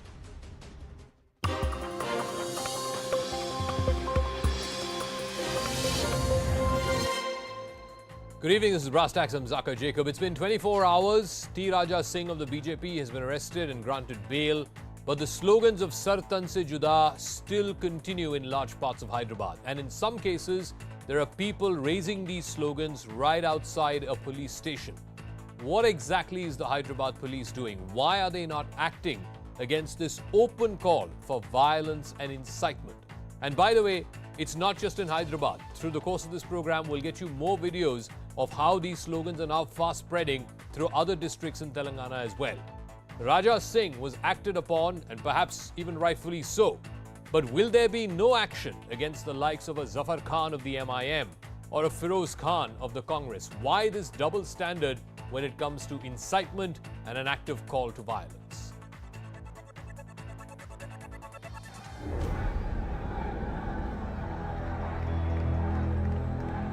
Hyderabad on the boil. Street protests across the city of Nizams on Tuesday and into today. At Shalibanda, at Charminar and the Old City, at Barkas Road and other pockets. First since Monday evening over a BJP MLA's video insulting the Prophet, then over this MLA being granted bail shortly after arrest on Tuesday. The anger comes out in his effigies set ablaze. The Rapid Action Force had to be called in. RAF, State Police and Armed Reserve Forces conducted flag marches. Sections were posted at Hindu-majority areas in the Old City. Standing out amid the mayhem, this. The slogan of hate that began to resound after Nupur Sharma insulted the Prophet and becomes the phrase of radical Islamist rage again. The AIMIM that comes out guns blazing against the BJP distances itself from the slogan itself, though it was allegedly raised by an MIM leader, even as the party vents out at T. Raja Singh insulting the Prophet. उन पर action लेना चाहिए, उनको jail भिजाना चाहिए. Jail में ही वो सही जगह है, बल्कि जेल नहीं बल्कि उनकी पुलिस कस्टडी लेकर उनका वॉइस सैंपल लेकर FSL को भिजाना चाहिए ताकि एक लीगली स्ट्रांग केस उनके खिलाफ बने. A Congress Neta also jumps in with hate rhetoric, though again his party claims to distance itself. और राजा सिंह जो भी तू स्टेटमेंट दिया, वो स्टेटमेंट को तू माफी चाह, और अगर से तू नहीं चाहेगा माफी, हर एक मुसलमान को बोल रहा हूं मैं, राजा सिंह जिधर भी देखा गाड़ी रोक के मारो उसको. The man at the center of the storm. BJP MLA from Goshamal in Hyderabad, T. Raja Singh, got a hero's welcome on returning home. Bail within hours of arrest was seen as a victory by some, though it fueled anger elsewhere. The BJP has issued him notice on why he shouldn't be expelled from the party. And it steps up demands for action against alleged hate raisers like AIMIM corporator Zafar Khan. A BJP MLA, an insult to the Prophet, and communal tensions fueled for politics, with elections in Telangana due next year as the backdrop. It boils down to that. Who's fueling this vitriol? Who's looking to keep the fire burning for political ends? We have a full panel joining us here on Talking Point. We'll be joined in a moment by Mohammad Feroz Khan of the Congress, the same Congress leader who made those derogatory comments against Raja Singh. Dr. Abdul Manan is spokesperson of the AIMIM. Bachu Srinivas, TRS leader, is on the broadcast. Rashmi Sawant is the former president of the Oxford Students' Union. Shahid Ali is advocate and leader of the Muslims United Front. Vimulapati Patabi is a senior advocate and will also be joined by Arun Anand, the first post. But first, let me go across to Mr. Manan of the AIMIM. There were protests today, sir, at Charminar, at Shalibanda, at Mughalpura, at Khilwat. There were open sloganeering of Sartan se Juda, Sartan se Juda, including by one of your corporators, Zafar Khan, who's been leading these protests for the last 2 days. Why is the MIM not taking any action against him? Shouldn't the people who raise these provocative slogans, these unconstitutional slogans, should they also not be acted upon, just like T. Raja Singh was acted upon by the Hyderabad police? देखिए, इस मसले में हमारे leader Asaduddin Owaisi साहब ने बयान दे दिया है कि हम किसी को प्रोटेक्ट नहीं करेंगे और हम इस नारे के खिलाफ है कि सरतन से जुदा। लेकिन सवाल इस बात का पैदा होता है कि अगर इसी तरह से प्रोवोक करते रहेंगे लोग, चाहे टी राजा हो, चाहे नूपुर शर्मा हो, चाहे नवीन जिंदल हो, तो बीजेपी ने एक रस्म चला रखा है, ट्रेडिशन चला रखा है कि इंसल्ट, मान लिया कि मनोवर फारूकी ने कोई ड्रामा किया या कोई प्रेजेंटेशन किया जिसमें किसी की भावना को ठेस पहुंचा, तो इसका जवाब क्या आरएसएस और बीजेपी के लोग रसूलुल्लाह सल्लल्लाहु अलैहि वसल्लम से गुस्ताखी से लेंगे? और क्या जो है इनका स्पोक पर्सन नूपुर शर्मा जो आरएसएस, लेकिन मनन साहब, मैं साफ साफ आपसे पूछ रहा हूं, राजा सिंह ने जो बोला वो गलत बोला, उसके खिलाफ एक्शन ले लिया उसके पार्टी ने। आपकी पार्टी के कॉर्पोरेटर है जफर खान, जो लोगों को भड़का रहा है, लोगों को लीड कर रहा है ये ऐसे नारे लगाने के लिए कि सर तन से जुदा, सर तन से जुदा। 24 घंटे हो गए, आपने क्या कुछ शो कॉज नोटिस भेजा उसको? आपने उसको सस्पेंड किया? आपने उससे जवाब मांगी कि क्या कर रहे हो तुम? आप भी आते हो टीवी पे, आपके लीडर ओवैसी साहब भी आते हैं टीवी पे और बोल देते हैं कि हम कंडेम करते हैं। कंडेमनेशन से क्या होगा? कुछ नहीं होगा। नहीं, अरे भाई, तो ये बात तो आप करो ना, ये मोदी सरकार से पूछो कि टी राजा को जो है लाइफ पूरी जिंदगी के लिए क्यों ना बीजेपी से जफर खान आपकी पार्टी की है कि मेरे चैनल के है? तो आपकी पार्टी के सदस्य है, आपके पार्टी के कॉर्पोरेटर है, तो दायित्व किसकी बनती है कि उससे सवाल पूछना कि ऐसे क्यों भड़का रहे हो लोगों को, ऐसे नारे क्यों लगा रहे हो लोगों से? क्या आप पूछेंगे कि मैं पूछूं? कॉर्पोरेटर के लिए असदुद्दीन ओवैसी साहब हमारे अध्यक्ष ने टीवी चैनल पे ही आके कहा है कि हम एक्शन लेंगे, वो एक्शन दिखेगा। तो है कहा एक्शन? 24 घंटे हो गए, बीजेपी ने तो कम से कम एक्शन लिया है टी राजा सिंह के खिलाफ। अरे बीजेपी क्या एक्शन लेगी? बीजेपी ने तो 14 आरोपियों को जिन्होंने रेप किया और जिन्होंने मर्डर किया उनको छोड़ दिया। अरे टी राजा सिंह के खिलाफ तो एक्शन तो लिया है, सस्पेंड कर दिया टी राजा सिंह को, शोकॉस भेजा है उन्होंने टी राजा सिंह के खिलाफ। आपकी जब बीजेपी की पॉलिसी है कि वो रसूलुल्लाह सल्लल्लाहु अलैहि वसल्लम को इंसल्ट करे, क्योंकि ये कोई मनान साहब सीधा सा सवाल है, दो लोग हैं जो गिल्टी है, एक के खिलाफ उसके पार्टी ने एक्शन किया है। आप ये कह सकते कि ये एक्शन कम है या ये एक्शन काफी नहीं है, वो दूसरी बात है, लेकिन एक्शन तो लिया है ना बीजेपी ने। आपकी पार्टी ने क्या किया अभी तक? कुछ नहीं किया जफर खान के खिलाफ। बीजेपी तो जो 57 कंट्रीज हैं वो उसके लिए जो जिन्होंने जैसे सर मैं आपसे पूछ रहा हूँ पिछले 24 घंटे में जो घटना घटी है उसके बारे में पूछ रहा हूँ। आप कहाँ पड़े हैं 57 देशों के पीछे? 24 घंटे में टी राजा सिंह ने कुछ बोला और आपके प्रवक्ता आपके कॉर्पोरेटर जो है आके लोगों को भड़काया है, उसके खिलाफ एक्शन हुआ है, इसके खिलाफ कुछ नहीं हुआ अभी तक। तो इसका मतलब क्या है? AIMIM सिर्फ टीवी पे आते हैं, ओवैसी साहब सिर्फ टीवी पे आते हैं और बोलते हैं कि हम कंडेम करते हैं, हम निंदा करते हैं, बस और कुछ नहीं करेंगे। कंडेम निंदा करते ही हैं, कभी MIM इस फेवर में रही ही नहीं कि तो एक्शन कौन लेगा साहब? कानूनी काम करे साहब एक्शन कौन लेगा आपके पार्टी के सदस्य के खिलाफ? ओवैसी साहब ने कहा एक्शन कौन लेगा? आप लेंगे कि कोई और आके लेगा? वो इंक्वायरी कर रहे हैं ओवैसी साहब, उस पर करेंगे इंक्वायरी, शोकाज नोटिस दिया है, इंक्वायरी करेंगे। We have this amazing scenario and I want to ask Bachu Srinivas. Bachu Srinivas, nobody is condoning what T Raja Singh said. T Raja Singh said something absolutely uncalled for and he has been dealt with. You know, the police have arrested him, he's gotten bail. But why is the Hyderabad police, Bachu Srinivas, not acting against these people? Tomorrow they've given an entire Bandh call in Old City in Hyderabad. Who are these people? Why is the Hyderabad police condoning them? Why is the Hyderabad police not taking action against these people? First of all, very good evening. And it is very happy to join the debate. I think you are very mistaken, sir. It is under the control of, the Hyderabad is fully control of, under the Telangana police, and even our Chief Minister and DCP, all are observing the situation and they are looking into the matter, and whatever the things has to take the precautions which are in the Old City, wherever it is something wrong take place, our police people are taking care. Some march fasts also going there. Even I am able to see from CNN also. And we, the people who do the violence in Hyderabad, either any religion or any community or any party, we never excuse anybody. Sir, I am giving you what has happened in the last 24 hours in Hyderabad. Yes, you took action against Raja Singh and rightfully so. You went and arrested him for the comments that he made.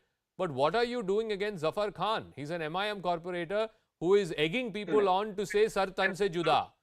Do you believe in this sloganeering, Sar Tan Se Juda? In a constitutional republic like India, is there any place for beheading? And these slogans have been going on since Tuesday morning. And let me tell you one thing. The complaints against Mr. Raja Singh were there. So we have arrested him. And as per the constitution, as per the law, whatever the things has to be taken, things have done. And he went for the, he has sent to the jail and he has taken the bail as per the rule. The things have completed. As so you will now wait for somebody to come and make an official complaint against Zafar Khan. Without that, you will not, suo moto, Telangana police, Hyderabad police will not take any action. Definitely we take the action. But in the right time, our government will take the action. We never excuse. I say, whoever they may be, either it is out of the religion or out of the caste or community. Okay. We take action. Rashmi Samant, today we had the MIM chief, Mr. Asaduddin Owaisi, write to the Telangana Assembly Speaker P. Srinivas Reddy and asked him to initiate expulsion proceedings against the BJP MLA T. Raja Singh for his comments on Prophet Muhammad. But the same MIM party's leader, Mr. Akbaruddin Owaisi, a few days back, had made extremely derogatory comments about Hindu gods and goddesses. No one is writing to the speaker asking why his MLA status should continue. Secondly, I keep coming back to this. On camera, Zafar Khan has been caught on camera inciting people to sloganeer with these violent slogans. On camera, Mohammad Firoz Khan of the Congress party is seen egging Muslims across Hyderabad to attack Raja Singh wherever they find him. But no action is being initiated either by MIM against their own party member or by Congress against their own party member. It seems like the rules seem to apply for Raja Singh and the BJP but not for others. Rashmi Samant. Right. So I feel that, firstly, the lack of action against people sloganeering, Sar Tan Se Juda, it clearly points that there is some sort of complicity behind the scenes, behind all of the leaders, that, they're just okay with it. And just for the sake of political correctness and diplomacy, they go out and, put out these condemnatory statements. That's it. Because there is no action, as you can see. It's been more than 24 hours. And, all of these fake promises that it's going to come. I mean, you can already say that it's going to do no good, because we've seen across India how exponentially violence has, has happened. And, these calls, they're not silly. They have actually translated to real time violence. So it cannot be taken lightly. And the way it's being dealt with, it seems like an attempt to, play vote bank at a time when it's very critical to, safeguard lives. It's up to the court to, prosecute and process whatever Raja Singh said, whatever the MP said. But it is up to the government to take whatever steps necessary to make sure that, there's no violence and that innocent people do not get beheaded just because there's a mob out there baying for blood. And there are other politicians who are inciting the mob to do more of this and celebrating all of that. Shahid Ali, we saw after the Nupur Sharma episode how there were protests across, major cities. In Delhi there was protests, in Mumbai there was protests, with these open sloganeering of Sar Tan Se Juda. Nobody decided to take any action at that time. And then look what happened. We all know what happened to Kanhaiya Lal in Rajasthan. We all know what happened to Umesh Kole in Maharashtra. Are we waiting for another beheading to happen before we start taking seriously the sloganeering that's happening in Hyderabad? Sir, action should not only be taken, but it should be felt by everyone that yes, the action has been taken. Action should be seen as the action has been taken. Now the actions just for eyewash, in fact, instigate peoples to come on roads. Now the action should not be just for an eyewash. As far as the Nupur Sharma is concerned, as far as this Raja Singh is concerned, we have seen Raja Singh was bailed out yesterday only. And till now, the TRS government has not taken any action to rectify those mistakes, to wipe out those lacunas which were left therein. The magistrate was bound to release him on bail. Now these kind of things instigate people to come on road. In fact, Sir, among the people are you saying that the instigation is are you saying instigation? No, instigation is grounds enough for people to come out on the streets and say Sar Tan Se Juda? मतलब वो कौन सा instigation है ये? Sir, let me complete my statement. There are people's in fringe elements among all. We have seen in Delhi when the peoples were chanting Goli Maro Salon Ko, which led to Delhi riots, wherein more than 100% were killed. Now we have also seen these kind of statements, Sar Tan Se Juda. So both are equals. Now whether any action was taken against those persons, against Anurag Thakur, against Kapil Mishra, when Sir, they were making you may argue that the action against Tira. No, once again, Shahid Ali, listen to me. No, Shahid Ali, listen to me. You may argue, and you're well within your right to argue that the action against T. Raja Singh is not commensurate, according to you. Fair enough. I don't have a problem. But कुछ तो हुआ. Zafar Khan के खिलाफ क्या हुआ? All these mobs who are shouting Sar Tan Se Juda, उनके खिलाफ क्या हुआ? Are we waiting for the next Kanhaiya Lal to happen in Hyderabad? Absolutely not. Are we waiting for the next Umesh Kole to happen in Hyderabad? उसके बाद लेंगे आप action. कुछ तो हुआ is not sufficient. कुछ तो हुआ is not sufficient. There is law embodied in IPC. IPC says that the punishment is 5 years. D. Raja was bailed out on the same day. You are saying that कुछ तो हुआ. The same IPC does not apply to Sar Tan Se Juda. No, Mr. Ali, same IPC does not apply to Sar Tan Se Juda. उसमें भी charge कीजिए ना 153A and 295A कीजिए, कौन रोक रहा है आपको? That applies to Kapil Mishra, that applies to these persons. It applies to these fellows also, no, who are saying Sar Tan Se Juda. Go ahead, apply IPC 153A. Go ahead, apply IPC 295A. क्यों नहीं कर रही है सरकार? क्यों नहीं कर रही? Please, that should be applied. That should be applied, but that should be applied against all. You are basically waiting for the next beheading to happen. That is basically what you're saying. You are saying tonight on the show, let the next beheading happen, तब तक के लिए कुछ action नहीं लेंगे. तब तक के लिए कुछ action नहीं करेंगे. I am saying. Amazing. I am saying that the particular statements led to Delhi riots with more than 100% killed. So Now, are you these waiting for statements Hyderabad now lead riots to before you certain take other action things, against these fellows who certain are saying untoward Sartan se incidents? Juda? Absolutely not. Then? Absolutely not. Then? What I am saying, the action should be taken, stricter action should be taken against all, irrespective of religion. My view is very, very clear. I am very, very Irrespective of clear religion, in my action thought should be taken process. against all. You cannot have double standards. I'm saying this again and again. Yes, everyone is well within their right to say, okay, the action against Raja Singh was not commensurate. Bahut, matlab, it was he was given a long rope. He was quickly given bail on the same day itself. All of it valid points. But to say that action will only be taken against Raja Singh and action will not be taken against these fellows who are chanting Sartan se Juda, that is open double standards. Whosoever tries Mr. to Patabi. create a Mr. rift in the Patabi, society, the law applies whosoever whether makes it is that to kind of Zafar statement, Khan action or should to be Feroz taken. Khan or to But T. those Raja persons Singh, should not- the should law also is not the be same. spared. If they are found inciting, they are found inciting. It has to be 153A and 295A. You cannot have selective application of the law. Mr. Patabi is a senior lawyer. Yes. Yes. I'm sorry, the voice has cut. Yeah, go ahead. I can hear you. Go ahead. I can hear you. Go ahead. See, what's happening in Telangana, especially in Hyderabad, it is a very sad state of affairs. Hyderabad is now, over the period, is filled up with hate. You know, these politicians are building up lots of hate. I won't say one particular party, but each party is contributing a lot to build up that hate and creating a sort of insecurity among citizens. Now, the question here is not whether Raja Singh has committed a wrong or a Muslim corporator has committed a wrong, but why I am asking the Telangana government, why you have not taken action against each and every one of these people who are inciting the public into violence and by making such very damaging statements. So why are you being discriminatory? Why are you being partial? Why can't you take action against those who are making such violent statements? And today, in fact, it is a very unfortunate thing that the old city has been closed because people are expecting violence. The police is expecting violence. And one more thing why I asked the government of Telangana is, you could have called the MIM leaders, the Congress leaders, the TRS leaders, and whoever is concerned, and ask them to control the religious concerned party people, instead of simply every party person saying that we are sure law has to take its course.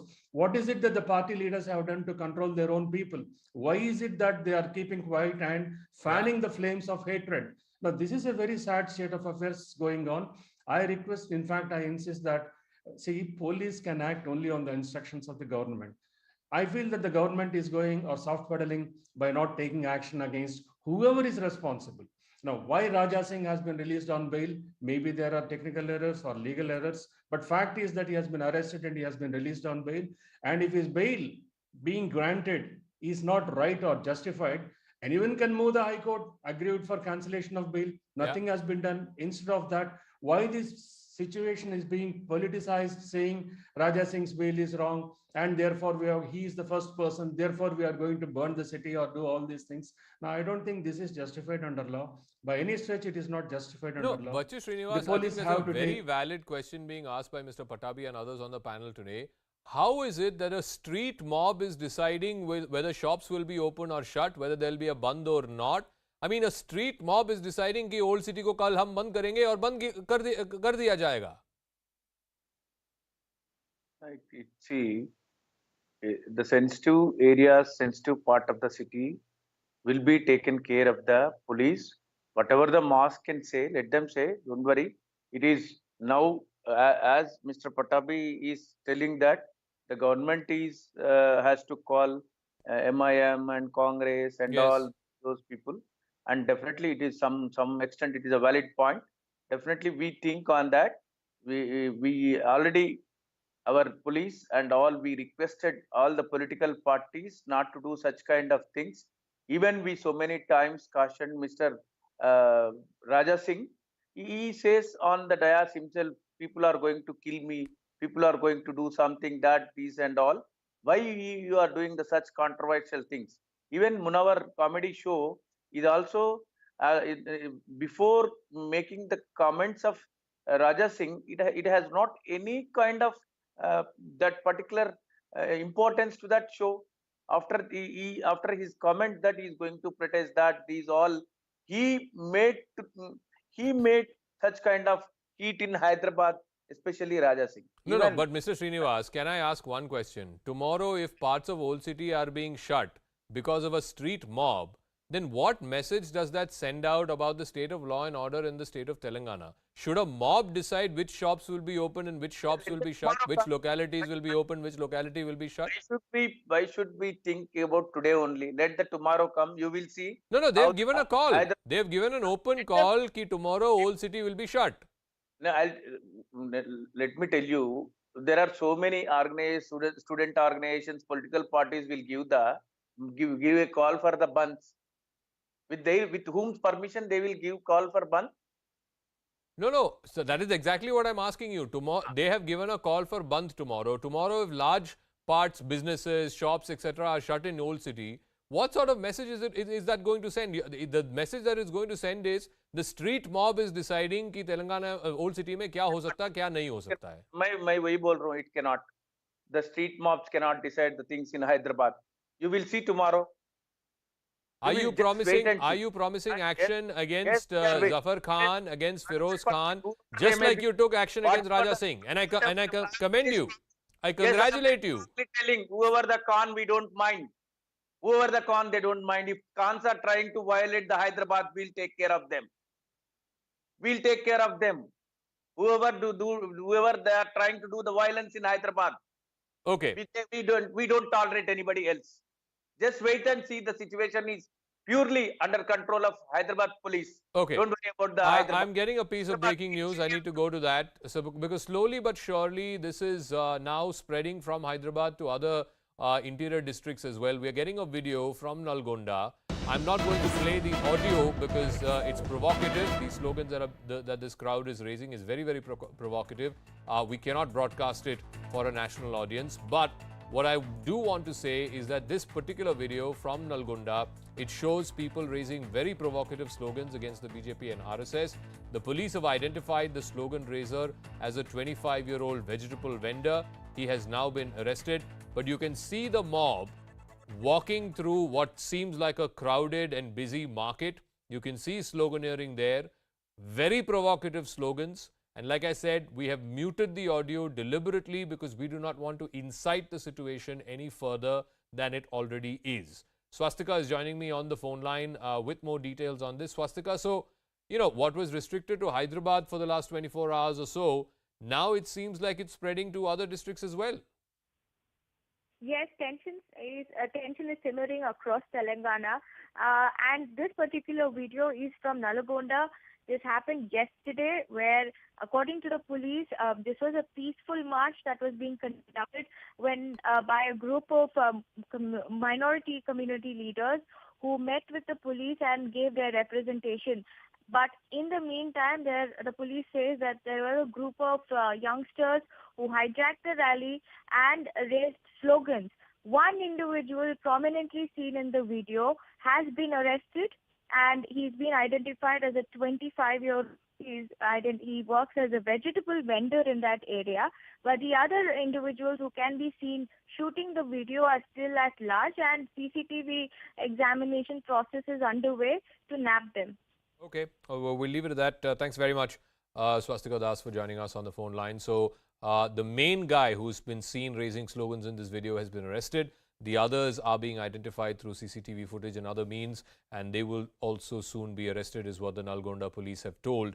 But like I said, the reason why we are not playing out that audio and we've muted that audio is because it's an open threat to the RSS and to the BJP. It's provocative in its very nature, and therefore, as a responsible broadcaster, we are not going to be playing that audio. But it does show how this is now spreading from Hyderabad to other interior districts as well. But let me go back to Rashmi Samant. Rashmi Samant, the thing that is being said by TRS, Congress, other opposition parties is that Mr. Raja Singh is a habitual offender. The BJP may have suspended him, but look at the kind of reception he got after he came back on bail, and that too within a day after he got bail from the additional Chief Metropolitan Magistrate. People were taking aarti of this man. There were Jai Shri Ram slogans. It's almost like he was being venerated like a hero. And for what? For making a derogatory comment about Prophet Muhammad?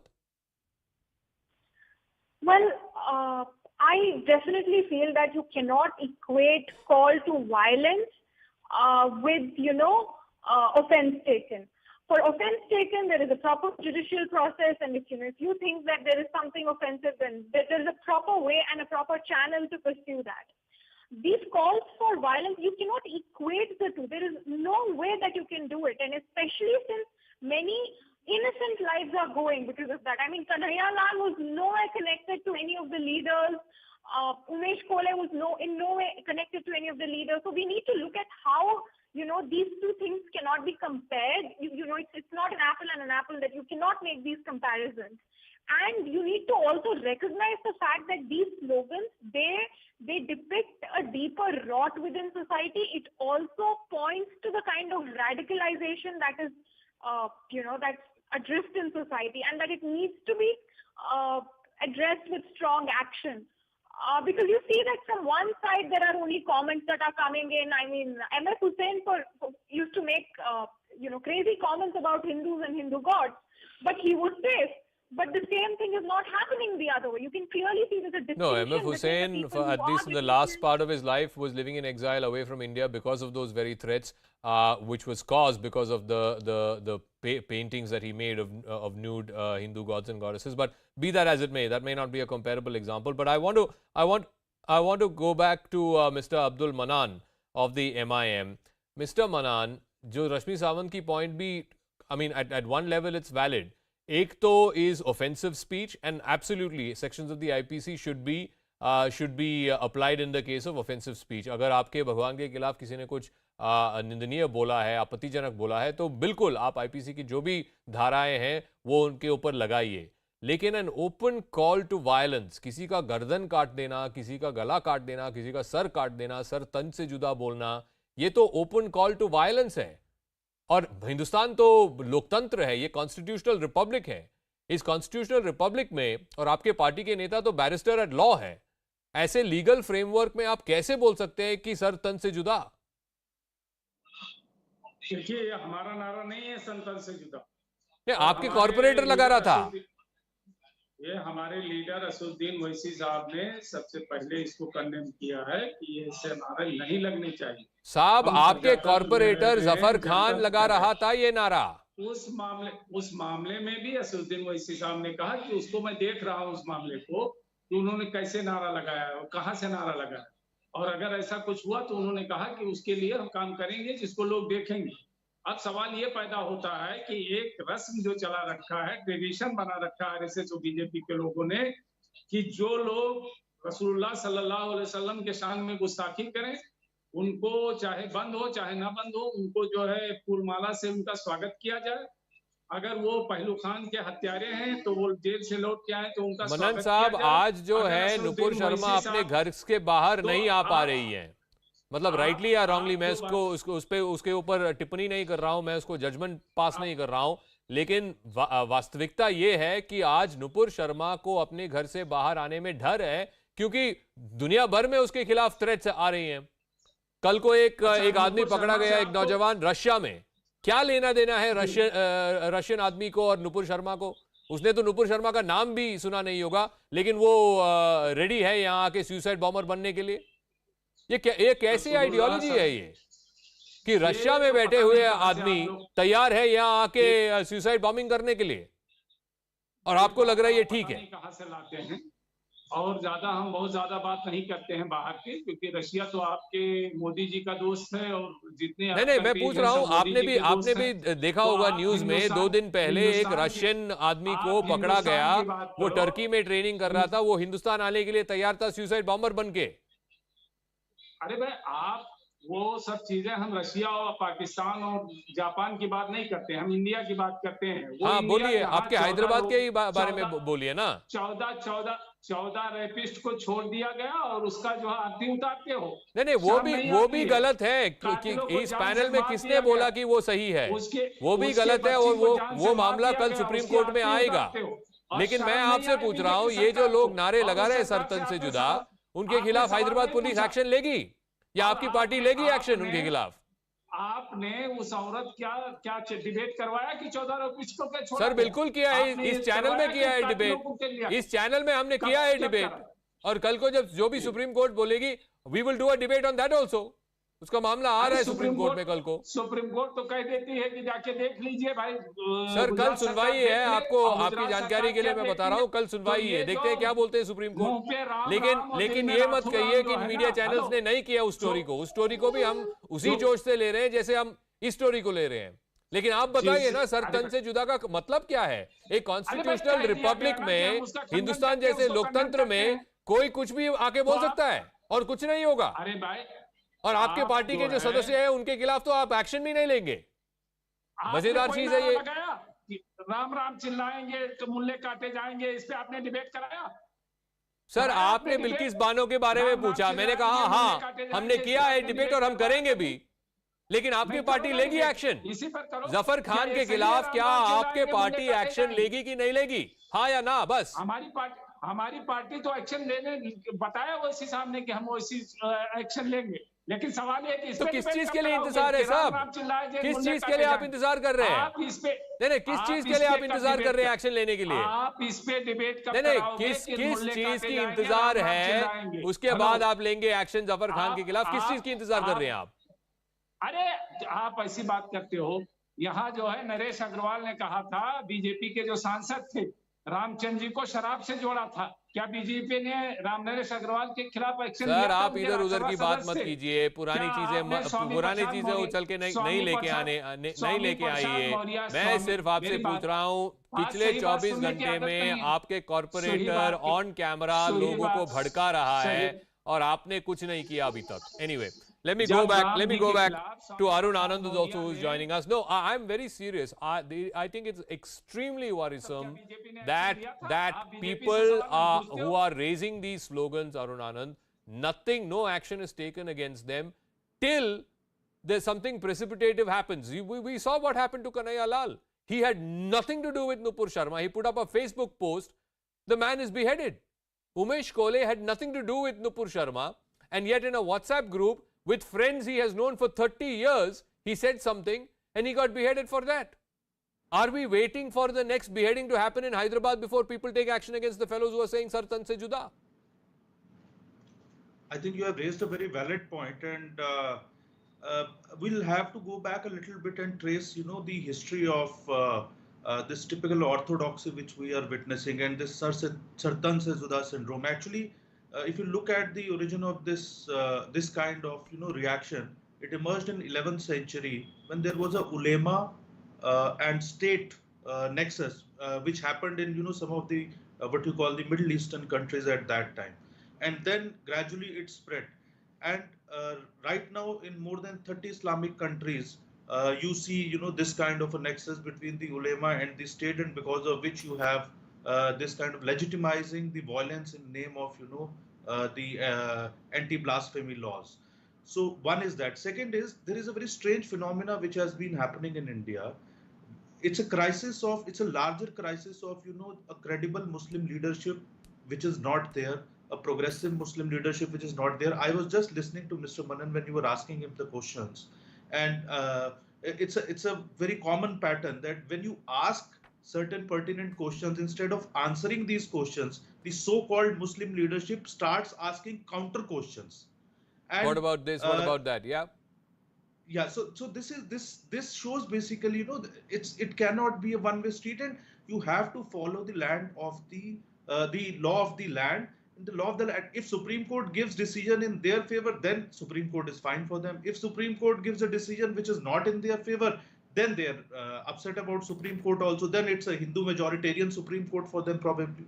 So I think, it's a larger crisis. All of us have to sit together, because Hindus cannot provide a progressive leadership to the Muslim society. The Muslims have to have a progressive leadership, and the current leadership is I would call, a grave curse to the present Muslim society. No, yesterday we had Mr. Owaisi on the channel, and he said he condemns the Sar Tan se juda.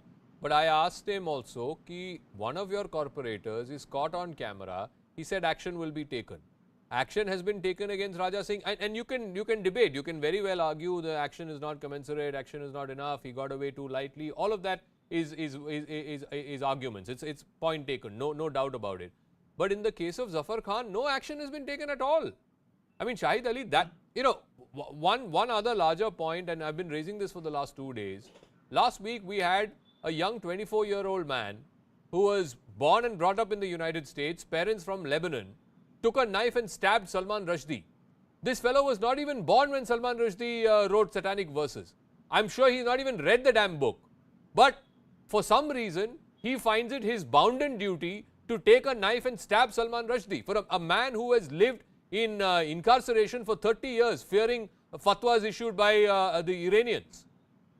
You tell me, what sort of blinded ideology is this?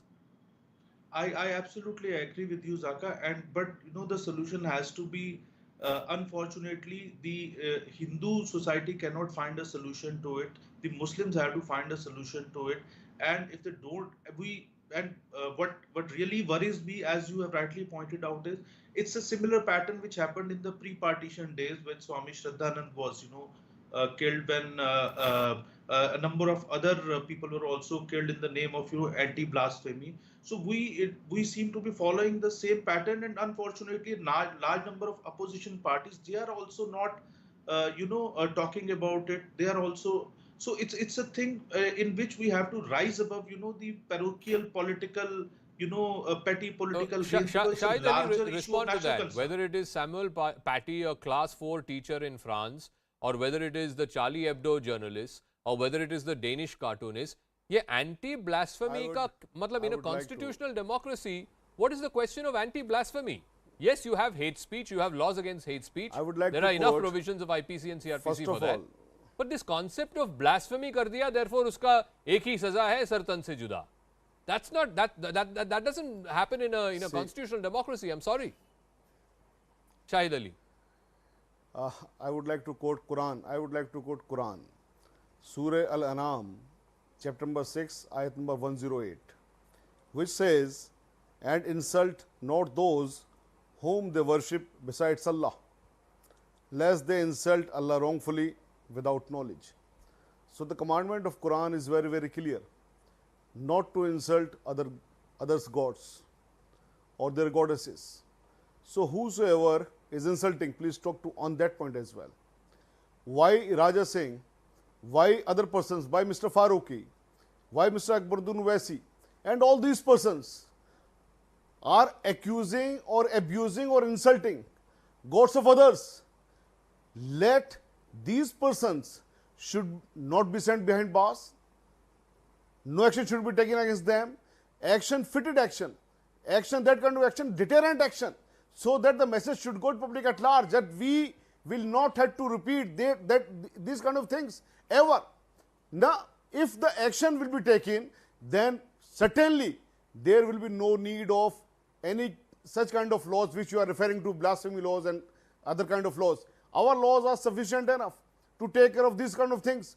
So please spirit these words that whosoever is insulting gods of others should be dealt with specifically and the law strictly should be in terms of equally IPC. applied to a Raja Singh as it should be applied to an Akbaruddin Owaisi or to a No, Zafar Khan. no, law has second. not been applied upon Raja Singh. One second. I'm law getting has another not been piece of applied breaking news. against Shahid Ali, Raja give me a Singh. moment. Give me a moment. I'm getting another piece of breaking news. Another video has come to light. This is of another MIM corporator raising the same Sar Tan Se Juda slogan. Nazreen Sultana is a corporator of the MIM from Mughulpura. In fact, all day today there were protests in Mughulpura. You can see her there. She's the lady in the hijab. Listen to what she's saying. She's leading a rally where openly beheading slogans were raised. This video is from last night. No action either by her party or by the Telangana police. Listen into the video.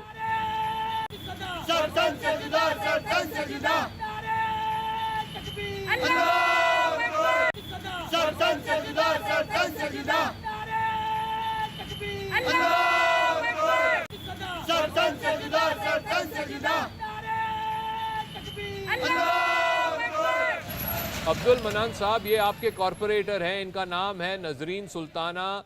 ये corporator है मुगलपुरा से, Hyderabad old city से। ये video कल रात की है। मैं आपसे पूछना चाहता हूं, क्या आपकी पार्टी एक्शन लेगी इनके खिलाफ? क्या आप डिसमिस कर देंगे कि ये आपकी पार्टी के सदस्य नहीं है? ये इलेक्टेड कॉर्पोरेटर है MIM पार्टी के। कुछ लेंगे एक्शन आप, या इसको भी एग्जामिन ही करेंगे आप?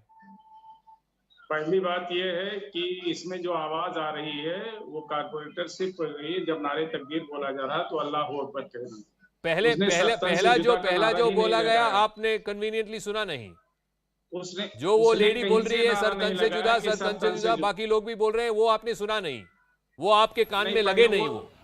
वो नारा सिर्फ ये कह रही है, नारे तकबीर अल्लाह अकबर से बोल रही है। सर उसके मैं दोबारा चलाऊं वीडियो को सुनेंगे आप? नहीं, मैं दोबारा चला सकता हूं आपको सुनने के लिए, साफ साफ सुनने के लिए मैं दोबारा चला सकता हूं। चलाइए, 10 सेकंड का ऑडियो है, चलाइए। And keep mister Manan on frame, keep mister Manan on frame.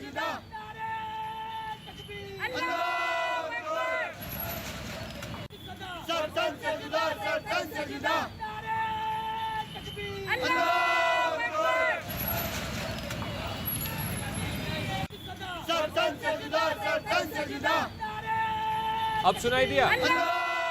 अब सुनाई दिया मनन साहब? मुझे तो सिर्फ अल्लाह अकबर सुनाई दे रहा है। सर आप तो अमेजिंग हैं, आपके कान भी अमेजिंग हैं, आपको सिर्फ आप वही सुनते हैं जो आप सुनना चाहते हैं। क्या है मतलब?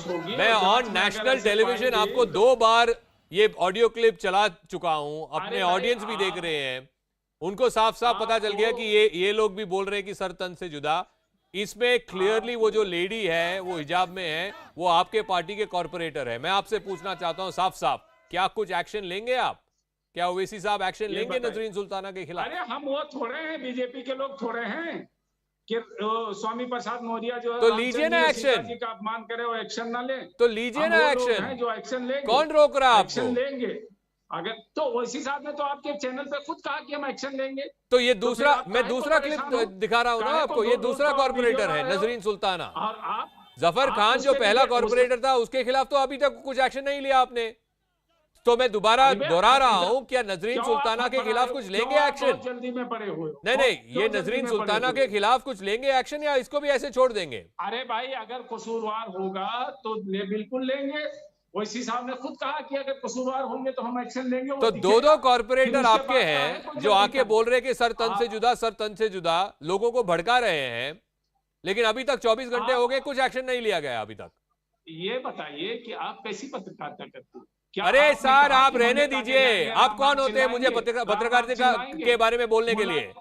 मैं आपको 2 उदाहरण दिया हूं आपके खुद के पार्टी के, और आपने ना एक्शन लिया उनके खिलाफ, और आप सिर्फ वही सुनना चाहते हैं जो आप सुनना चाहते हैं। क्या मजाक बना के रखा आपने और आपके पार्टी ने?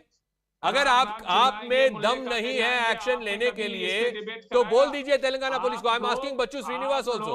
बच्चू Srinivas, please put him on camera, please put Bachchu Srinivas on camera. I have played the video, sir. It's there for you to see.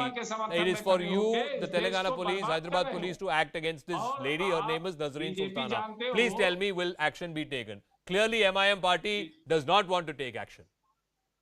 Please tell me. Bachchu Srinivas please, thank you. और आप लोग उसमें जो नहीं, बच्चू श्रीनिवास से बात कर रहा हूँ। मनन साहब आपका टाइम हो गया, मैंने आपको जवाब मांगा लेकिन आप जवाब नहीं दे रहे। But Bachchu Srinivas, to keep silence. I request Manan. Yes, Bachchu Srinivas.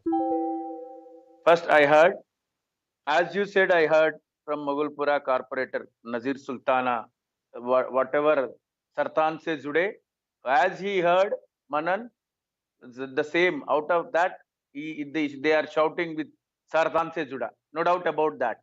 One thing I would like to tell you, I request from CNN to the Honorable OIC, the Parliament member and President of AIMIM, to take care of their corporators. This is the first I request him. And next, if it continues, Telangana police will not keep quiet. If really they want to make any kind of violence in Hyderabad city to disturb the peace and harmony, and the Telangana police, Telangana government will not excuse anybody. It is a promise of Telangana government to CNN news channel. This much I can say, Mr. Jacob, this much I can say to the Telangana people, and apart from Telangana people, to the entire nation of the people who are looking towards Hyderabad today. Telangana government is there to take care of the peace and harmony of Hyderabad. We never allow, we never excuse anybody else. We will put this issue to test. We will put this issue to test. I'm completely out of time. I want to thank Bachu Srinivas and all the other panelists. The ball is clearly in the court of both Mr. Owaisi. He has come out and said, yes, he's condemning those slogans. But today we have shown two corporators belonging to the MIM raising these slogans openly and publicly. Will Mr. Owaisi act against his corporators? Number one. Number two, and I take the word of Mr. Bachu Srinivas, the onus is also on the Hyderabad police. It's on the Telangana government to be seen as taking action against these people. Not just paying lip service, not just examining video footage, but be seen as taking action against anyone who is making an open call for beheading. Quick break. I'll see you on the other side.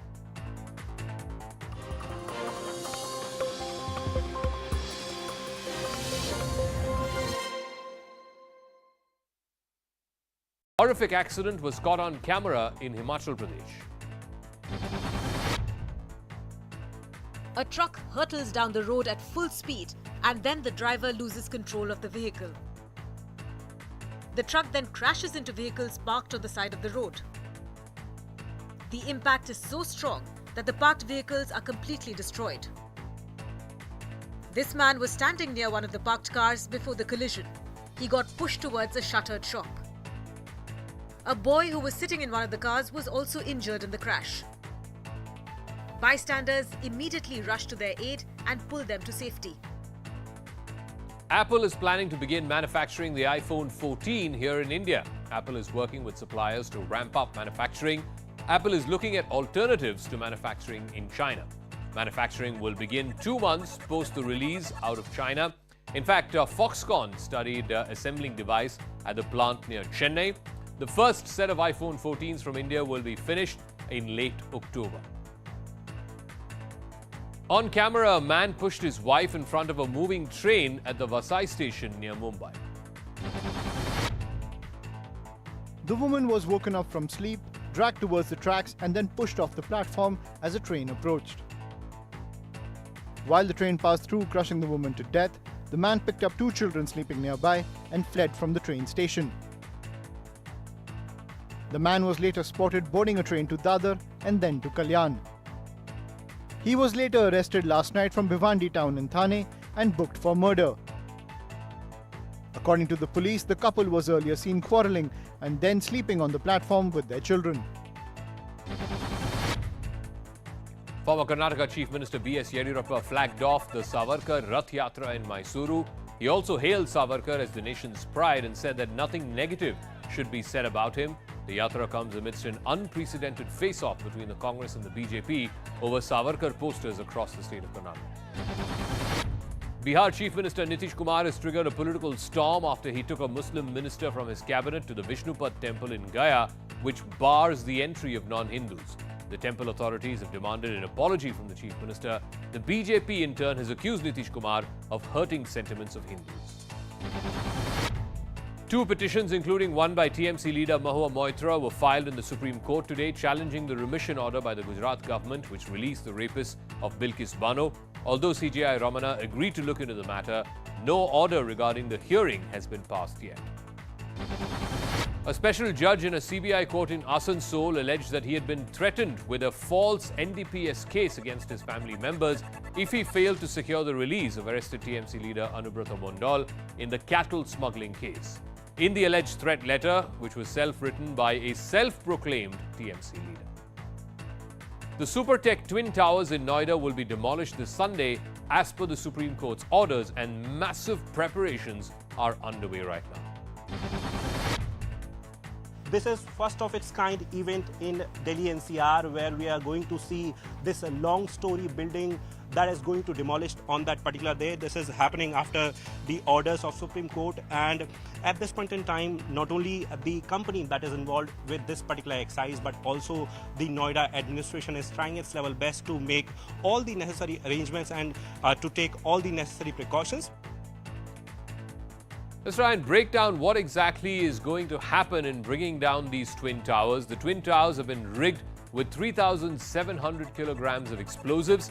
These explosives have been packed into 9,000 holes that have been drilled all across these two towers. 100 workers were part of the demolition team. In fact, the demolition is going to be so huge that about 5,000 residents.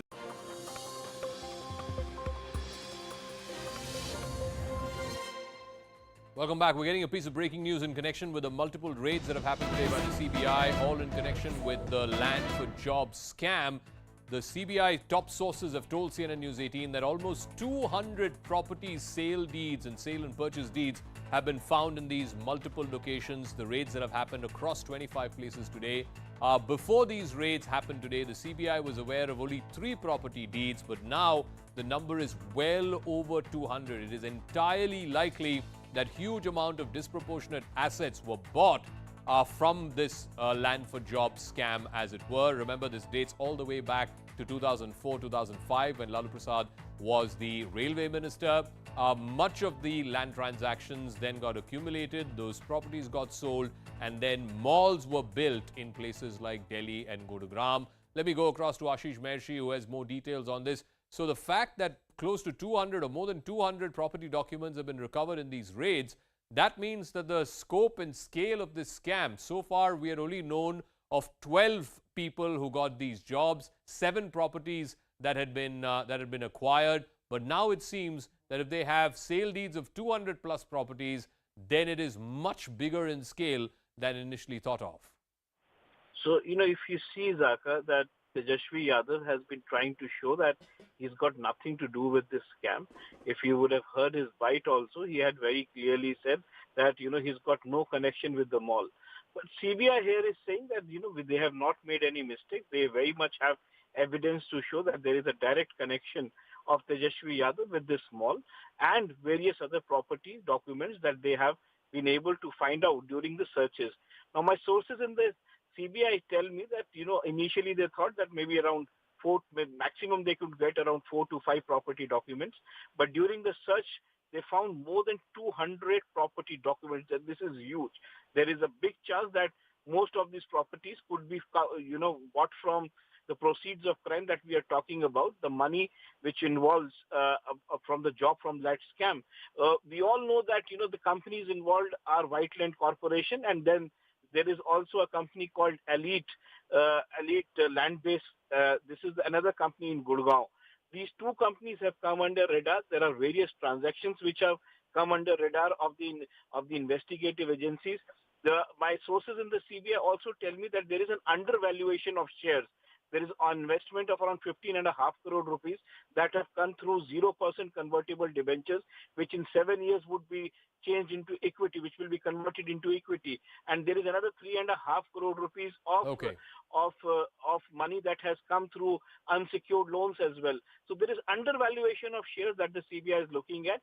And apart from that, there is a huge amount of property documents and big chances that these properties would have come through the proceeds of crime, that is through the money that has been generated through sale of properties which were purchased in Bihar by the Yadav property. Ashish, we'll leave it at that. We'll see how this story plays out. We'll be taking this forward at 10 o'clock as well with Maria Shakil. Meanwhile, let's shift focus to some of the other stories. Several parts of Rajasthan are badly underwater because of heavy rains, and Udaipur happens to be one of the worst hit places. This house could not withstand the fast-flowing flood waters. It was literally floating in the flood waters like a boat. Due to incessant rains, many rivers in Rajasthan are in spate. The river water has flown into towns and left them completely inundated. Several people have been trapped in their homes as a result of the floods. With roads turning into rivers, relief and rescue teams went out in boats to evacuate people. A terrorist captured from Jammu and Kashmir's Rajouri has revealed that he was part of a group that was tasked with carrying out a suicide mission in India. Tabarak Hussain has claimed that he and 4 to 5 other terrorists were sent by a Colonel Yusuf of the Pakistan Army. He was given 30,000 rupees to target Indian Army posts and he had in fact even recce'd some of them. कितने पीजे कितने सी कौन चौधरी यूनुस में चौधरी यूनुस कौन है army में army के पाकिस्तान की उन्हें की क्या कि भेजिए तुम कि जाके पोस्ट दो तो की करो हमला करो हमला करो बोले किदे होते हमला करना से किदे होते हमला करना से पोस्ट होते पोस्ट होते Well, China is keeping up the pressure on Taiwan. Right now, it's conducting night drills very close to the island. The Eastern Theater Command of the Chinese People's Liberation Army deployed several warplanes to carry out night flying drills. The Chinese warplanes were seen taking off, its orange trailing flame blazing through the night sky.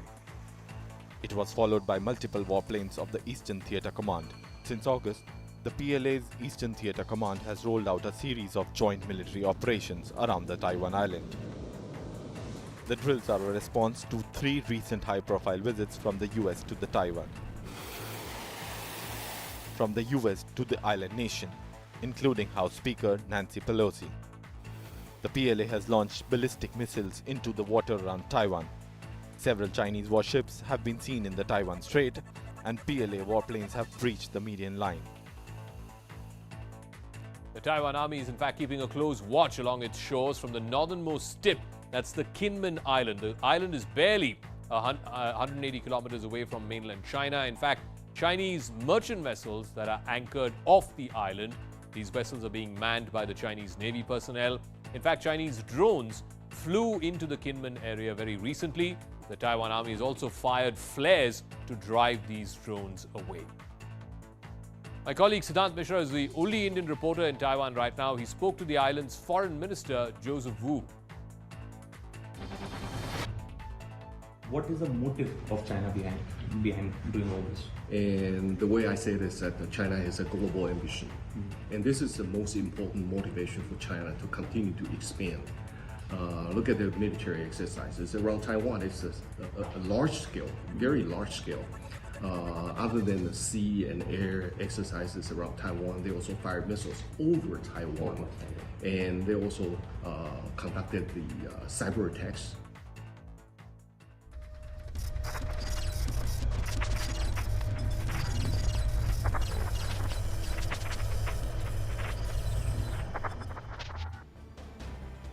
Everyone, you're watching News Epicenter with me, Maria Shakil. Today, we focus on the political storm that is raging in Bihar.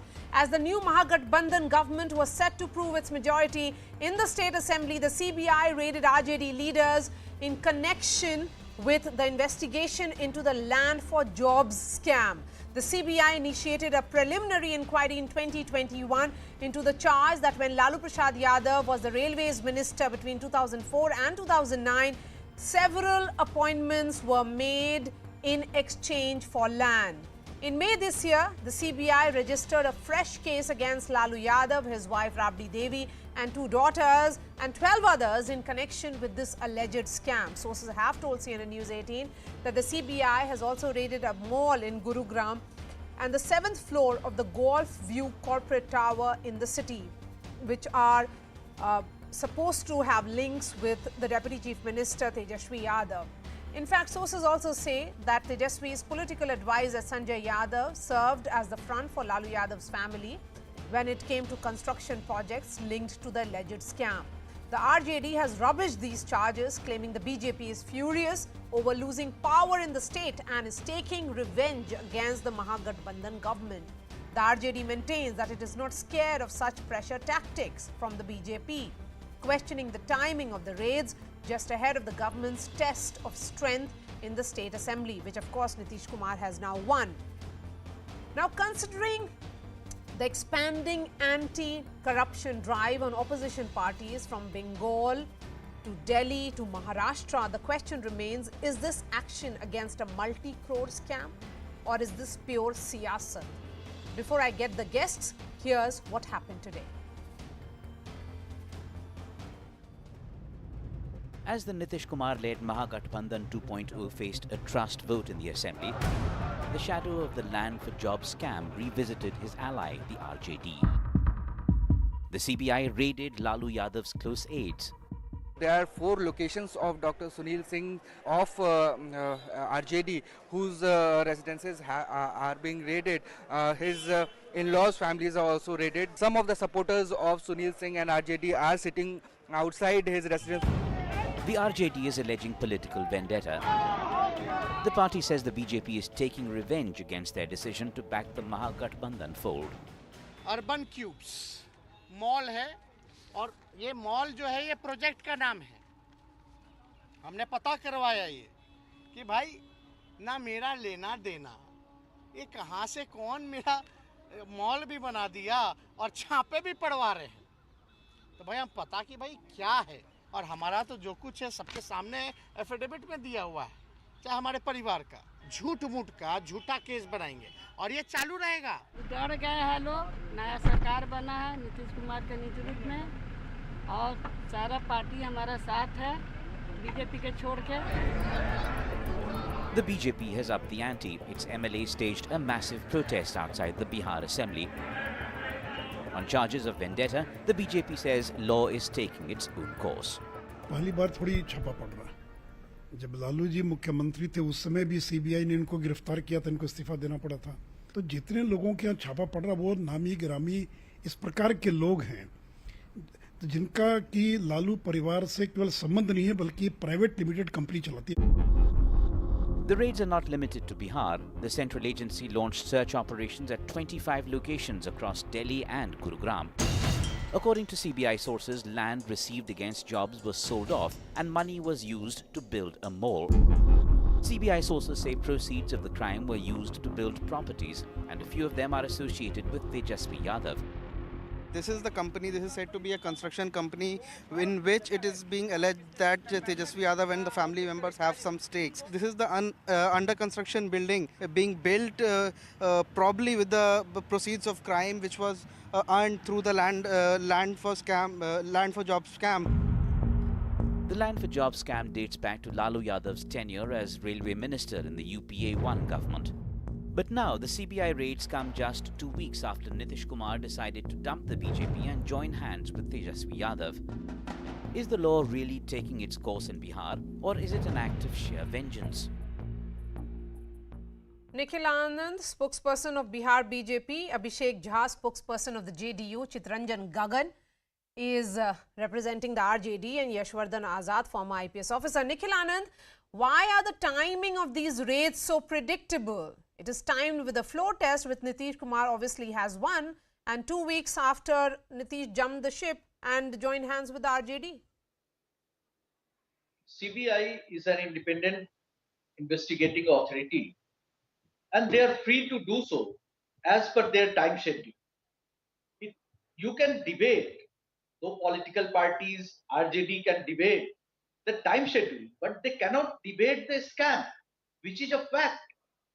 Even RJD, we have heard, they have found a proven, and CBI never raids any location without any fact, without any documentary evidence.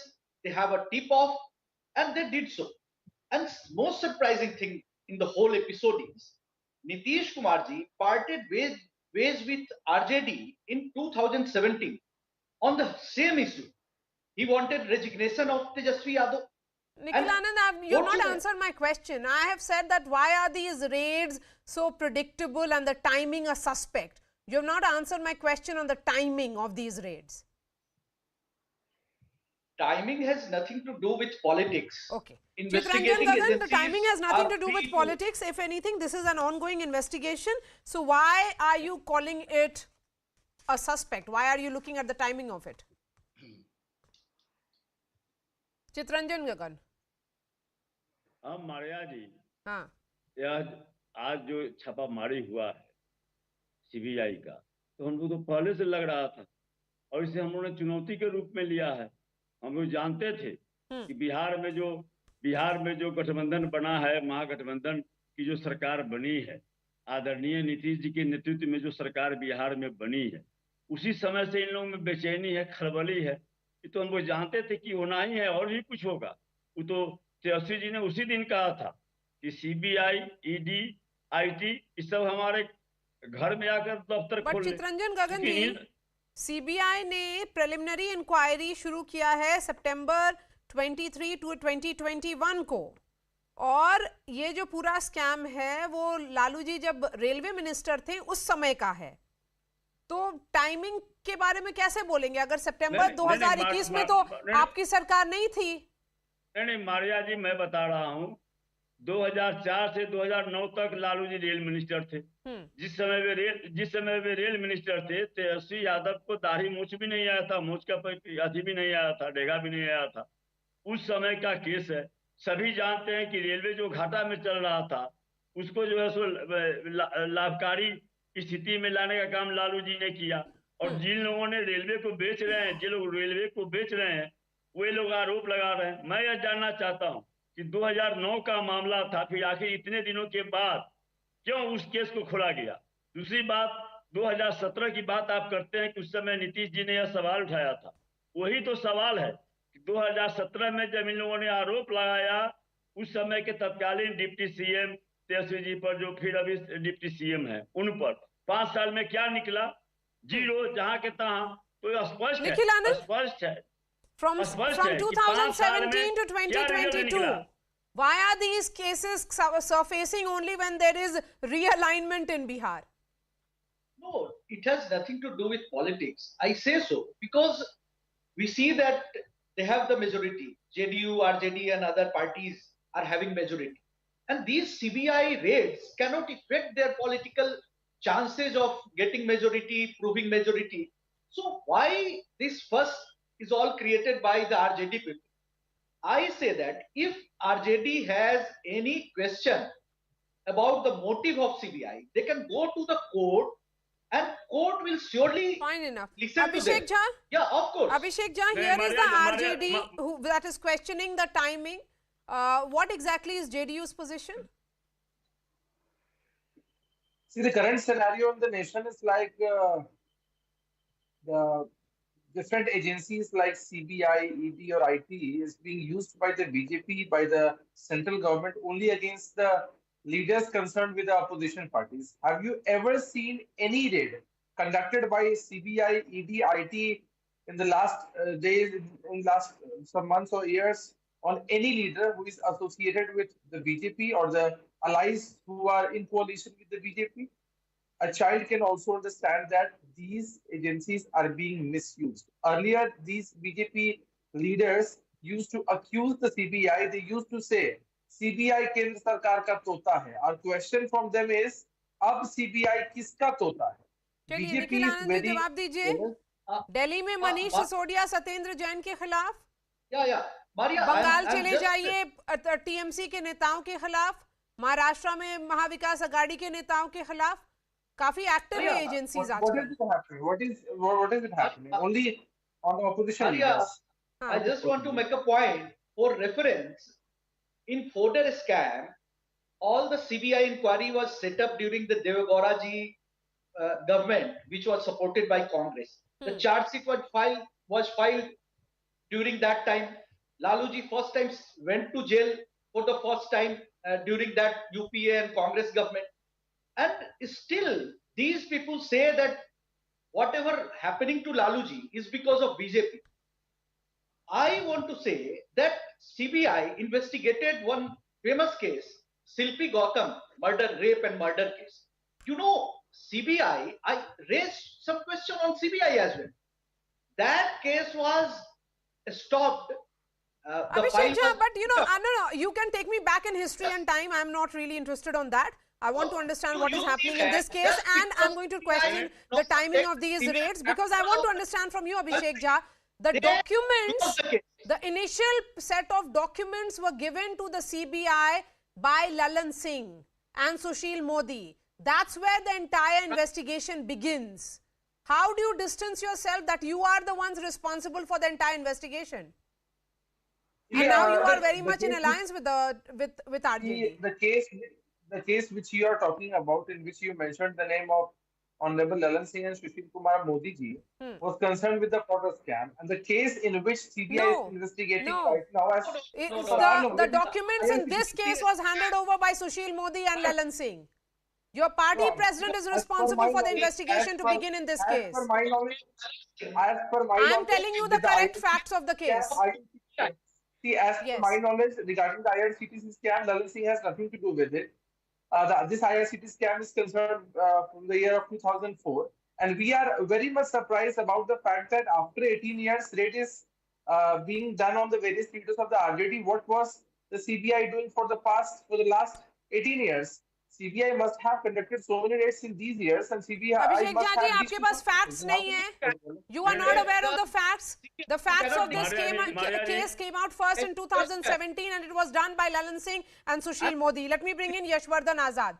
Yashwardhan Azad, you're looking at multiple sides, particularly what is happening in Bihar. Timing is a suspect is something that will be said. But the agency, CBI in particular, has had the highest conviction rate. So the agency in question is not ED, where questions will be raised about the entire machinery, but here the agency is CBI, which has done its job and has filed closure reports in the past as well.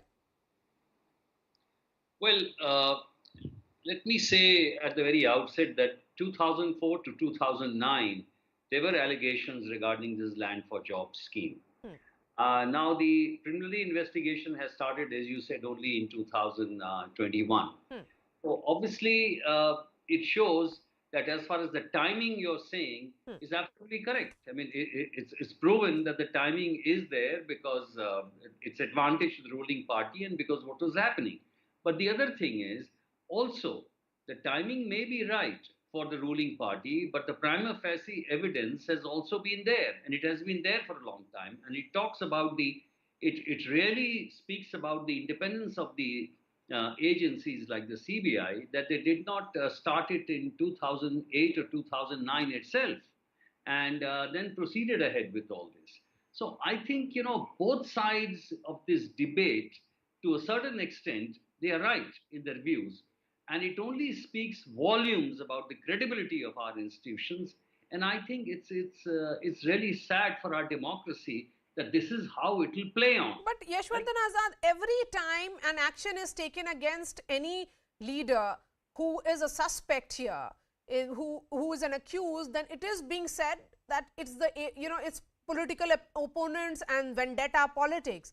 But more than that, from 2004 to 2009, if there was a corruption of this nature unfolding in railway department, in railways ministry, when Mr. Lalu Prasad Yadav was the railways minister, then investigation has happened. Maybe it has taken a lot of time, but then it is law taking its course. No, the question is, if it is between 2004 and 2009, absolutely right. You think the case should have been going on for last so many years? I mean, that's ridiculous. I mean, if 2004 to 2009 it has been there, the allegations were there, the preliminary inquiry itself should have been held by the CBI then, and the prosecution, the charge sheet should have been filed. Why is it that only 2 years back it has happened? What does it show on the credibility of the institutions? Okay, Nikhil Anand, the corruption dates back to 2004 to 2009, and all the action is happening now. To some extent, I agree with Yashwardhan Azad ji. But my point is that somebody has to take this case to CBI. The evidences and everything which was collected and provided by the Nitish ji and his close aide Lalan Singh ji in 2020 and onward. So I think that CBI has got the clue, they got the tip off, they got the evidences, and then they started the whole inquiry. But I say that anybody can level allegation against anybody. But till the time these prominent agencies don't find any evidence, they don't Yashwardhan Azad proceed has a point. Yes, go ahead, Mr. Azad. You know, Maria, the issue is that CBI is an excellent organization, no doubt about it. The problem is that the cases in the CBI regarding corruption go fast and slow as per the directions. So the question is that many of these cases, are they instituted or are they directed? And once the investigation is on, why do they sometimes slow down and why do they go fast paced? For example, 2004 to 2009 this happened. Why did the CBI not take interest or CBI proceed? Because it was the UPA government. Why the whole thing started up to 2014? Because it was a different government. That's what I'm saying. The credibility of this institution. So the credibility of the institution is in question because it perhaps acts fast or slow depending on the regime in power. That's what you're saying, Yashwardhan Azad, right? Okay. Okay. Now Chitranjan Gagar, we heard from Tejasvi Yadav, who came out with a press conference and he put out some documents in the public domain. Now the CBI is saying that apparently in the searches that have been conducted, there are land deeds documents that have been recovered. Shouldn't the approach have been that this is about law taking its course? If the family has nothing to hide, then they should approach the court if it's vendetta. Maria जी, पहली बात यह है कि CBI अगर कुछ प्राप्त करती है, वह जो है सो क्यों कैसे आ गई पब्लिक डोमेन में, कैसे आ गया वो, पहली बात। दूसरी बात, यह बार बार जो लोग कहते हैं कि आप कोर्ट में जाइए, सवाल है कि इसके पहले भी कई घोटालों का जांच हुआ, रिजल्ट कुछ नहीं निकला, लेकिन सफर तो हुआ। आज आप आरोप लगाते हैं, कल आप एफआईआर करके गिरफ्तारी कीजिएगा और जो है सो 5 साल के बाद 10 साल के बाद कोर्ट से फैसला आएगा कि यह निर्दोष है, तो इतना दिन जो लॉस हुआ आपका, तो पॉलिटिकल बेनिफिट तो आप ले रहे हैं। किसको आप बुद्धू बना रहे हैं? न्यायालय के नाम पर, कोर्ट के नाम पर जो आप बुद्धू बना रहे हैं लोगों को, आप तो पॉलिटिकल बेनिफिट आप ले रहे हैं। आप उस पर आरोप लगाकर उसका चरित्र हनन कर रहे हैं, पब्लिक डोमेन में उसका आप इमेज खराब कर रहे हैं, उसका पॉलिटिकल लाभ आप ले रहे हैं, और उसके बाद वह कोर्ट में जो है सो कई वर्षों तक वह दौड़ता रहे, और जब वो पाक एंड साफ होकर निकलता है तब तक आप पॉलिटिकल लाभ ले लीजिए। 2G स्पेक्ट्रम घोटाला का क्या हुआ? लाभ भाजपा को मिला। इसी तरह से कोल घोटाले का क्या हुआ? लाभ भाजपा को मिला। तो सवाल यह है, और आप एक चीज मैं बता रहा हूं, 2008 में कंप्लेन हुआ, या जो कह रहे हैं कि ललन सिंह जी 2008 में कंप्लेन हुआ, ठीक है, 2009 तक यूपीए की सरकार थी, आप 2014 तक, 2014 में आप आए, फिर आपने कब यह केस जो है सो आप अति किए 2017 में, जब महागठबंधन की जब नीतीश जी के साथ सरकार बनी, तब आपको याद पड़ा कि हाँ साहब ऐसा पिटीशन पड़ा है सीबीआई किया, फिर वो फ्रीज में डाल दिया गया। फिर अभी जब नीतीश जी के साथ सरकार बनी है तो आपकी परेशानी बढ़ गई है। सवाल यह है कि बिहार में जो यह बदलाव हुआ है, बिहार ने जो एक नई दिशा देने का काम किया है देश को, कि आज संविधान बड़ा है, आज लोकतंत्र को बचाना है, आज जिस ढंग से जो है सो स्वास्थ्य संस्थाएं जो है the entire timeline that is being spoken about Bhajpa का, हाँ, पॉकेट my संस्था point बन is गया भाजपा का, तो ऐसे स्थिति में Chitranjan ji, just बेचैनी बढ़ गई keep है। quiet. Let me make a point. Chitranjan ji, you can question the timing, but you cannot question the issue and the scam which is in question, which is being investigated by CBI.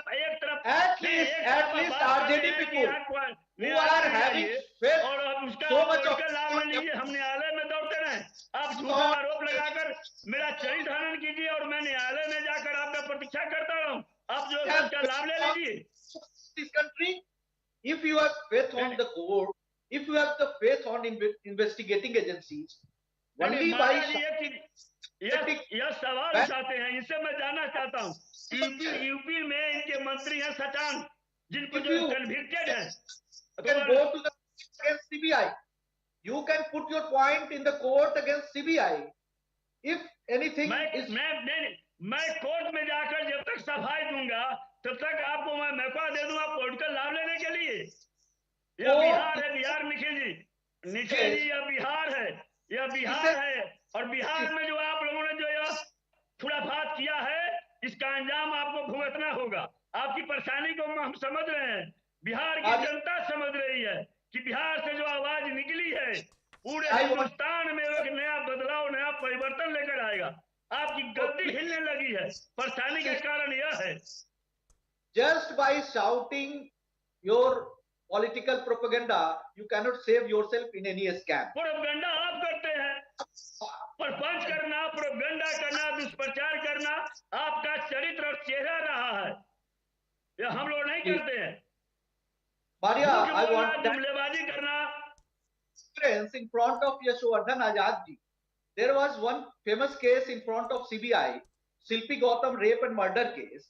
In that particular case, you know, CBI submitted the closure report just because they could not get the semen sample of the accused, and the case did not came to the Nikhil Anand ji, I am aware of that case. I am aware of that case. I am not talking about that case today.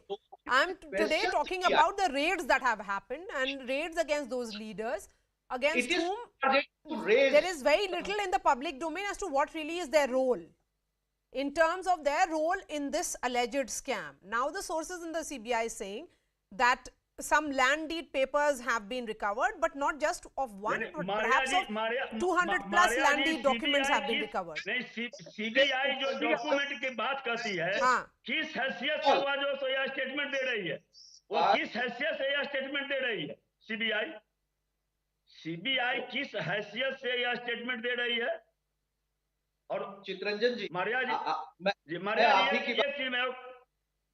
एक चीज मैं और कहना चाहता हूँ, एक चीज कि यह जो है सो इतना अधिक यूपी के चीफ मिनिस्टर बने आदित्यनाथ, उस समय उन पर 5 दर्जन मुकदमे चल रहे थे। जिस समय वे मुख्यमंत्री बने 5 दर्जन चार्जशीटेड केस था उनके ऊपर, चार्जशीटेड था और मुख्यमंत्री बन गए और सारे मुकदमा को वापस ले लिए।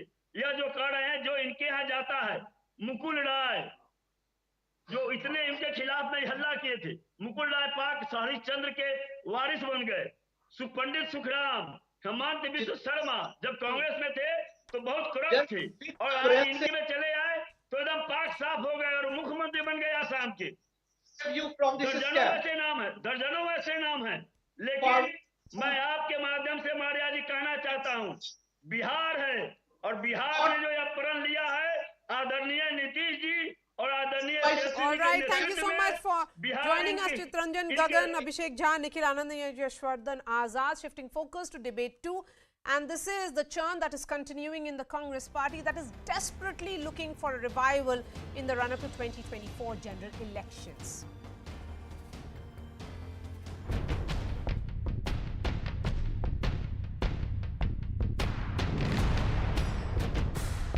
It is a sense of awakening about the ground reality, awakening which I've had for some time, that Congress party is not going in the right direction.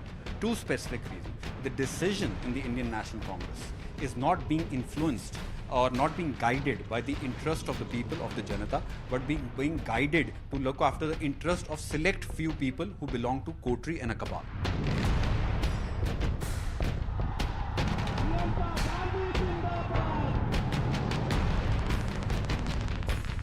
Also, Rahul and Priyanka Gandhi are working for the party.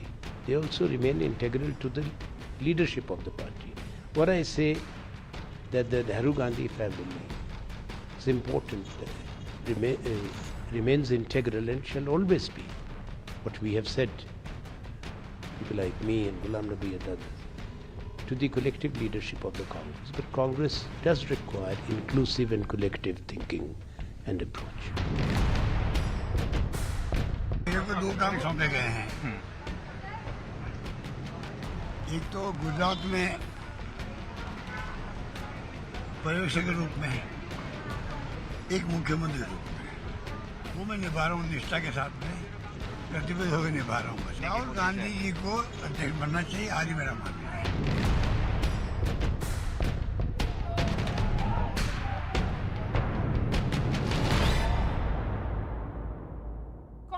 Is aiming to take on the BJP through an ambitious Bharat Jodo Yatra kicking off on the 7th of September. The party says it is raising a voice against inflation, unemployment and polarization politics through its 3,500-kilometer Yatra across 12 states. The party says the 125-day Yatra, which will be flagged off by Rahul Gandhi as a campaign to defend the constitution and democracy. This comes ahead of the internal elections, organizational elections of the Congress, which is to pick the next Congress president. Now, sources say that many in the Gandhi inner circle have tried to convince Rahul Gandhi to take up the top post once again. However, he is adamant that he does not want to become the party chief. The G23 leaders have been making noise as well, with both Anand Sharma and Ghulam Nabi Azad resigning from top party posts, calling for revamps in the leadership to take on the BJP in 2024. The search for a non-Gandhi option is also underway, and Ashok Gehlot seems to be the front runner. However, Gehlot has said he will concentrate on his duties as Chief Minister of Rajasthan and Gujarat Observer because the state goes to polls in the next few months, making the pitch that the Congress should strive to make Rahul Gandhi the next Prime Minister. However, amidst this revival drive, the party was jolted again by another young gun. Congress spokesperson Javeer Shergill has quit the party, claiming the High Command is disconnected from ground realities and is not moving in the right direction. So how should we read this internal tussle? Is the Congress on the cusp of an internal revamp? Or is it ready for a non-Gandhi president? Or will the status quo continue till the political climax in 2024? Joining me on the show is Javeer Shergill, former Congress leader, Tom Vadakkan, spokesperson of the BJP, Rashid Kidwai, author, Radhika Ramaseshan, columnist. Javeer, you quit after writing a letter against the Gandhis in which you have said that the vision of decision makers of the party is no longer in sync with the aspirations of the youth. The fact is that when you entered the Congress in 2014, it was through a talent hunt. You have been a spokesperson of the party. So where was your aspiration not realized? Maria, firstly, thank you so much for having me on your show. At the very outset, let me be very frank, candid, that I'm extremely grateful to Shrimati Sonia Gandhi for giving me all the opportunities she gave this young boy from a non-political family who hails from a very small town. Having said that, my reasons for resignation are more than personal, are more to related with the direction of the party, the manner, methodology, and modus vivendi adopted to take strategies. Number one, the decision-making in the Congress party is not in sync with the aspirations of the youth because they have stopped weighing their decision in the scales of wins and losses, stopped weighing the decision in the scales of accountability of the people given the task to perform, to stop weighing the scales in the people who give valid inputs. You rightly said what went wrong. I have seen the transition from merit and capability, from selfless contribution to the currency of psychophancy, to the currency of crowning those people whose full-time job is to only put a lid or curtain on the ground reality and disconnect the strategy of the Indian National Congress from the ground reality. So these were my two specific reasons. Okay, but Javeer, psychophancy that you say is eating the Congress like termites. There is also a group of G23 whose concerns are similar to yours, but G23 members have not quit, most of them in fact. They continue to seek accountability from within. They want to reform the Congress party. Why have you chosen to quit? I mean, is there also a realization that for a young man such as you, there are avenues outside in other political parties, not the Congress? Maria, number one, I have never been involved with the Congress for personal gains. On record, I've not even taken a single bottle of water from the Congress in the past 8 years. दो प्रकार के लोग हैं कांग्रेस में, एक जिनके लिए कांग्रेस घर है और दूसरे जिनका घर कांग्रेस से चलता है. मैं पहली श्रेणी में. Third, the fact is I am not seeking my resignation more than the reforms within the party. I'm a pawn, I'm a soldier, I cannot do wonders within the party. The factum of the matter is the people of India, the youth of the people of India is day in, day out screaming that Indian National Congress is not realizing the reality of the country. Our sole politics cannot be engineered on negative criticism or just merely abusing the Prime Minister. The Congress is not able to offer a attractive alternative proposition for anybody to repose faith. I joined Congress not to reform the Congress, but to serve the people of Punjab, to serve the youth, to serve the people of this nation. And I no longer see that Congress as a platform to do that. I'm going to come back to you in just a bit. Radhika Ramaseshan, coming to the other aspect, which is about organizational elections.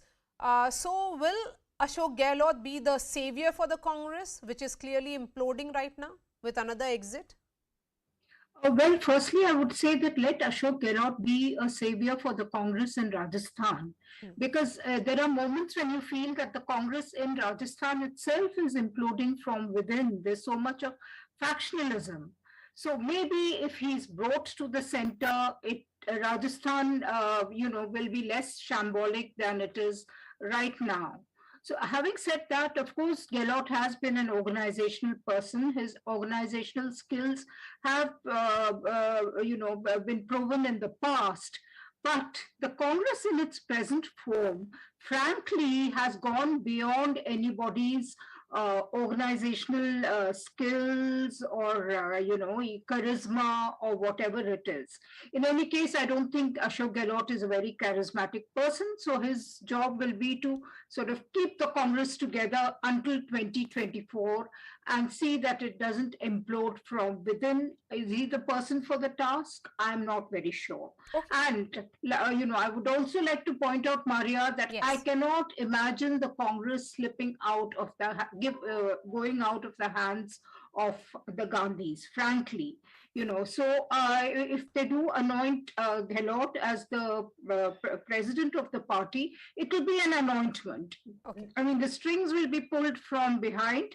Gehlot will be the not exactly the face, but the person to do the job of nitty-gritties, micromanagement, and so on. The macro management will be done by the Gandhis, whoever, Sonia or Rahul or Priyanka or combined. So I think at best, Gehlot can be not a stopgap arrangement, but something like Manmohan Singh, a person to kind of then in that case, Rashid, is this also some kind of realization by the Gandhis that the Sitaram Kesri experience, when Sonia's loyalists were kept out of everything, that is the reason why, Radhika points it rightly, that it is more of just an anointment. And are you seeing that happen, or are you of the opinion that this may just be all in thin air and finally Sonia Gandhi will continue as the party president? Yeah, Maria, for sure, we are not in the know of things that what exactly is happening. But one thing is very clear. I think it's back to the Congress situation as I see it, is back to what it was on May 25th, 2019, when Rahul Gandhi had stepped down. And while resigning, he had put two conditions. That one is that his family, that means Sonia and Priyanka Gandhi, they won't be contender. And second thing is that they would not have a say in the selection or appointment of the new party chief. At that time, his kind of remark or wish was disregarded by everyone, including Sonia Gandhi. I think 3.5 years down the line, he's been able to convince at least the family, because suddenly you realize that the family is gone, and there is a meeting on 28th of this month, which will take a call. And Mr. Ashok Gehlot perhaps has been signaled, but there are going to be a lot of functional problems. Me and Tom Vadakkan, we have seen this. Tom was in Congress then, how Sitaram Kesri used to struggle, because every day Mr. Oscar Fernandez or Mr. Winston George would come to him with a list of appointments and other matters, and Kesri ji would actually sign on which dotted world lines. is Congress party living in then? No, Maria. India has changed. Yeah. And changed very fast. Under Prime Minister Narendra Maria, Modi, and the new BJP is redefining politics in many ways. And is the Congress party not even able to play catch up here? No, Maria. What is the real problem is the political leadership is with the Gandhis is formally in place, as Radhika was also pointing out. The problem is success is eluding them, so they do not know how to continue. So this is it's a failure of the Congress as much as a failure of the Gandhi family. You can say Tom Vadakkan, the Congress party, you quit Congress long ago. There are several like Javier Shergill who are joining that long list now of all those who are exiting. Javier could very well be heading towards the Aam Aadmi party because he wants to play on the political arena of Punjab. But talking about the larger issue of what ails the Congress. Maria, I'm not that intelligent to advise the Gandhi-centric Congress party, and that's not my brief. What they do, what they act, and finally what happens is things that history will record. It is not for the BJP to involve itself with another national party. But all said and done, let's look at it in the background.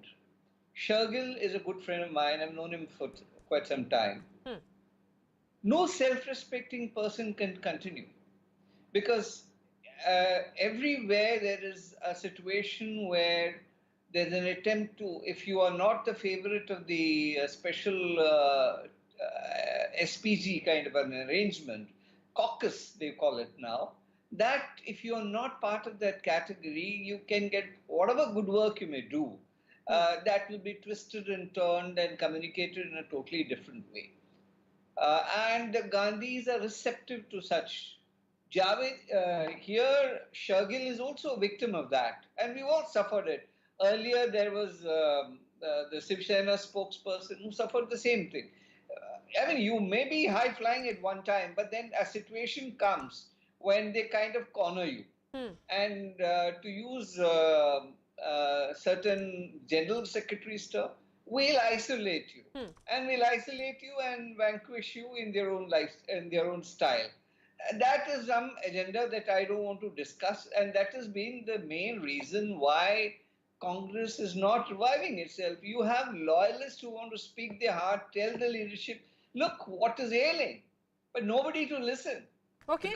So there's nobody to listen in the Congress. Is that something that also you face, Jayaveer? We have seen several, Team Rahul members like Jyotiraditya Scindia, RPN Singh, Jatin Prasad, all of them quit the Congress and joined the BJP because, you are clearly hinting that you have a different agenda. These leaders were talking about nationalist agenda when they quit. Here we also know that Rahul Gandhi is not very keen on returning as the Congress president.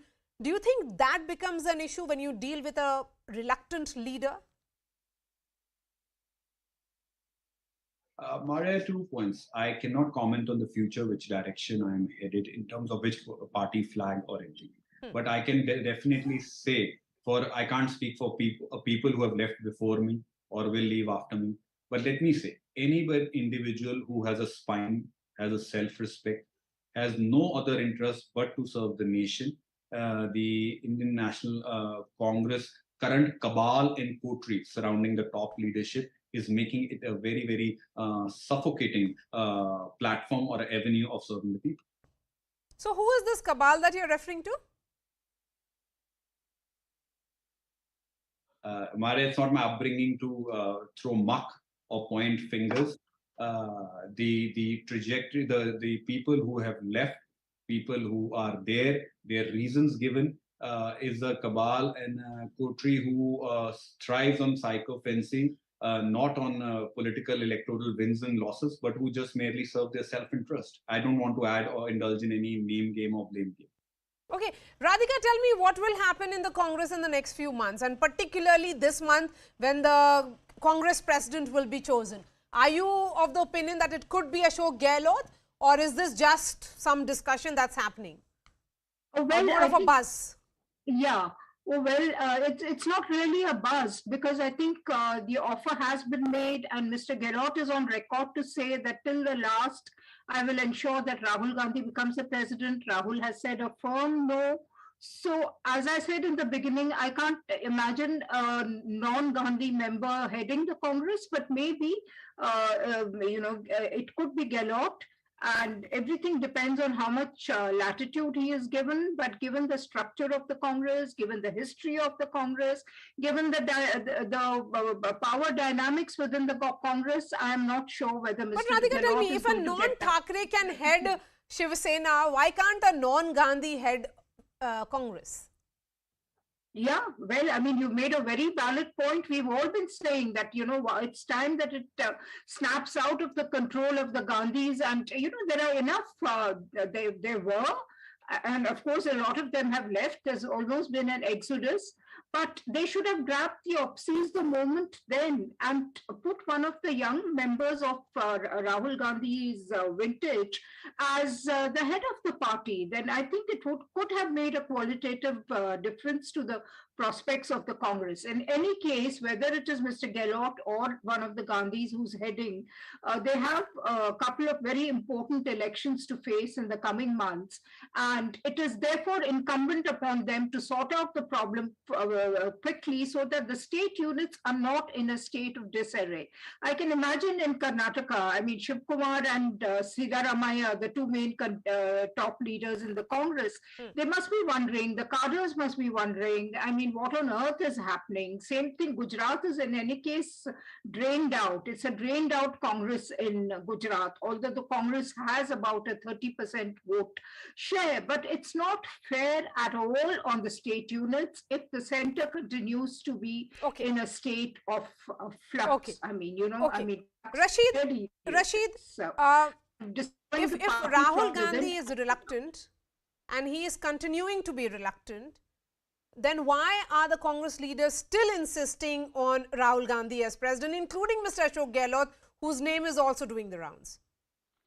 That's what, Maria, I was saying, that, you know, the Congress must figure out whether it's Congress people who are failing, you know, the Gandhis, or Gandhis are failing the Congress party. The Congress constitution is very clear that 10 members, 10 PCC delegates can sponsor a candidate for presidential poll. But nobody talks about it, G23 or anyone else. They all talk about the fight in the Congress is for number 2, 3, 4, 5, 6, 7 position, not for the top post. So psychologically, you know, the Congress people don't want to challenge Gandhis the way Arjun Singh had challenged P.V. Narasimha Rao, or Sharad Pawar had contested against Sitaram Kesari. So that culture is not there. Therefore, this is a problem. I have documented all those people who have left the Congress. Then not one of them, politics as we understand, Maria, is art of the possible. Not one person that I know of as, you know, kind of quit politics or, you know, sitting at home. So when they have, you know, so to say, a greener pasture or somewhere kind of parking place, they quit the Congress, and all kind of arguments are marshaled. But this is one feature of Indian democracy that exists in all political parties. I'll give you the final word, sir. Go ahead. I heard Rashid and Radhika both have given a very interesting perspective, which perhaps being in the other side of the spectrum, the BJP, many may not appreciate. But the point here is well made. You know, I'm reminded of a character in Charles Dickens called Barkis, and he's always willing. Now, instead of Barkis, you must read the Gandhis are all willing. You know, it's not a question of wanting to deny any position. Now you have 3 Gandhis. You have to make up your mind, Maria, whom do you want? Whether you want the senior lady, or you want the daughter, or you want Rahul Gandhi. Now this is, and that is why I call it Barkis is willing, because there, you see, the entire thing rotates around the Gandhis. Now, whichever puppet comes, it will be what I would call the Kesari syndrome, you know, and Rashid knows it, Radhika knows it, what is happening. Poor Kesari used to carry the files and go there, and like he said, Oscar Fernandez, and the same drama would ensure.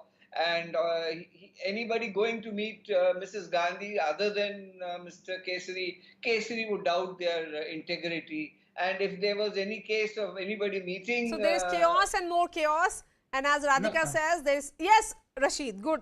Yeah, go ahead. But, 20 seconds see, Maria, is all I have. Maria, let us not be unfair to the, you know, kind of, you know, political culture of a political party. We have also seen, me and Radhika have seen what happened in Hyderabad in January 2006, when every congressman, you know, worth ranked had queued up to say that Rahul Gandhi should be made party general secretary. That was also a culture. We all are, you know, many of the people who are talking about this, they were all, you know, privy to it, or very active players. How do you blame Gandhis that they were, you know, taken in by this? Thousands of, you know, PCC delegates asked for it. So this is also one dimension of the political culture. Okay, fine enough. Radhika Ramaseshan, Rashid Kidwai, Tom Vadakkan and Javier Shergill, really appreciate your time. Thank you so much. On that note, we are slipping into a short break. After that, I'll get you a ground report from Taiwan. Lots more when I return. Stay with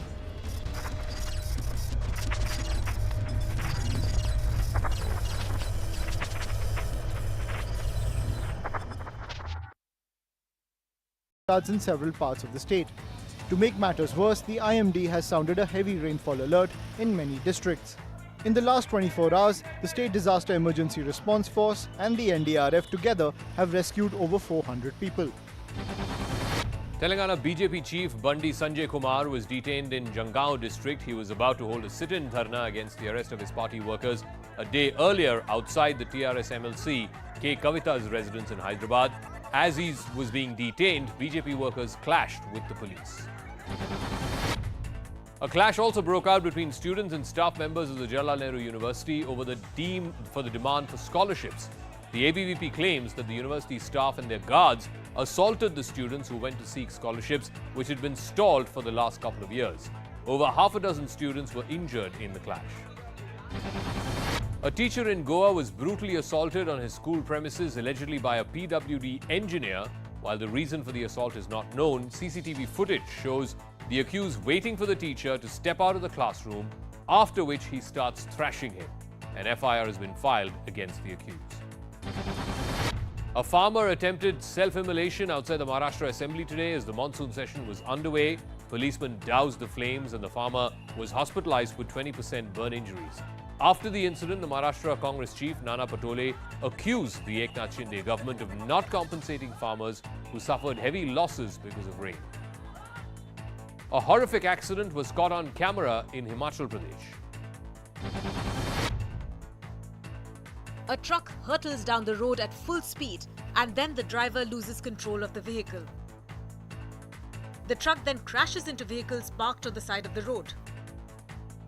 The impact is so strong that the parked vehicles are completely destroyed. This man was standing near one of the parked cars before the collision. He got pushed towards a shuttered shop. A boy who was sitting in one of the cars was also injured in the crash. Bystanders immediately rushed to their aid and pulled them to safety. Apple is planning to begin manufacturing the iPhone 14 here in India. Apple is working with suppliers to ramp up manufacturing. Apple is looking at alternatives to manufacturing in China. Manufacturing will begin 2 months post the release out of China. In fact, Foxconn studied assembling device at the plant near Chennai. The first set of iPhone 14s from India will be finished in late October. On camera, a man pushed his wife in front of a moving train at the Vasai station near Mumbai. The woman was woken up from sleep, dragged towards the tracks and then pushed off the platform as a train approached.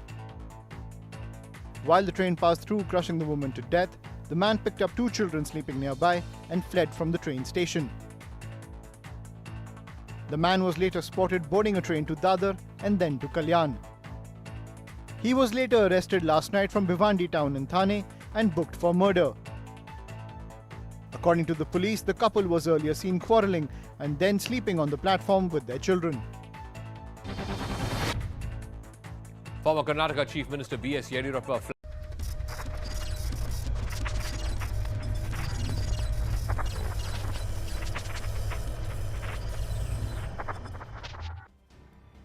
Welcome back. Supertech's illegal twin towers will cease to exist this weekend. The buildings in Noida will be demolished on Sunday at 2:30 p.m. Remember, in 2014, the Resident Welfare Association of Emerald Court filed a petition in the Allahabad High Court against the construction of the 2 towers. The Welfare Association alleged that the towers were constructed in violation of the UP Apartments Act. While the Allahabad High Court ordered the demolition of the towers in 2014, the Supertech had appealed against the verdict in the Supreme Court. 7 years later, in August 2021, the top court upheld the High Court order. Supertech has also been asked to refund those who have purchased flats. Supertech repeatedly deferred the demolition, prompting the top court to set August 28th as the final date. Here's a ground report. I'm standing in Noida sector 104A and behind me are those twin towers that are going to be demolished on 28th of August. Well, preparations are in full swing and as of now, Noida authorities and also the companies that are involved in this particular exercise are getting prepared. Well, the nearby residents are asked to vacate the area because this demolition exercise is going to affect the nearby societies as well. But what about those who are living just far and not very far from their society? 28th ko, it is going to be a mega day, mega event. What you feel about this particular day and, in terms of your concern and in terms of this particular activity, what you think? Well, I think that what Supreme Court has taken is a good decision because something which was illegal should be raised down and then after that the space should be utilized to build a park or whatever was the proposed plan. Okay.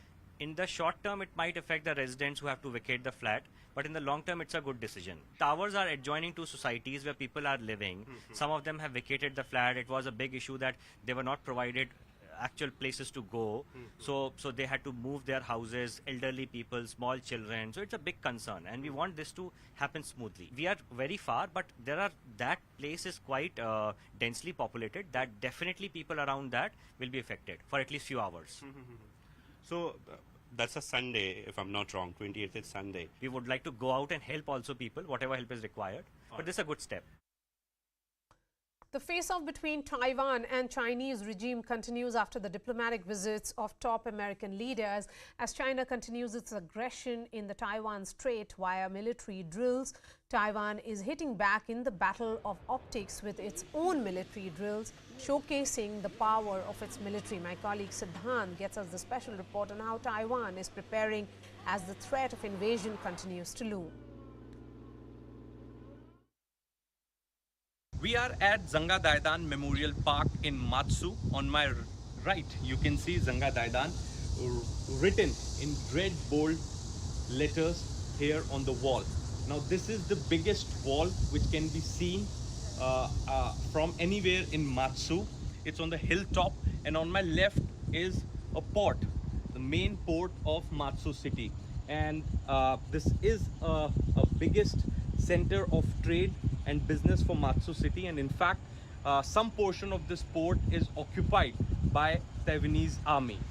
On my left, you can see Chiang Kai-shek statue right here next to the port, and I would ask my video journalist to pan and give a sense.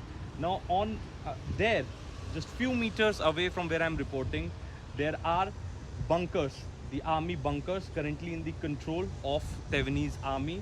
In case of invasion or air raids by China, the people will be given shelter in those bunkers. We are inside Beihai Tunnel. This tunnel was built in 1971 by Republic of China, Taiwan, and this tunnel was planned in such a way so that this tunnel can protect the naval vessel from attacks and from weather. So the construction was started in 1969 and it got completed in 1971. More than 820 days. It took more than 820 days for the army at that time to build this tunnel, to excavate this tunnel. Right now, it is a major tourist attraction here in Matsu. And you can see the boats are still here for the tourists so that they can take a ride in this 700 meters long tunnel. We've been told that Matsu Island has several such tunnels and bunkers that are currently being occupied by the army. Now there is no civilian access to those places, but they are somewhat in similar format, and those bunkers and tunnels are reserved to save people in the times of crisis. Now I would like to understand from you, post Nancy Pelosi's visit, do you think that scenarios have changed and the President Tsai is also trying to start a new style of politics in Taiwan? Now people have started identifying themselves as Taiwanese citizens. They've started talking about independence, they've started talking about democracy, and now they believe that they will get the independence, complete independence. Well, I think the democracy movement in Taiwan has continued on for several decades. And over these decades, the Taiwanese people have strongly believed that democracy is part of our way of life, and that we do not want to be ruled by an authoritarian government. And that is why most people want to maintain the status quo, that is, keep our democratic way of life, and do not want to face military encroachment or military threats from authoritarian China. Matsu has been described as a front line of democracy since it is located so close to the coast of communist China.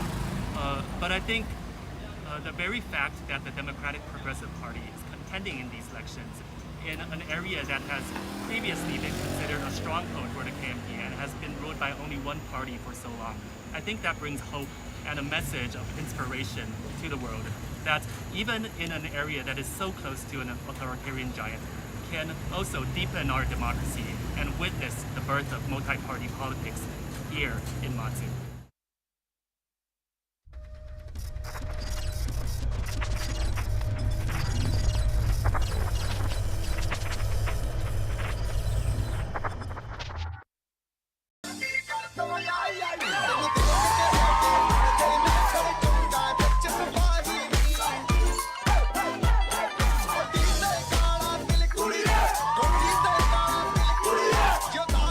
The Indian Air Force has been roped in to evacuate people in flood-hit Madhya Pradesh. Vidisha is one of the worst affected places in Madhya Pradesh. Roads have turned into rivers and water has entered people's homes. Power supply has been cut off and locals are struggling to get their hands on essential items. Incessant rain for the last 36 hours. This havoc has been brought up by rain in Vidisha district for last 36 hours. And in fact, Madhya Pradesh Chief Minister, he has reviewed the situation in Vidisha. The Indian Air Force will deploy 2 medium-lift helicopters for disaster relief operations in Vidisha. Incessant rains for the last 2 days have triggered floods in several parts of the state. To make matters worse, the IMD has sounded a heavy rainfall alert in many districts. In the last 24 hours, the State Disaster Emergency Response Force and the NDRF together have rescued over 400 people.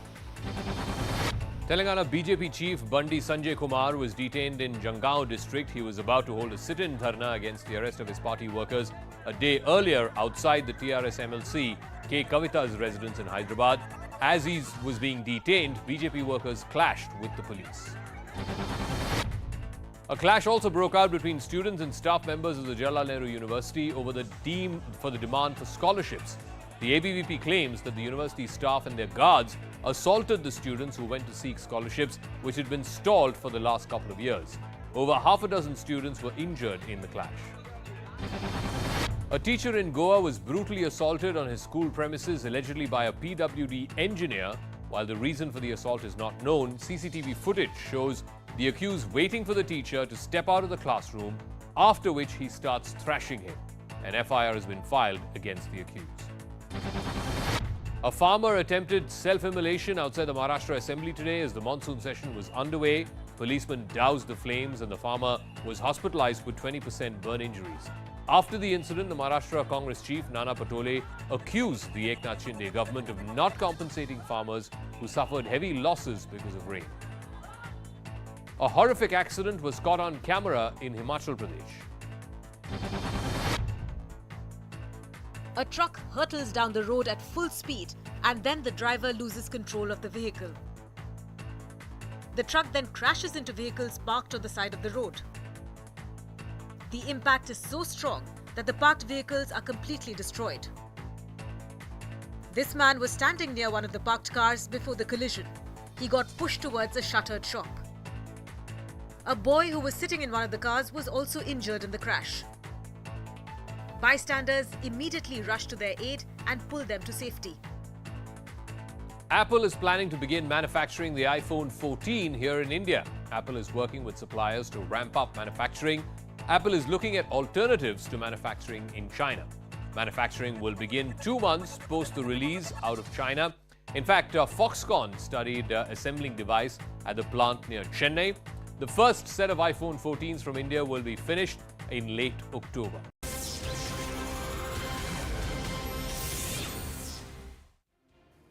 Hello and welcome to the late night edition with me, Ayushman Singh Jamwal. Breaking news coming in from Jammu and Kashmir, where there is another victory for the security forces, where another infiltration bid from Pakistan has been foiled by the Indian Army. This took place at the Palanwala sector in the Akhnur area of the Jammu district. This is the third infiltration attempt by terrorists in the past 2 to 3 days. That's the piece of breaking news that's coming in. I'm joined by Tejinder Singh Sodhi on the broadcast, who's getting us this piece of breaking news where the Indian forces have foiled a third infiltration attempt.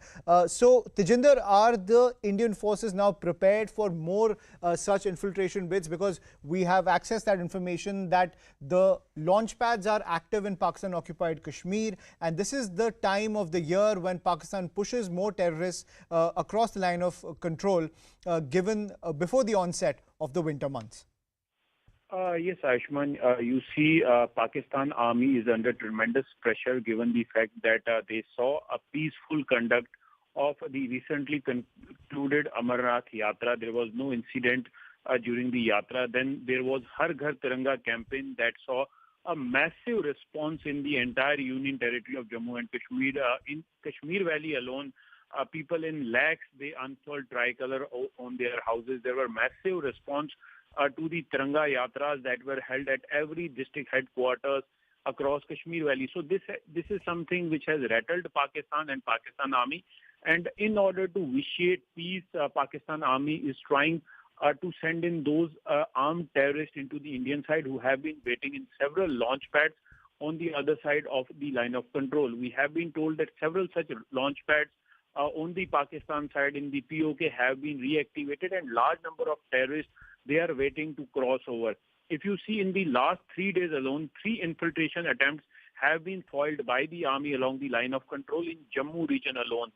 One terrorist identified as Tabarruk Hussain has been captured alive by the Indian army, and this Tabarruk Hussain has revealed that he was tasked by the Pakistan Army colonel identified as Colonel Yunus Chaudhry had given him 30,000 rupees in Pakistani currency and asked him to carry out terror attacks within the Indian territory and to target the Indian military. He was captured, he was injured while he was infiltrating into the Indian side. And yesterday we saw another infiltration attempt that was foiled. 2 terrorists were killed.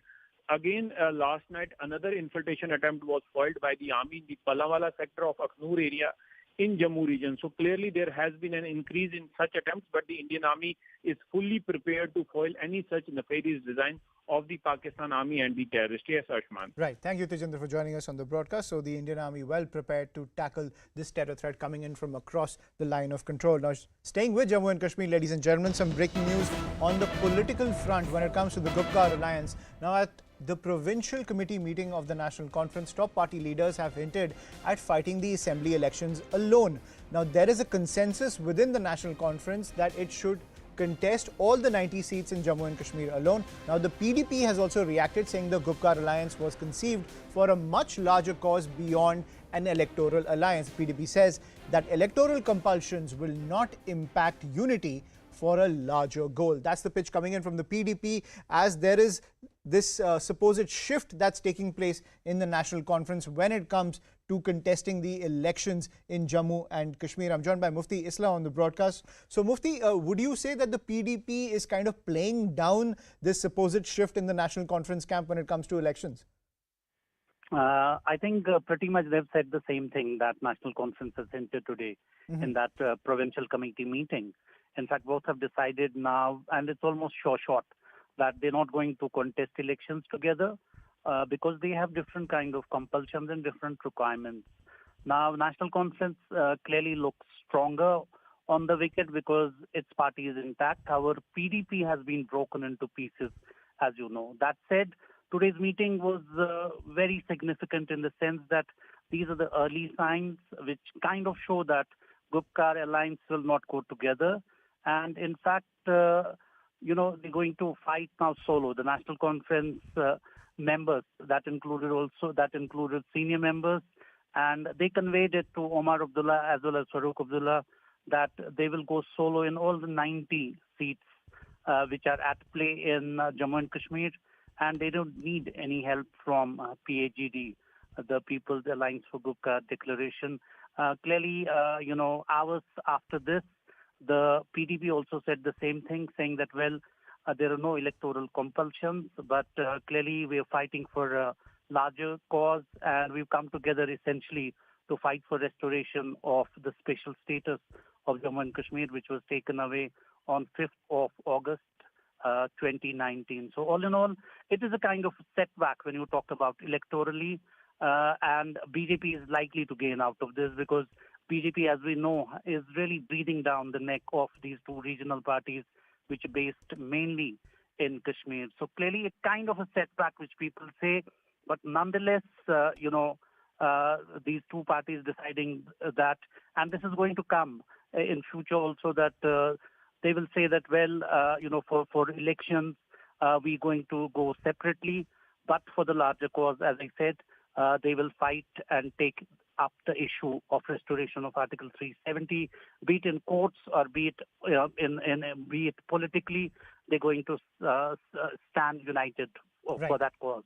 Right. Thank you, Mufti, for joining us on the broadcast and decoding the political tussle that's taking place in the Gupkar alliance. Now, shifting focus to Bihar, ladies and gentlemen, as the new Mahagathbandhan government was set to prove its majority in the state assembly, the CBI raided RJD leaders in connection to the investigation into the land for jobs scam. The CBI initiated a preliminary inquiry in 2021 into the charge that when Lalu Prasad Yadav was the railway minister between 2004 and 2009, several appointments were made in exchange for land. In May this year, the CBI registered a fresh case against Lalu Prasad Yadav, his wife Rabri Devi, 2 daughters and 12 others in connection with the alleged scam. Sources have told CNN News 18 that CBI has also raided a mall in Gurugram and the 7th floor of the Golf View corporate tower in the city, which are both linked to Tejasvi Yadav. In fact, sources also say Tejasvi's political advisor Sanjay Yadav served as the front for Lalu Yadav's family when it came to construction projects linked to the alleged scam. The RJD has rubbished the charges, claiming the BJP is furious over losing power in the state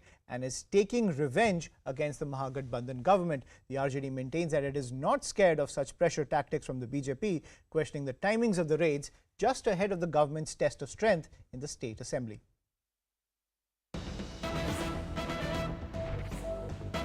And more breaking news coming in. The NCPCR has taken suo motu cognizance of the Sartan Se Juda protests from Hyderabad, where children were seen raising those dreaded slogans, Sartan Se Juda. That's the piece of breaking news coming in, with the NCPCR stepping into the whole matter. I'm joined by my colleague Ananya on the broadcast, who's getting us more details on this piece of breaking news. Ananya, over to you.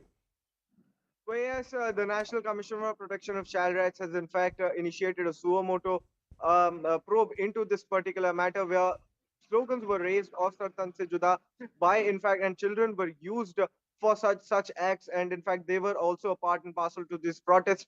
So now the NCPCR has written to in fact the Hyderabad Police Commissioner, seeking a status report into this particular matter, clearly asking how is there children were used in these particular protests, and how the police could not do and did not take any kind of action in this particular case, and what action has till now been taken by the Hyderabad police into this particular matter. Remember that this matter is into light since the very beginning, and in fact Sartan Se Juda slogans have been criticized, and a lot of debate is already happening over all of this, and now the NCPC are also coming in and initiating a probe into this particular matter, clearly issuing notices to the Hyderabad Police Commissioner and writing to them to give out a status report into this particular matter as soon as possible. Ashman.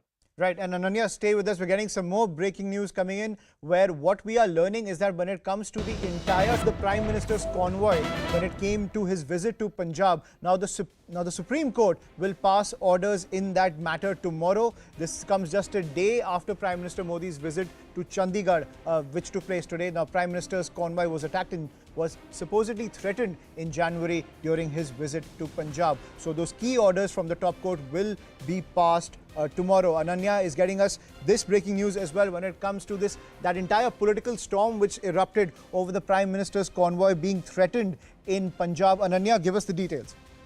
Well, yes, remember that the Supreme Court had heard various petitions, including that of lawyers' voice, which had alleged that there was some kind of a mishap that had happened during the PM's visit to Firozpur in Punjab. And in fact, there was a major security lapse on the part of the Punjab police that had taken place, and a judicial review of the same is required. And later on, the Supreme Court had appointed former Supreme Court Judge Justice Indu Malhotra-led committee to in fact probe all of this, and had asked the Punjab police to hand over all kind of records to this committee. And tomorrow, since it is the last working day of CJI, and V. Ramana, the Chief Justice of India, who's retiring tomorrow, who will be passing orders into this particular matter. And in fact, remember, he would also be considering the report that's been summoned by Justice Indu Malhotra-led committee into this particular matter. And we'll have to wait and watch as to what has been said into this report, and what would the Supreme Court particularly say when it comes to the issue of security breach. Because remember, this is another very, very crucial issue that's connected to this matter, is that a lot of lawyers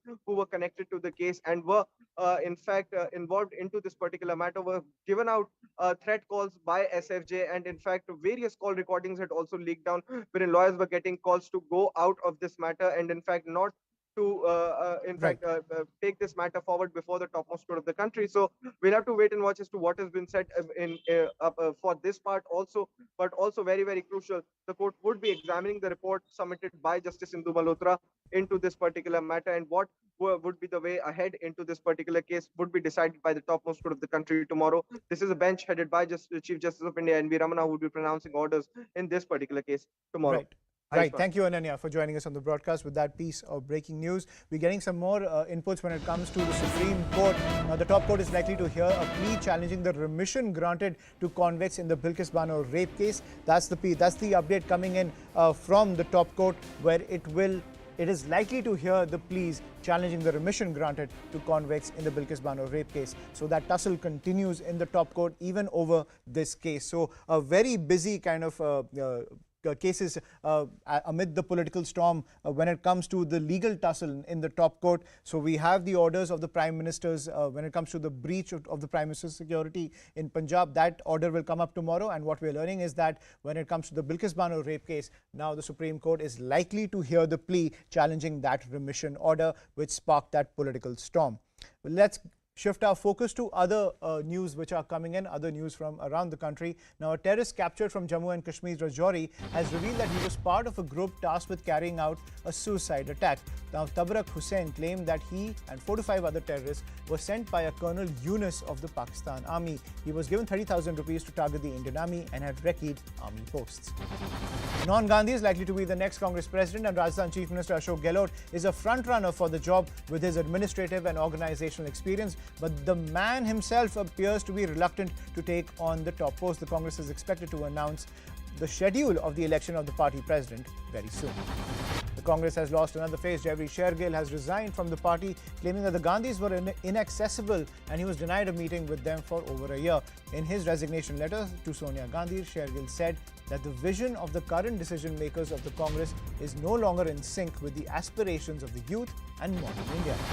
Amid the face-off over the Delhi Liquorgate scam, the Aam Aadmi Party has called for a special session of the Delhi Assembly on Friday after CBI raided Deputy Chief Minister Manish Sisodia last week over the excise policy. The Aam Aadmi Party has accused the BJP of attempting to overthrow the Delhi government. A district court hearing the Gyanvapi case has reserved its judgment till the 12th of September. The Hindu and Muslim sides concluded their arguments on the maintainability of the suit. 5 Hindu women had filed a petition seeking permission for daily worship of idols located on the outer wall of the mosque.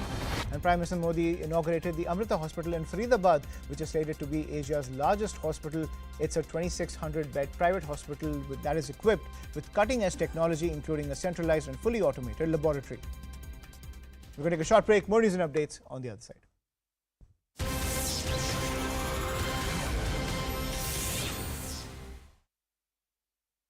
This is happening after the orders of Supreme Court, and at this point in time, not only the company that is involved with this particular excise, but also the Noida administration is trying its level best to make all the necessary arrangements and to take all the necessary precautions. Let's try and break down what exactly is going to happen in bringing down these twin towers. The twin towers have been rigged with 3,700 kilograms of explosives. These explosives have been packed into 9,000 holes that have been drilled all across these 2 towers. 100 workers were part of the demolition team. In fact, the demolition is going to be so huge that about 5,000 residents who are living in nearby flats and nearby areas have been asked to vacate their premises. In fact, the Greater Noida Expressway will also be closed for some duration this Sunday when the demolition will happen. A shocking video of a cop being thrashed in Uttar Pradesh's Badaयूं is going viral. The man started beating up the inspector without any provocation. Locals intervened to stop the assault, and it appeared that the matter had been resolved. But after they left, the man started attacking the cop again, throwing him to the ground, kicking him, and raining punches. He even tore the cop's uniform while assaulting him. The assailant appears to be a serial offender. He has attacked a home guard in the past. After the video went viral, he was arrested. Former Bigg Boss contestant Sonali Fogart died of a heart attack in Goa. She was 42. She had posted images and videos on Instagram shortly before her death. Sonali Fogart, who rose to fame with her TikTok videos, contested the 2019 Haryana election from Adhampur as a BJP candidate. She lost to the Congress's Kuldeep Bishnoi. This video of a Zomato delivery executive is winning hearts on social media. The man delivers the order as he's been assigned, while his little daughter is seen strapped to his chest. His son is seen roaming around in the background. After the video went viral, Zomato promised to assist him with childcare benefits. Taiwan's president is refusing to bow down to pressure from China. Here's why. Taiwan's president inspected 3 military units responsible for monitoring the movements of the People's Liberation Army around Taiwan. She lauded the troops for their indispensable defense in the face of a potential Chinese invasion. She also thanked them for remaining calm and carrying out their duties in such an unprecedented situation. China has been holding naval and air force drills around Taiwan.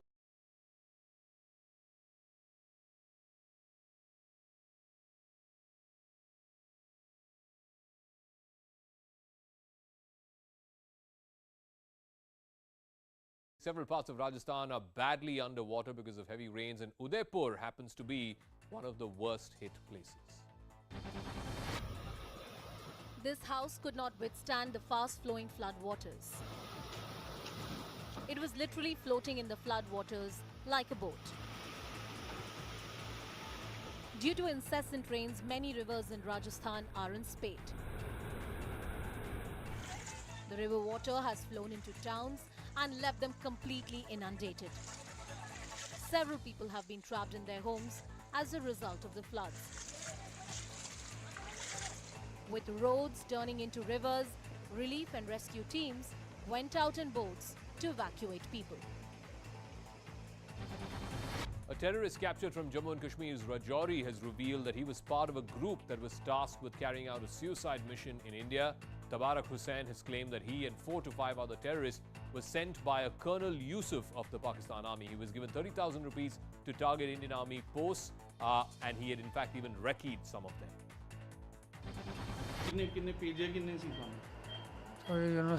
Chaudhary Younis कौन है army में army से पाकिस्तान की उन्हें की क्या के भेजे तुम कि जाके पोस्ट दो की करो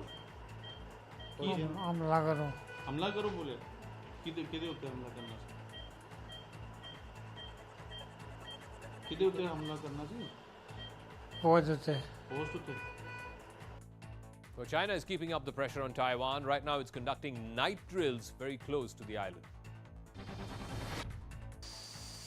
The Eastern Theater Command of the Chinese People's Liberation Army deployed several warplanes to carry out night flying drills. The Chinese warplanes were seen taking off, its orange trailing flame blazing through the night sky. It was followed by multiple warplanes of the Eastern Theater Command. Since August, the PLA's Eastern Theater Command has rolled out a series of joint military operations around the Taiwan island. The drills are a response to 3 recent high-profile visits from the US to the Taiwan. From the US to the island nation, including House Speaker Nancy Pelosi. The PLA has launched ballistic missiles into the water around Taiwan. Several Chinese warships have been seen in the Taiwan Strait, and PLA warplanes have breached the median line. The Taiwan Army is in fact keeping a close watch along its shores from the northernmost tip. That's the Kinmen Island. The island is barely 180 kilometers away from mainland China. In fact, Chinese merchant vessels that are anchored off the island. These vessels are being manned by the Chinese Navy personnel. In fact, Chinese drones flew into the Kinmen area very recently. The Taiwan Army has also fired flares to drive these drones away. My colleague Siddhant Mishra is the only Indian reporter in Taiwan right now. He spoke to the island's foreign minister, Joseph Wu. What is the motive of China behind doing all this? And the way I say this is that China has a global ambition. And this is the most important motivation for China to continue to expand. Look at the military exercises around Taiwan. It's a large scale, very large scale Other than the sea and air exercises around Taiwan, they also fired missiles over Taiwan, and they also conducted the cyber attacks. Several parts of Rajasthan are badly underwater because of heavy rains, and Udaipur happens to be one of the worst hit places. This house could not withstand the fast-flowing floodwaters. It was literally floating in the floodwaters like a boat. Due to incessant rains, many rivers in Rajasthan are in spate. The river water has flown into towns and left them completely inundated. Several people have been trapped in their homes as a result of the floods.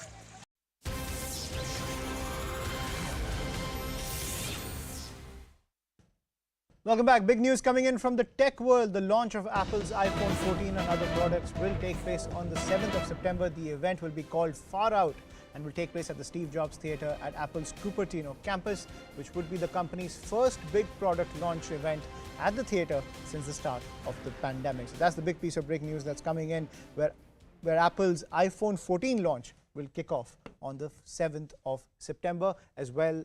It will also roll out other products when it comes to that massive lineup coming right ahead of the festive season. This event will take place on the 7th of September. That's all we have to pack in on the show. Good night and take care.